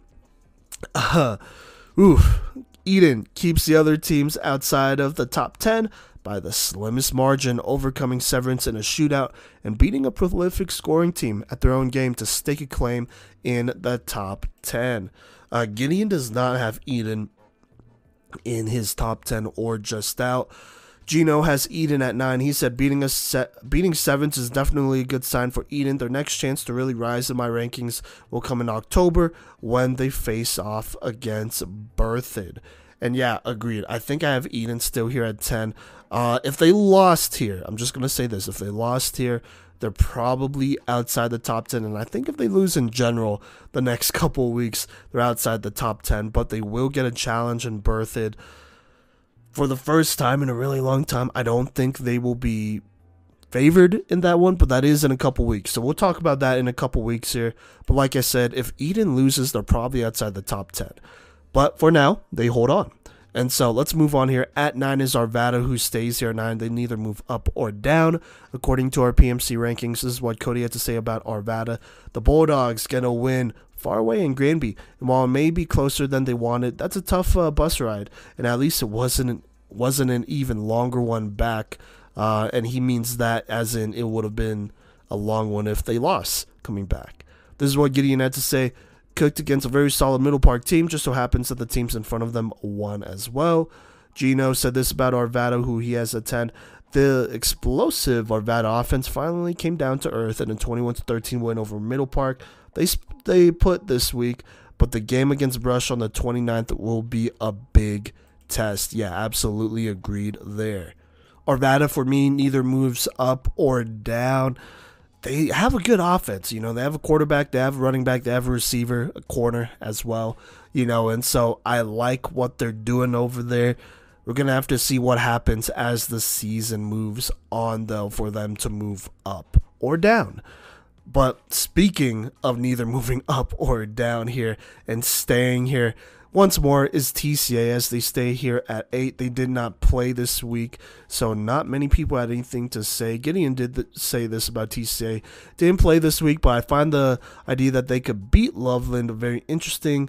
2A to 4 is much closer than it has ever been. Berthoud beat Thompson Valley. TV beat Loveland 14-0. So there you go there. Kodey had this to say about TCA bye week. We'll keep them here.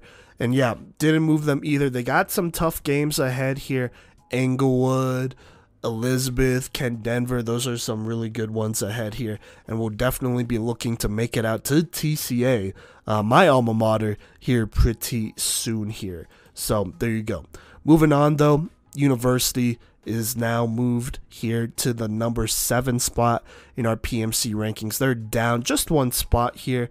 This is what Kodey had to say. Tough L for the Dogs to go way down to Elizabeth and leave some points on the field, but seems like their offensive line being an issue will loom large in 2A this season. Gideon said this about University, who he has at 7, who he's moved down 2 spots. Lost pretty bad to Elizabeth. Have to see a lot more from them to put them back in the top 5. Fair enough.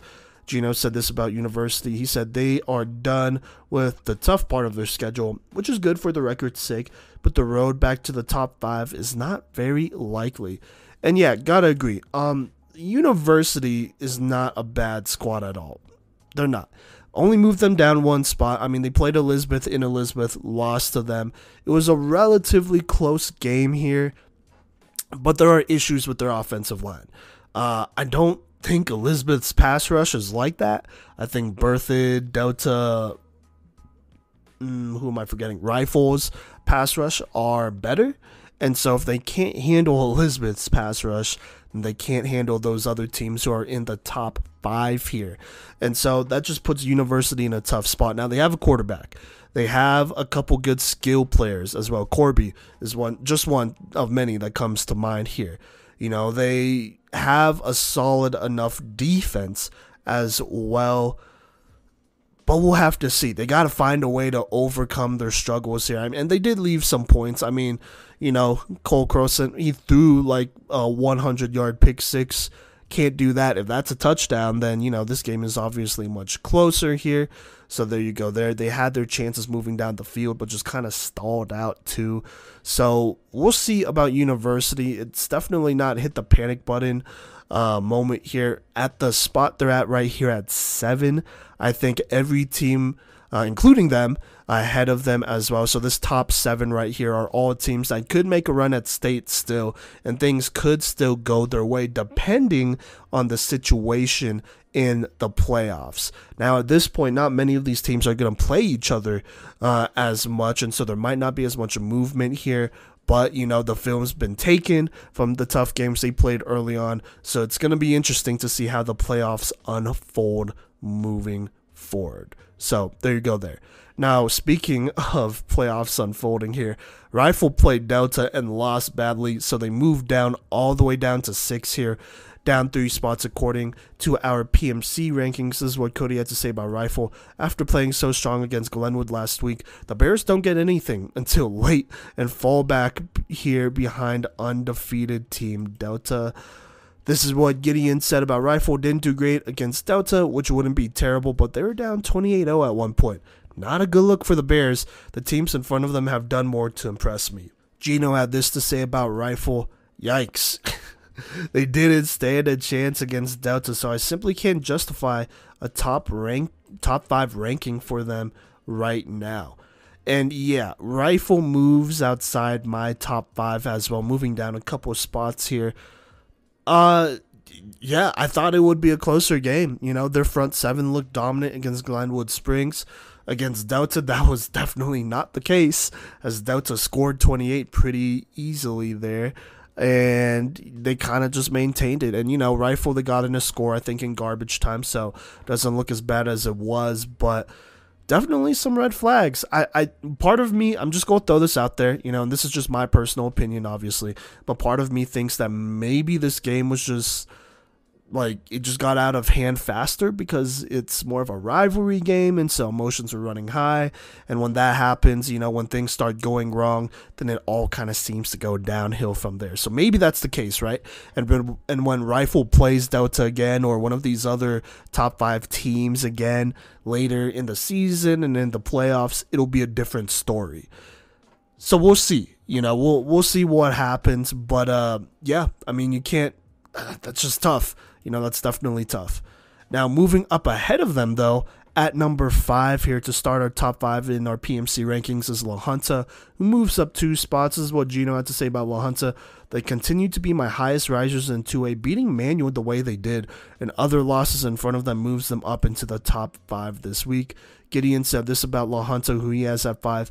Winning over Manual doesn't put La Junta here. Their win against Pueblo East does, since it has now been put into context. Pueblo East was really close to beating Lutheran, a top 4 team in 3A. Theoretically, La Junta could go toe-to-toe with Lutheran. I don't think so, personally, but that's what Gideon says here. And then he says that is championship quality play right there. I would agree with that, though, at least for 2A. That is championship quality play from La Junta, so gotta love that. This is what Kodey had to say. Their win against Pueblo East brought me some more faith after this week, and the team in front of them either stumbled or haven't shown me enough, so the Tigers leapfrogged that company. Yeah, I've been kind of high on La Junta, I feel. I had them in my top 5 here last week. They moved to 4 for me because teams lose. Look, I said this in the preseason. If Luke Garner is healthy, they're going to be dangerous. Now it does depend on the rest of the team, but the rest of the team has been playing really well. Luke Garner has been playing at an MVP level, and you can't deny that. You just can't deny that. And so La Junta is moving up here. Things are getting interesting, is all I'm saying. Things are definitely getting interesting. So there you go there. Now, moving on here, Basalt also moves up. They move up 1 spot into the 4 spot here. This is what Kodey had to say about them. A win against a solid 3A squad with their back against the wall shows the professionalism and expertise the Longhorns are navigating with this season. Gideon said this about Basalt. Great win over a likely playoff team in 3A Glenwood Springs. Coach may be a Coach of the Year finalist. Because doing this after losing Cooper Crawford is very impressive. Yeah, have to agree there. They're doing extremely well here. Gotta respect what they're doing with the team that they have. This is what Gino had to say there about Basalt. They knocked Glenwood out of the top 5 in 3A with their 30-12 win and moved themselves up to the 4 spot. Yeah, agreed with every one of what they are saying here. Basalt's good, they're good. They won a quality game here against Glenwood Springs. That definitely counts more against Glenwood than anything, I would say. But, you got to be good to beat him. So, love that. Moving on here, our top 3 basically stays the same here, PMC rankings-wise. At 3 is Elizabeth, at 2 is Berthoud, at 1 is Delta. Let's talk about Elizabeth first here. This is what Kodey had to say, who he put Elizabeth at 2. He said a hard-nosed and physical football team is the exact recipe of contender in 2A, and the Cardinals showed they were that and more on Friday. Gideon said this about Elizabeth, absolutely destroyed University. This win should have been bigger for the Cardinals by how they played. Pretty much agreed there. They did let University score some points that I didn't think they should have scored, which, I'll talk a little bit more about later. Gino said this about Elizabeth. Elizabeth has a tough schedule this year, but they continue to roll through it after beating University in convincing fashion.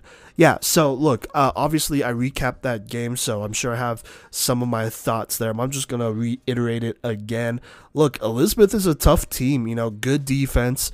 They have some real weapons on offense there. They run the ball well, and they could high-key pass it. They don't do it as much as they probably could, but they can pass the ball. Garcia to Malachi, that's a tough matchup. That's a tough duo, and then you just add on Cooper Connolly, who, is iconic over there and is the heart and soul of that team and plays super hard. Cash Randall is a stud over there as well. Elizabeth's good, and I would also say this. I'm going to say this because I don't know if I say this in the recap. I don't remember, at least. But Elizabeth has a great home field advantage. If the playoffs are forced to go through Elizabeth, that could be a tough road for a lot of football teams over there. They have a great home field advantage, a beautiful stadium, by the way. I'm just going to say that. And then a great football team right now. And so Elizabeth is definitely in that contender talk. Speaking of contender talk, at 2 is Berthoud. This is what the boys had to say about them. Berthoud is at 3 for Kodey. He said, we will see if the bye week kills momentum from their upset win or gave them a breather to finish the season strong, as I do believe they start league play here. Gideon said this, didn't play this week, but I find the idea that they could beat Loveland very intriguing. 2A to 4A is much closer than it's ever been. He said this: Berthoud beat Thompson Valley 16-14. Then Thompson Valley beat Loveland 14-0. Yes, which is pretty interesting there.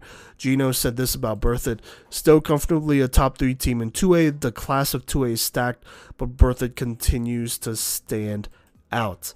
And yeah, I mean, they didn't play this week, so I don't have too much more to say. But Berthoud, still tough all around. They got some games coming up here that could be trap games, but we will see. At number 1 is Delta. This is what Kodey said. Another dominant win against another top 10 team shows Delta is rolling. Gideon said this about Delta: reclaims the top spot with a commanding win over a previously dominant rifle team. Glad to see them prove themselves. Gino said this about Delta: they absolutely confirmed the number 1 ranking after dismantling rifle, and could not agree more. Don't have too much more to add there. Delta, they got to keep it going. Playoffs is going to be huge for them, looking to stay healthy. And I don't know, I haven't looked at the stats yet, but if Asai Carrillo is not back and they're continuing to roll, adding him back for this next stretch, the second half here, or close to second half here, and then playoffs will absolutely be huge. And I probably wouldn't even play him unless he's fully 100% with the way they're rolling. So there you go there. That is 2A. Just as a reminder, just outside our top 10 is Wellington. At 10 is Eden, 9 Arvada, 8 TCA, 7 University, 6 Rifle, 5 La Junta, 4 Basalt, 3 Elizabeth, 2 Berthoud, and at number 1 is Delta. Now let's go ahead and move on to 3A here. Not too much movement here. For the most part, it stays pretty much the same. But let's go ahead and recap what happened last weekend, those rankings. Just outside getting top 10 votes was Denver North and Meade. Tied at 10 was Glenwood Springs and Pueblo Central. Then at 9 was Northridge, 8 Northfield, 7 Thompson Valley, 6 Resurrection Christian, 5 Durango, 4 Green Mountain, 3 Holy Family, 2 Roosevelt. And at number 1 was Lutheran. Now, there is no one just outside the top 10 here. I think we all voted for the same teams, just in different orders. So there you go there. But at number 10, according to our PMC rankings, is Pueblo Central, who stays right here. Kodey said this: they bounce back in the win column with a nice win and round out our top 10. Gideon said this about Pueblo Central: beat a 4A team by 40. By the way, he has Central at 9. Gino has Central at 10. He said this: Pueblo Central re-enters my top 10 after Glenwood Springs loses, and they put up a 50 spot on Coronado, who was the team that they beat. So there you go there. Pueblo Central, I think, is a little bit higher ranked than anybody else. I personally have them at 8, and they continue to stay there at 8. So there you go. Moving on. At number 9 is Northridge, who stays right here. Kodey says this about Northridge: they're still undefeated here and are starting to look less and less like a team you want to see at any point of this season. Gideon said this about Northridge here, who he has at 10, continues their strong win streak. Gino said this about Northridge: you gotta beat Greeley West as a top 10 team, and Northridge did just that. They should continue to roll until they get a real test against Roosevelt here in a couple weeks. And yeah, agreed. They're rolling. They're beating teams they should, and they're dominating. It's not like any of these games are close, which is definitely a green flag. But they haven't played a top 10 team yet. I don't know if they've played a playoff team yet. And so we'll have to see. We're just going to have to see what happens, but Northridge will get tested here soon. At number 8, it's still Northfield. They stay right here. Kodey said this about Northfield: the Nighthawks came out super strong with big plays, but the offense just stalled out in the second half. But the defense is something to behold, with violent defenders all over the front 7 and just enough athleticism in the secondary to cause issues, as they did win against Denver North, I believe. Gideon said this about Northfield: going off of what Kodey told me, Northfield made a lot of mistakes, and I feel iffy having them in the top 5 if they play like that against Denver North. So there you go there. Gino said this about Northfield: the defense can take this team far. I don't consider them in the class of the top 4 teams here. Top 4 teams. But I think they can continue to hover around top 5 for the rest of the year. And yeah, agreed. I mean, I have them personally here just at 10. They're undefeated, right? or I'm pretty sure they're undefeated. Maybe they're 3-1. But, they have a good record here. They continue to win. They got to be a top 10 team. So there you go there. Now, Resurrection Christian moves down one spot, but it's mostly because a team moves up ahead of them here. But they're here at 7, and this is what Kodey had to say about Rez, who he has at 9. He said another week and no game. It's just hard to argue for a top 10 team with so few games played. Gideon said bye week. I don't think Gino had anything to say there. Yeah, agreed. I mean, they're not playing out-of-state teams. So look, I felt like they had a lot more scheduled, but maybe they just flaked on them is kind of what it looks like to me. So, hey, that's not a great look for those teams, but for Rez, it probably looks great that they're getting dodged by those squads. So there you go. Moving on here, we have a tie at 5 here. One of them is a team that's already been here. That's Durango, who stays right here. Kodey said this about Durango. They get the win over Grand Junction Central, but they lose their top 5 position with the Thompson Valley win over Loveland. Sorry, that's what Gino had to say about Durango there. Gideon said this about Durango. Squashed for a Grand Junction Central by 13. The Warriors are pretty solid, to be honest, so Durango's success has proven me wrong. Kodey has this to say about Durango. The game against GJC was maybe a little closer than some expected, but they'll be facing some teams with their backs against the wall, and they will have to earn coming up. So, yeah, no, agreed. I mean, but they win, right? They win. That's why I personally have them, I think, pretty much in the same spot. I moved a team ahead of them. That's why they moved down, though, for me. But according to our PMC rankings, they stay exactly the same. Now, the team that moved ahead here and is tied at 5th with Durango is Thompson Valley, who moves up 2 spots. This is what Kodey had to say about Thompson Valley. After snapping a 17-game and 18-year losing streak to Loveland, of course, the Eagles are at 7 and have plenty of promise to continue to climb should they keep it up. 7 in his personal rankings, by the way. Gideon has Thompson Valley at 6. He just said beat for a Loveland. Gino had this to say about Thompson Valley. Wow, shutting out a top 10 4A team easily puts Thompson Valley in top 5 this week for sure. And yeah, agreed. I could not have predicted Thompson Valley beating Loveland, but Loveland has looked a little bit weaker. Regardless, though, Loveland's pretty good. They're still pretty good. And so this is a big win, and you got to remember, this is a new head coach here. Same coaching staff. I mean, he's been on this coaching staff for a minute, right? But same head coach. And so this is a huge win for them. That shows their toughness for sure. And there are going to be teams, and I'm looking at Green Mountain as one of those teams that could be really tough, as well as the rest of the teams in the top 5 here. So there you go. But let's talk about those teams as it pretty much stays the same here. I'll just go through it real quick. Green Mountain still is there at 4. Holy Family is still there at 3. Roosevelt's still there at 2. Lutheran is still there at 1. I'll go ahead and say the reasons for everyone here, starting with Green Mountain. This is what Gino had to say. Again, it feels weird and wrong not having them in the top 3, but the Holy Family Roosevelt game next week will give Green Mountain a clear window to grab a top 3 spot where they belong. And yeah, I gotta agree. I mean, one of those teams have to lose, so that will open up a window. Gideon has Green Mountain at 2. He said after what happened with Lutheran and Holy Family, they are the only team I see at number 1 right now. He has Green Mountain ahead of Lutheran and Holy Family. So there you go there. Kodey had this to say about Green Mountain. These Rams are dominant and more fortunate than the ones up in FOCO. Talking about those Fort Collins Rams and Jay Norvell. So there you go there. Now let's talk about Holy Family. This is what Kodey had to say. Not concerned about the point margin, but we will learn a lot about the Tigers down the stretch with major matchups against Roosevelt and Lutheran on the horizon. Gideon said this about Holy Family, who he has at 4. Holy Family is here through comparison. They allowed Mountain View to score over 20 points. Green Mountain held them to 0 and also scored more points. Gino said this about Holy Family. They gave up 28 against a winless Mountain View squad. That definitely makes their spot at 3 a little more vulnerable, considering the team behind them completely shut out and dominated Mountain View just last week. I didn't move Holy Family down. I mean, they still won, but it is a little concerning. Not exactly concerns that I didn't have before. I don't think their defense is that tough, personally, but, like Kodey said, they do play Roosevelt and Lutheran later here in the season.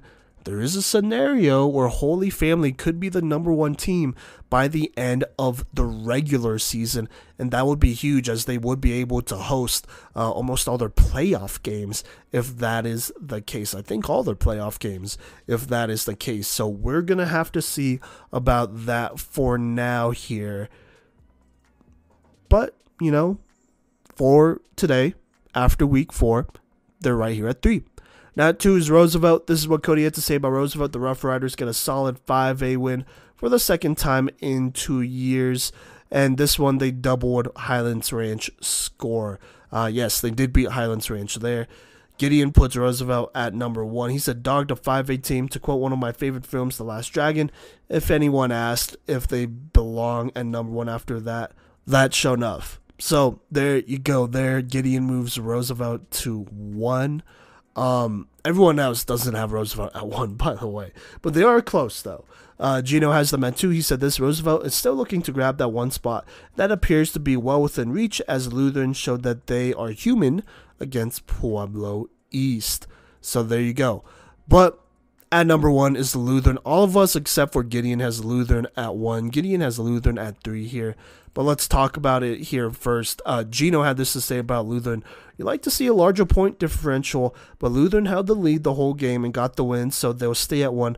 They have some tough games coming up that will almost certainly shake up the 3A rankings. Yeah, Lutheran, they got Montrose. I want to say this next week in Montrose, which is tough. And then they play Holy Family soon here. So there you go there.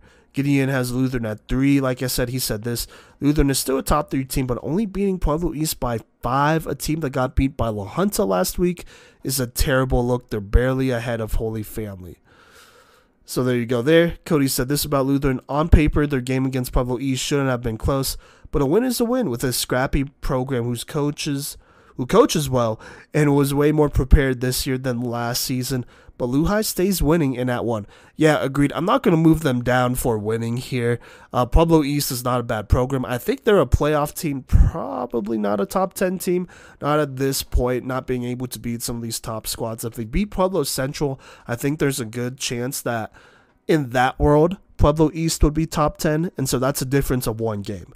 And so I'm not going to, hate on Lutheran here. I mean, they won, so they're at 1, They play Montrose here, who I think they'll probably lose to, and then they'll play Holy Family in Broomfield, by the way.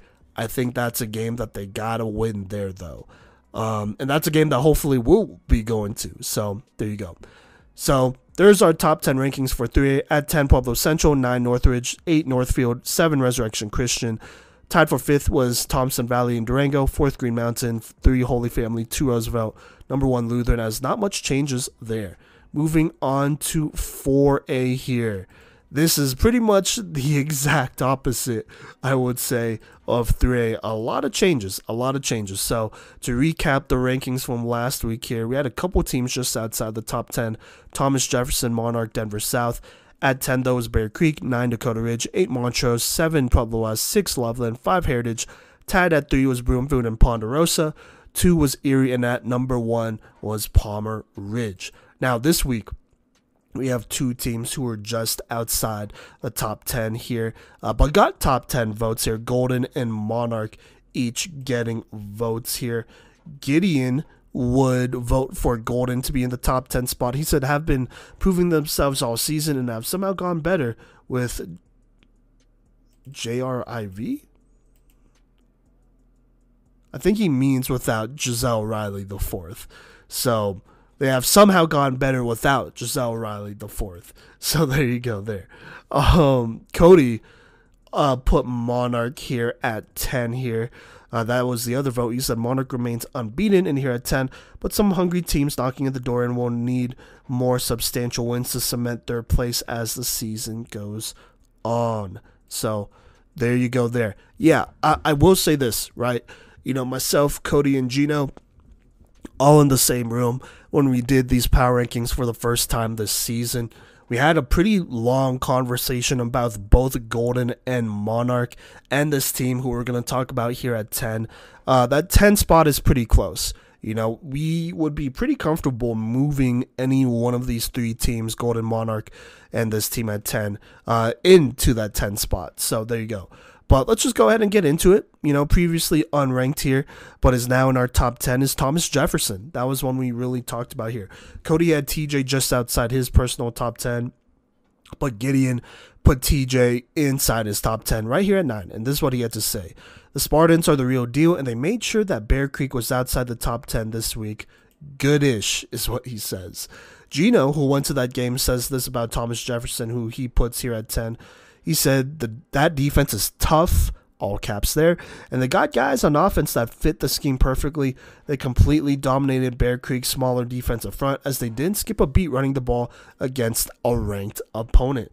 And yeah, I gotta agree there. I mean, for me, it was either Thomas Jefferson or Monarch because both of them are unbeaten. Golden has a loss, so there's that, but I do acknowledge that they're on the come up here. TJ, though, I mean, they're always going to play tough defense. Love their linebackers, Tapia and Scobie. They're great. Dimitri Harambopoulos, he's going to do his thing. Their corners are always pretty much going to be good. And so, you know, defenses, they win you games, and as they say, they win you championships. Now, I'm just going to say this. Is Thomas Jefferson going to win the 4A state championship? No, that is not what I'm saying. Are they going to beat some teams on the way there? Maybe not to the state championship, but close to it. Probably. You know, they're a tough team. They're one of those teams that you really got to look out for because of how good their defense is. So there you go there. Moving on here, we have Loveland, who is here at 9, dropping a couple of spots after their loss to Thompson Valley. Gino had this to say about Loveland. I gave them the benefit of the doubt after pulling out the win against Pagosa, but getting shut out against a 3A opponent is straight up inexcusable. Gideon had this to say about Loveland, which is nothing, actually. Just kidding. He does not have them ranked in his top 10 here. And I don't think he had them ranked in his top 10 last week either, I want to say. Yeah, so there you go there. Nothing to say. Kodey has this to say about Loveland. Wow. Losing to Thompson Valley for the first time since 2005 is freaking nuts. And ending a 17-game win streak while also being shut out is embarrassing. It almost feels like it's time to panic. Well, Kodey, I will click on this panic button as yes, it is time to panic. I have Loveland at 9 here, dropping a couple of spots. Okay, so the last time Thompson Valley beat Loveland, I was in the first grade. Kodey was also in the first grade as well. So that should tell you how big of a deal this is for Loveland to lose. As much as it is a big win for Thompson Valley, it is a devastating loss for Loveland. And I think it really exposes them. I mean, look, Loveland, you know, they played Pomona last week. Pomona played them close. And I will say this, Pomona is better this year. But let's not forget, this was a Loveland team that put 49 and won by 49 against Pomona last year. So the red flags were already there. And then this is the ultimate red flag. Forget the red flag. Click the button. Have the alarms going. You lost to Thompson Valley 16-0. Or something like that. Well, I don't know. I don't know what you want me to say here. But you got to win the rest of your games, which you should. I don't think any of these games should be close for them to stay in the top 10. But even then, as the season goes on and more teams collect wins, you could still see Loveland drop. I could see TJ moving ahead of them if TJ continues to roll here. I think they might be better than them this season straight up. So we'll just have to see. Moving on, we got Dakota Ridge here. They are right here moving up one spot at 8 in our PMC rankings. This is what Kodey had to say about Dakota Ridge, who he has at 6 in his personal rankings. Obviously, Dakota Ridge is supposed to win this game, but they're playing very hot right now and could really make a statement next week, ... So there you go there. Gideon had this to say about Dakota Ridge. Dakota Ridge Dog Rampart, a team I was considering giving a top 10 vote last week. Dakota Ridge may be really good. Gino has this to say about Dakota Ridge, who he has a 9. They are another quick riser as they have only gotten better as the weeks have gone by. Yeah, I absolutely have to agree here. I think I moved Dakota Ridge one spot in my personal rankings. Gotta love what they're doing. I mean, we've been known this by Dakota Ridge. They're well coached, so they're almost always going to get better as the season goes on. But I gotta shout out our guy Blake Palladino because he's been playing lights out. Along with the rest of the team, of course, defense has been looking really good too. But Blake Palladino has taken a step forward here. He has put himself in that MVP/0 conversation. And if they get a big win next week against Chatfield, that's going to be really good for them. I'm not going to lie. It's going to be really good. So we're just going to have to see what happens there.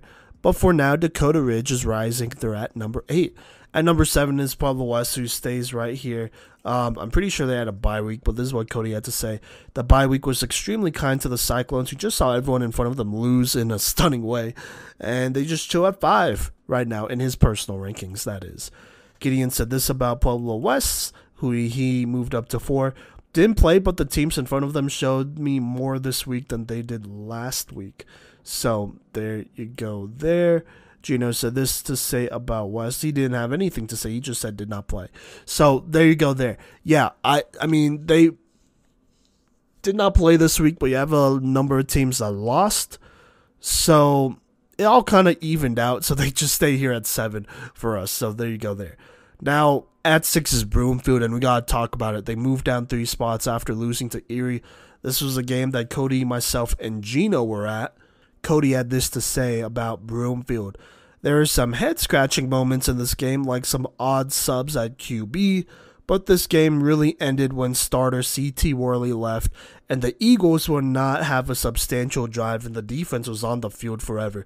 The commitment from the coaching staff and health of CT determines how far the Eagles fly. Gideon has this to say about Broomfield, who he moves down just 2 spots to 5. Lost pretty bad to Erie, and until they get their QB situation figured out, I do not trust the Eagles. Gino had this to say about Broomfield. The Eagles did not look good against Erie on either side. They didn't get many, if any, scoring opportunities in the second half. And yeah, gotta agree. Look, I'm just gonna assume that CT got hurt here at the end here and did not get benched, because here's what I'm gonna say. If he got benched, that was the wrong decision, straight up. And I don't know what's going on. CT looked really good this game. He led a lot of drives where they got down into the end zone, like within, or red zone, I should say, within within 10 or 20 yards, right? And then they wouldn't be able to convert. And it wasn't because of him, I'm going to say, because they handed off the ball an awful lot there.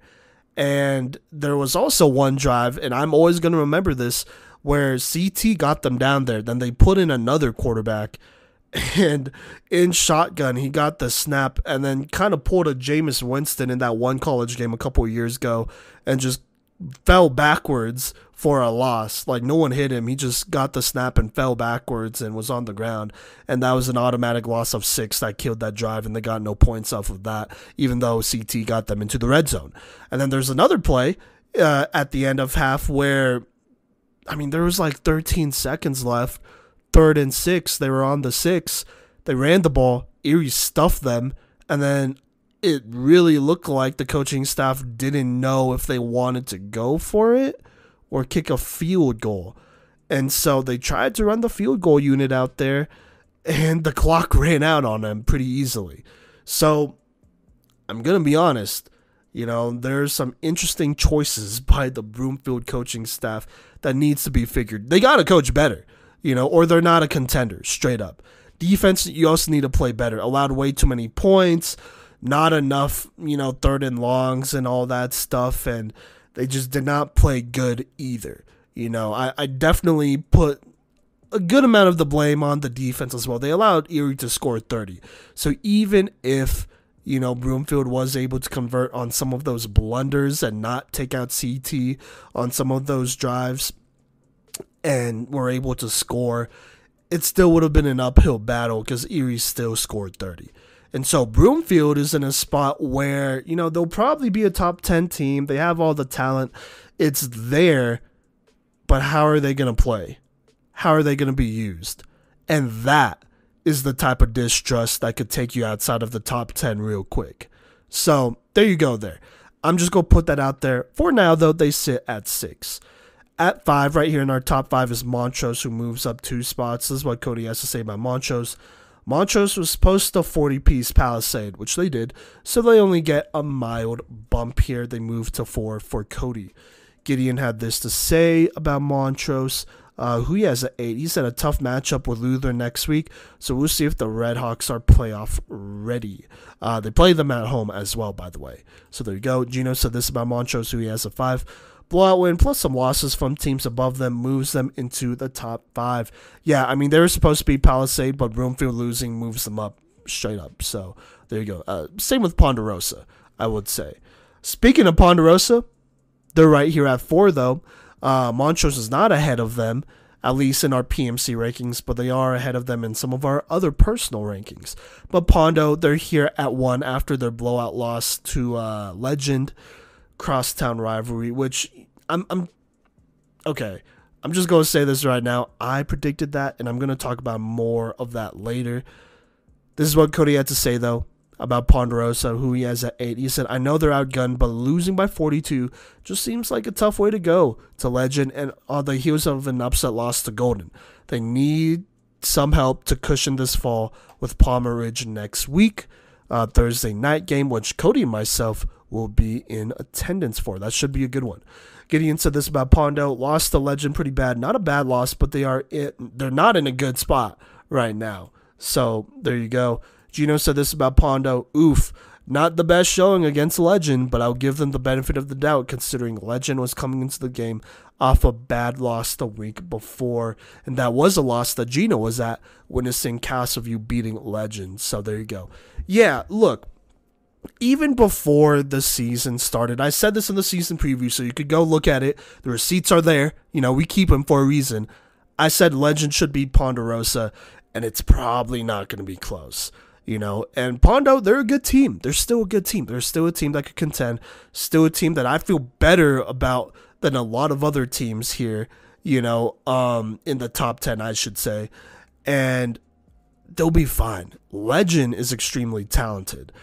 And we'll talk about Legend next segment here when we talk about 5A. So there you go there. I won't say too much more. But I think this was expected, so I'm not really docking Pondo at all. I have them at 4 still. So there you go. Now, up a couple of spots here is Heritage, who is at 3 according to our PMC rankings. This is what Kodey has to say. A 50 burger over Overland is more indicative of how good this team is as they skyrocket up my power rankings, his personal power rankings. Heritage is at 3 for Gideon. He said, drop 50 on a 5A team. Kurt Rossner is making his case as one of the best quarterbacks in the state. This is what Gino has to say about Heritage, who he also has at 3. I think we all have Heritage at 3. This is what Gino says. Heritage has risen very fast in the last couple of weeks with all the movement in the top 10, but it'll be tough to move into the top 2 with how Erie and Palmer Ridge are playing. And yeah, I gotta agree with that. Heritage looks good, and we know this. I mean, they have a good defense. I think Kurt Rossner has really changed that offense, and he's a guy who's in the Opoi running, I would say, right now, / maybe MVP, depending on how the rest of the season goes. But yeah, Heritage is like that. And, a big win against a 5A opponent in Overland who's not bad, that's a vote of confidence for sure, with plenty of other teams not giving you votes of confidence. So there you go there. Now, the next 2 teams are the same. Erie at 2, Palmer Ridge at 1. We all voted for Erie at 2 and at Palmer Ridge here at 1. Let's go over what they still had to say, though. Let's start with Erie. Kodey had this to say about Erie. The Tigers were playing great before Broomfield's quarterback left the game, but after that, pulled away like the top team they are supposed to. Gideon said this about Erie. Soundly defeated Broomfield here. Can't wait to watch Blake Barnett in person next week, as Gideon will be at that Erie versus Windsor game. Gino had this to say about Erie. They finally get revenge on Broomfield and confirmed their top 2 ranking. they stay undefeated against Colorado talent and now look to take Palmer Ridge's top spot before the start of the playoffs. And there is plenty of time here. Palmer Ridge just has to lose one time, but Erie also has to keep it going. So there's also that as well. This is what I have to say about Erie. Look, I feel like they didn't call the best game, but they still beat Broomfield by like 23 or whatever it was. And I think I think it's a green flag. I think it's a green flag there, but we'll see there. I mean, gotta still clean it up. Still some things they could do better. You know, they're going to continue to roll. I don't think they play a crazy tough opponent for the rest of their schedule. They just got their league, which they should definitely win. If they lose any of those games, then they're for sure moving down at least a couple spots, is all I'm going to say there. And so at this point, if Erie continues to win, then they're just waiting for Palmer Ridge to lose, which is possible. And so let's talk about Palmer Ridge here. And here's what Gino had to say about them. As long as they are continuing to blow out teams, they are going to be the team to beat in 4A. By the way, Palmer Ridge blowing out 5A Smoky Hill by like 49. Gideon just said it's Palmer Ridge. Kodey said this, 49-point shutout before a big game next week against a 2-game losing streak opponent desperate for a win. That's not exactly a sentence, Kodey. I'm sorry, but that is definitely not a complete sentence there, but that is his thought in one sentence. So there you go there. Yeah, Palmer Ridge beats Smoky Hill. This is what Kodey meant here. Palmer Ridge plays Ponderosa next week, who is on a 2-game losing streak and is hungry to win, you know? And so that could be a potential upset / trap game there, you know, against Ponderosa. And the thing is, I would probably consider this a rivalry game. Palmer Ridge, Pondo, you know, the last couple of years it's been classics. I want to say Pondo won last year. I want to say that. And then Palmer Ridge 2 years ago had a crazy 28-point comeback against Pondo in Parker, by the way, which is where they're going to be playing this year. And so it's going to be a great matchup. I think these two teams, Palmer Ridge and Ponderosa, this next week match up really well. We'll just have to see. If Palmer Ridge loses, I think Erie becomes the number 1 team in 4A. So those are the implications here. But let's go ahead and recap our 4A rankings. Just outside getting votes is Golden and Monarch. At 10 is Thomas Jefferson, 9 Loveland, 8 Dakota Ridge, 7 Pueblo West, 6 Broomfield, 5 Montrose, 4 Ponderosa, 3 Heritage, 2 Erie, and at number 1 is Palmer Ridge. Let's go ahead and move on to 5A here, which is pretty uneventful. It was a pretty uneventful week in 5A. So let's go ahead and talk about last week, which was a pretty eventful week here. Last week's, power rankings just outside getting votes was Castleview, Valor Christian, and Rock Canyon. Tied at 9 was Mountain Vista and Regis Jesuit. At 8, Legend, 7, Grandview, 6, Fountain Fort Carson, 5, Arapahoe, 4, Littleton West, 3, Ralston Valley, 2, Pine Creek, 1, Cherry Creek. So there you go there. Like I said, not too much different this week, but we do have a couple of teams who are just outside here, but got top 10 votes. Rock Canyon, Regis Jesuit, and Chatfield all got top 10 votes there. Kodey had Regis Jesuit and Chatfield just outside his top 10, so there you go. Gideon had Chatfield at 10 and Rock Canyon at 7. Let's talk about Rock Canyon, we put at 7. I don't think anyone else put Rock Canyon in their top 10. But he said this, the Jags continue to roll, very good team that I want to see in their league before I rank them higher. And yeah, it's true. I mean, playing their league and winning in their league would move them up here. So there you go. He also has Chatfield at 10. This is what he has to say. Chatfield has been bubbling up, and I feel good about putting them in the top 10. So there you go there. Gino had Chatfield and Rock Canyon just outside the top 10, as well as Eagle Crest for him. So there you go. I had Regis Jesuit, I want to say right here at 8 here. They're fine. I think Regis Jesuit is fine. They are a young team, and they lost to Ralston Valley, only 28-21 there. That's winnable to me. And for a young team to do that, you know, I respect it. And so that's why Regis Jesuit is still in my top 10. Nobody else has them in their top 10. but that is why Regis is in my top 10. So there you go there. But let's go ahead and hop into our PMC power rankings and our top 10 here. We still have a tie at 9 here between two teams. One of them stays here in Mountain Vista. The other one comes up from the unranks here, and that is Castleview. But Castleview got votes last week, so just going to say that. But they're finally now in the top 10. So let's talk about Castleview versus Kodey. Had this to say. With Regis's loss, I'm going to move the Cougars up here to 10 between their win over Legend and their Battle of the Rock performance. They've trended right to 10 for me this year. Gideon had this to say about Castleview after a dominating win by the Sabercats over the Huskies. Also, by the way, I don't know why Kodey said Cougars, because they are the Sabercats. I guess he thinks all cats are the same, but there you go. Anyways, this is what Gideon had to say about Castleview after a dominating win by the Sabercats over the Huskies. I feel good about keeping Castleview here. Still feel good about them. Eric Hankey may be a Coach of the Year candidate. So there you go there. And I would have to agree. That is definitely someone that I would consider, at least as a finalist there. So there you go. Now Castleview. Castleview finally enters the top 10 after another blowout win. Derek Gordon and the boys are a team to watch as they continue to shine this year. So there you go there. Castleview for me was just outside the top 10. I had to move a team ahead here, which you will see why, so you could blame that team for that. So there you go. Now Mountain Vista stays right here at 9. This is what everyone had to say about them. Kodey said, Vista continues to rock people and scoring in bonfire amounts do so. Gideon said this, well, he doesn't have Mountain Vista in here. He does, and I should say this. I mean, he does have a pretty long, I think, not rant. Well, yeah, a rant about the teams he had just outside. So I'm going to read that right now before I forget. And so this is what he had to say about all the teams that were just outside the top 10.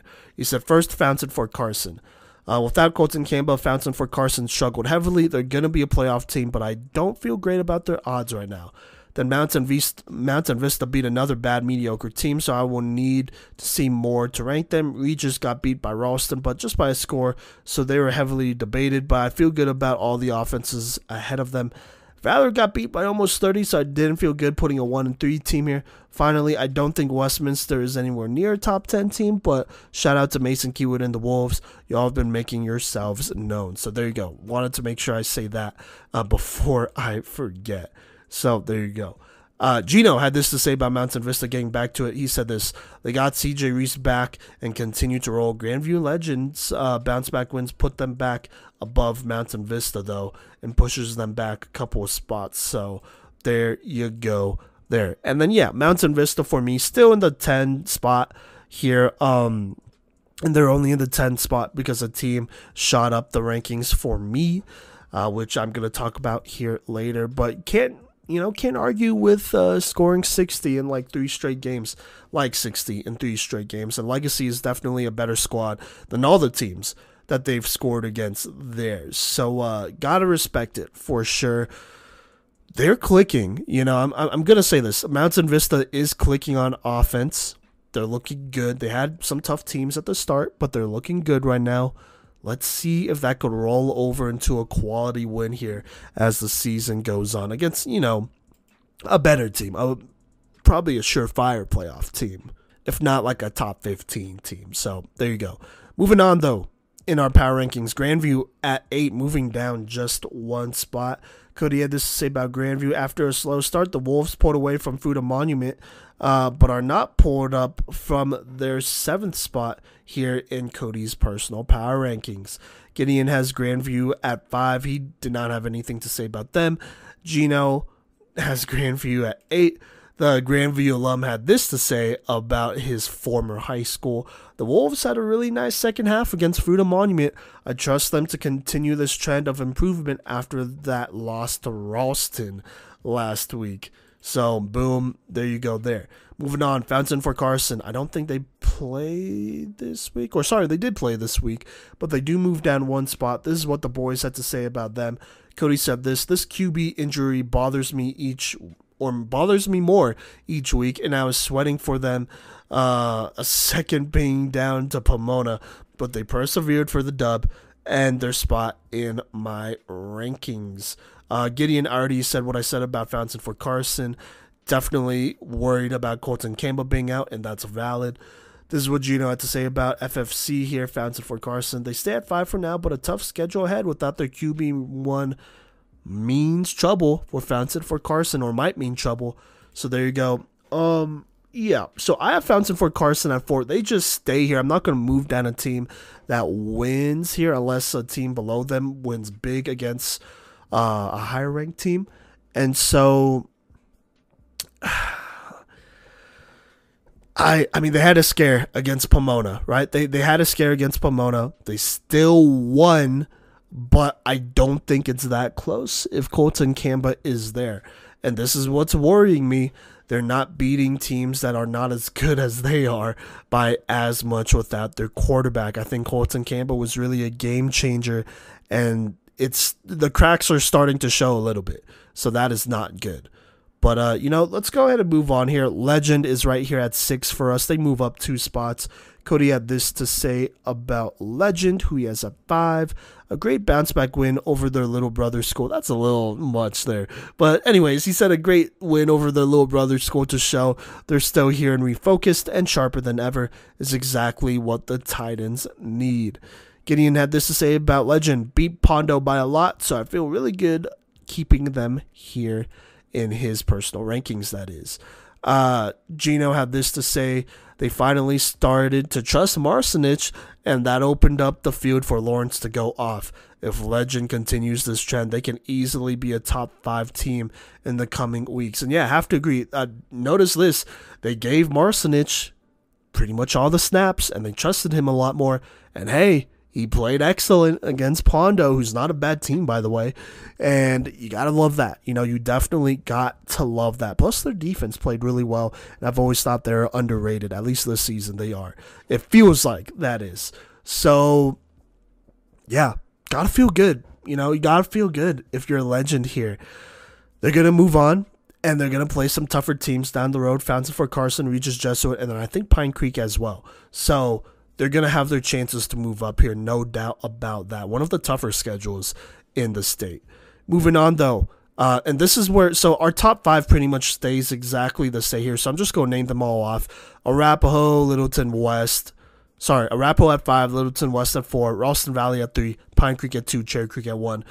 It all stays the same mostly, but I'm still going to read off the reasons here. Let's start with Arapahoe and start with Kodey, the Arapahoe alum. This is what he had to say about his former high school. Kind of wild to watch the Warriors defense drop the ball in this game after the offense did so much to score and convert a 2-point conversion. But such is life. That's a game that the Warriors would want another crack at and may just have in the postseason. Gideon had this to say about Arapahoe. Lost to Littleton West varsity football team, but still a top 5 defense. Gino had this to say about Arapahoe. You almost get the win against a tough West Littleton squad, but I got to knock them a spot after Legend bounced back. And yeah, gotta agree with that. Look, this was a game that Arapahoe should have won. It could have went either way. At least that's my opinion here. And so with that being said, they now have the film from this game. You kind of got to assume they're going to learn from this game, right?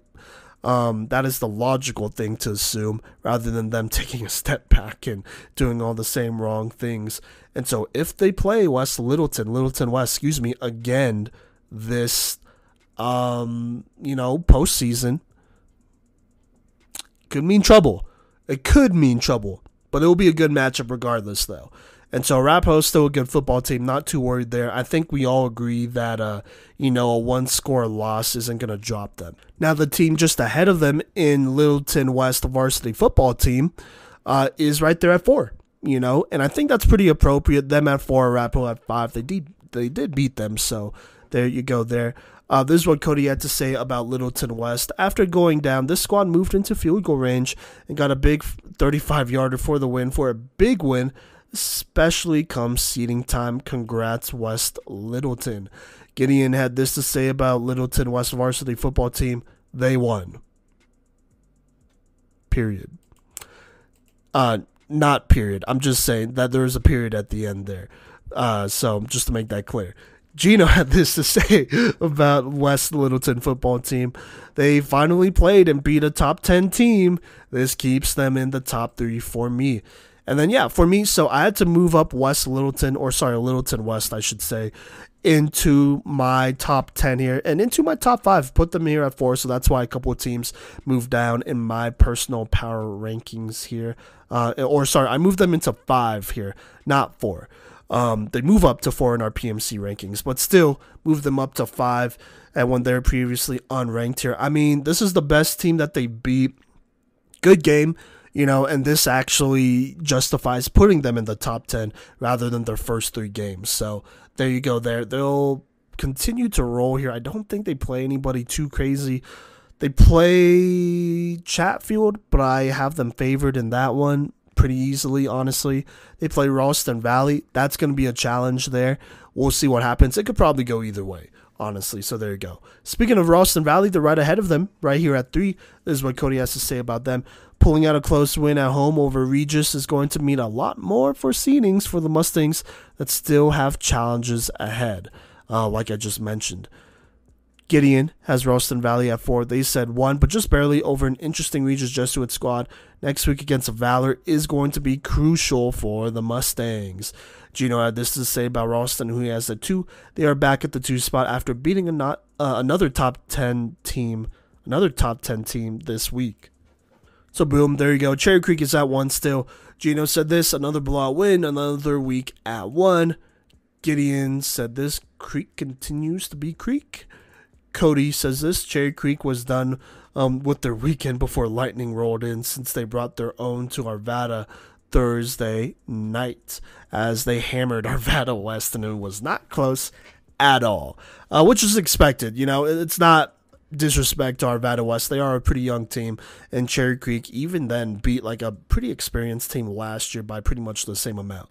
So there you go there.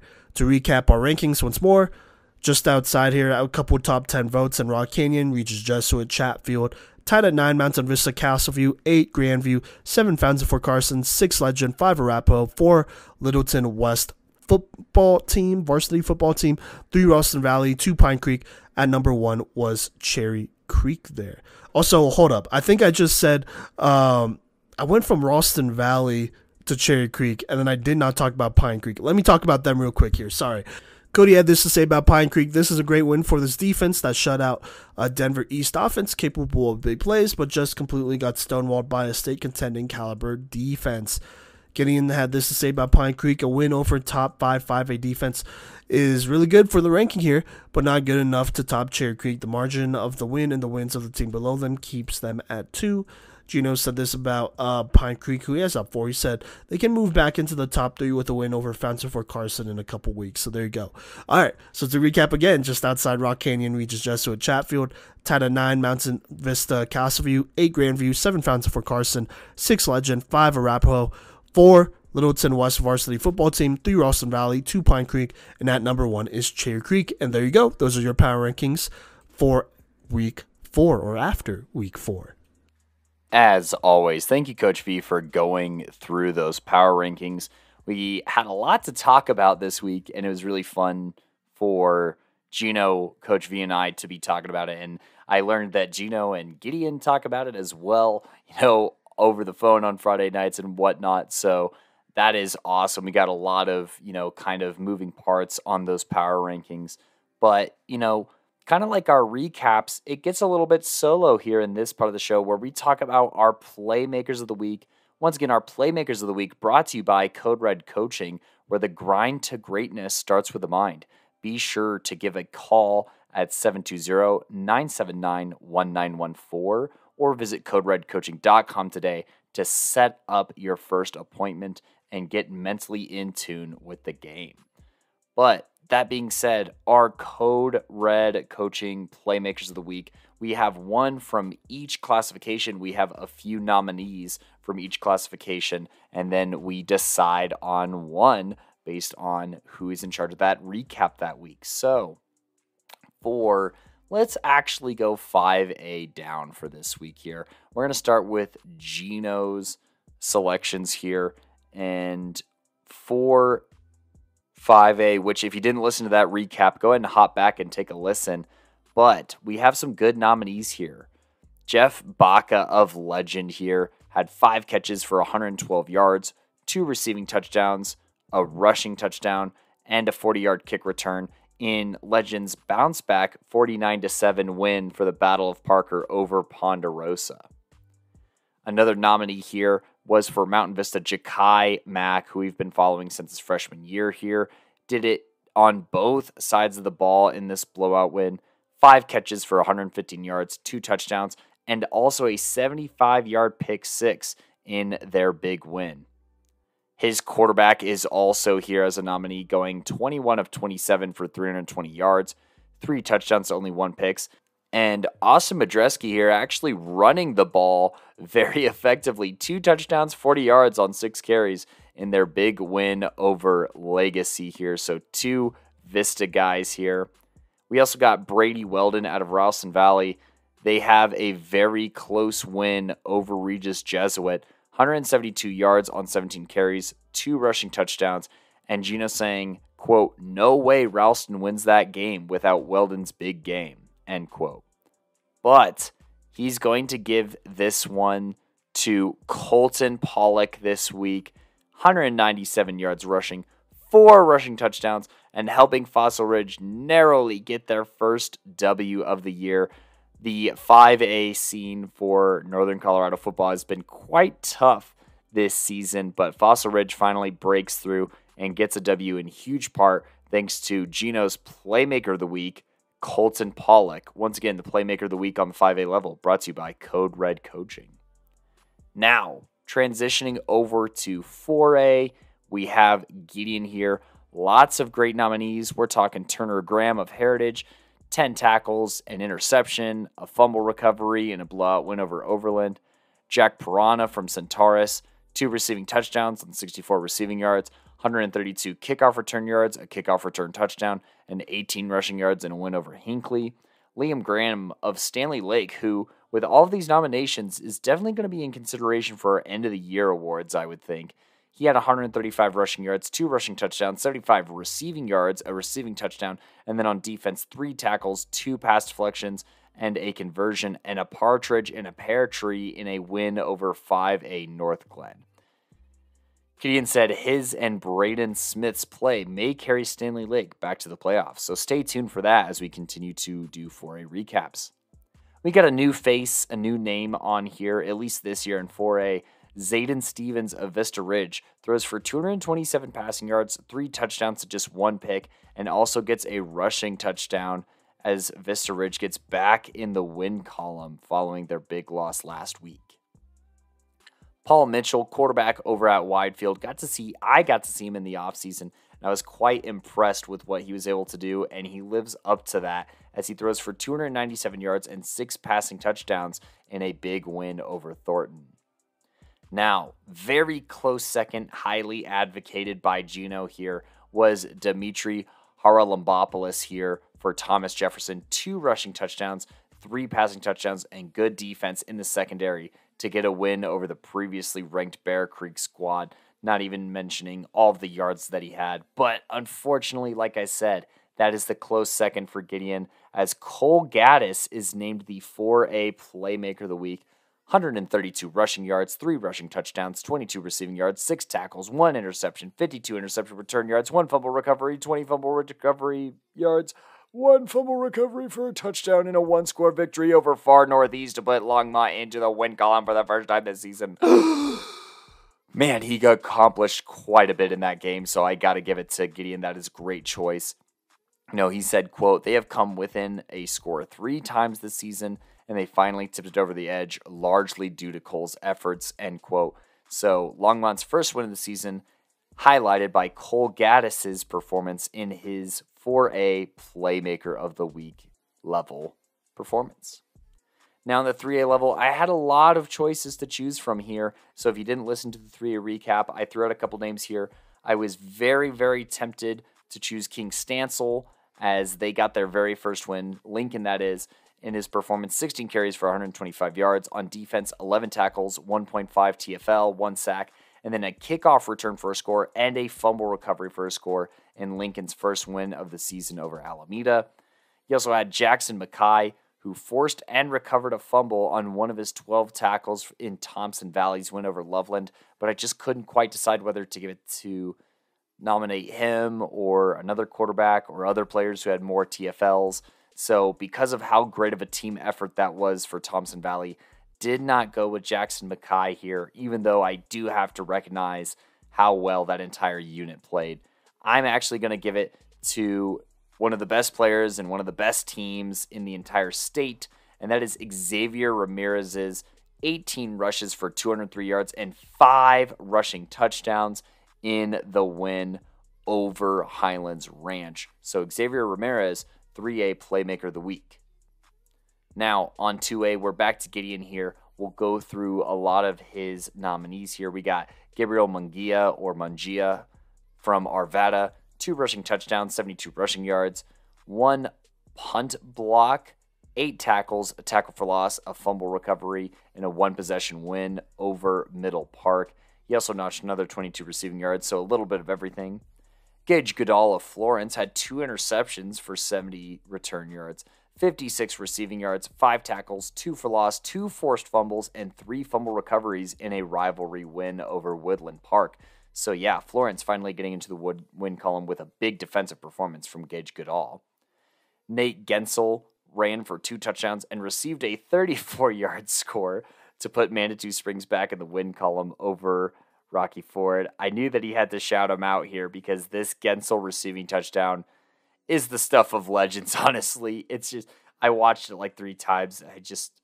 Part of me doesn't get it still to this day. Not like in the literal technical aspect, but it's kind of mind-blowing to watch. Royce Guerrero out of Fort Lupton had 156 passing yards, touchdown and a pick, but his 4 rushing touchdowns in a 30-point win over a regional rivalry is what really shines through, and is 125 rush yards. So 5 total touchdowns and almost 300 total yards for Royce Guerrero. Carson Campbell out of Inglewood had 270 passing yards, 3 touchdowns to 2 picks in a win over 3A Littleton. But go ahead and listen to Gideon's recap of the Wellington and Timnath game, and you'll understand his selection here, as he goes with Tanner Gray out of Wellington, 210 rushing yards, 3 rushing touchdowns, 3 conversions with 15 passing yards, and was a defensive menace in the win over rivalry game Timnath to secure the Box Elder Cup and perform what many media members would consider an upset. Not necessarily us here at the pod, but Tanner Gray, I want to say he has 17 or 18 tackles according to Gideon's recap, but just go listen to how many times you hear Tanner's name in the recap, and it makes sense why Tanner Gray is your 2A Playmaker of the Week. Now, Coach V is a little bit more like me with the simplicity of the nominees here. He has 3 total here options for 1A Playmaker of the Week. Coming just short, once again, Hayden Moreno, 195 rushing yards and 2 rushing touchdowns in North Fork's 45-14 win over Montezuma Cortez. The Moreno brothers continue to just carve it up there at North Fork, and they got to be in the discussion for Playmaker of the Year, honestly, with his consistent appearance as a nominee on this Playmaker of the Week list. Chase Reel out of Banning Lewis Academy went for 152 rushing yards, 2 rushing touchdowns, 4 receptions, 45 yards, and a receiving touchdown in BLA's throttling of Bennett.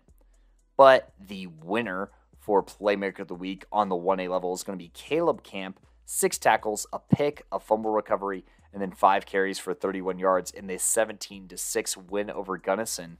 Simon, with the reasoning, says, quote, "Turnovers matter in close games against Gunnison, and for him to get 2 of them along with contributing on offense to the air and ground in an upset win gives him the honor this week," end quote. So yeah, once again, guys, it is a combination of narrative, numbers, importance, and just kind of a little bit of everything to be crowned Playmaker of the Week, and it kind of just depends who you're playing, how your team is doing. I mean, you see for Gideon, Cole Gaddis and Colton Pollock on the 4A and 5A level between Gino and Gideon. I almost just said Gino and Gideon. Oh my goodness. It's way too late to be recording this. But, the first win of the season matters to them for that Playmaker of the Week selection. And then Tanner Gray is selected for his big performance on both sides of the ball in 2A and a win over a rivalry game for a trophy.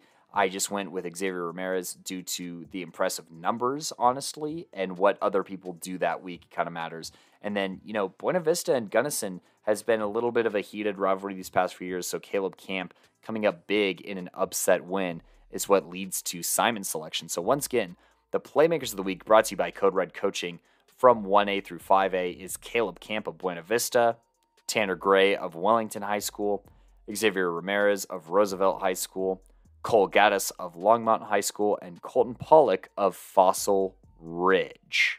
And that's going to do it for the 299th edition of Playmakers Corner. We are excited to catch some more flag football and some more action heading into this weekend. Be sure to be on the lookout for what games we're going to attend with our Games of the Week post that you can find on Instagram or Twitter or Facebook. Find us on any of those at Playmakers Corner or on X/Twitter at Playmaker Corner. And be sure to stay tuned for other posts, whether it's highlights on our TikTok at Playmakers Corner or listening to this episode on YouTube, Spotify, Apple Podcasts, Google Podcasts, and anywhere else our distributor tosses us into the wind there. Be sure to turn on notifications so you are notified whenever we make new posts or post new episodes. But I have been your showrunner for this episode, Kodey Stauffer, accompanied with insight from Gino, Gideon, and Coach V. And until next time, see ya.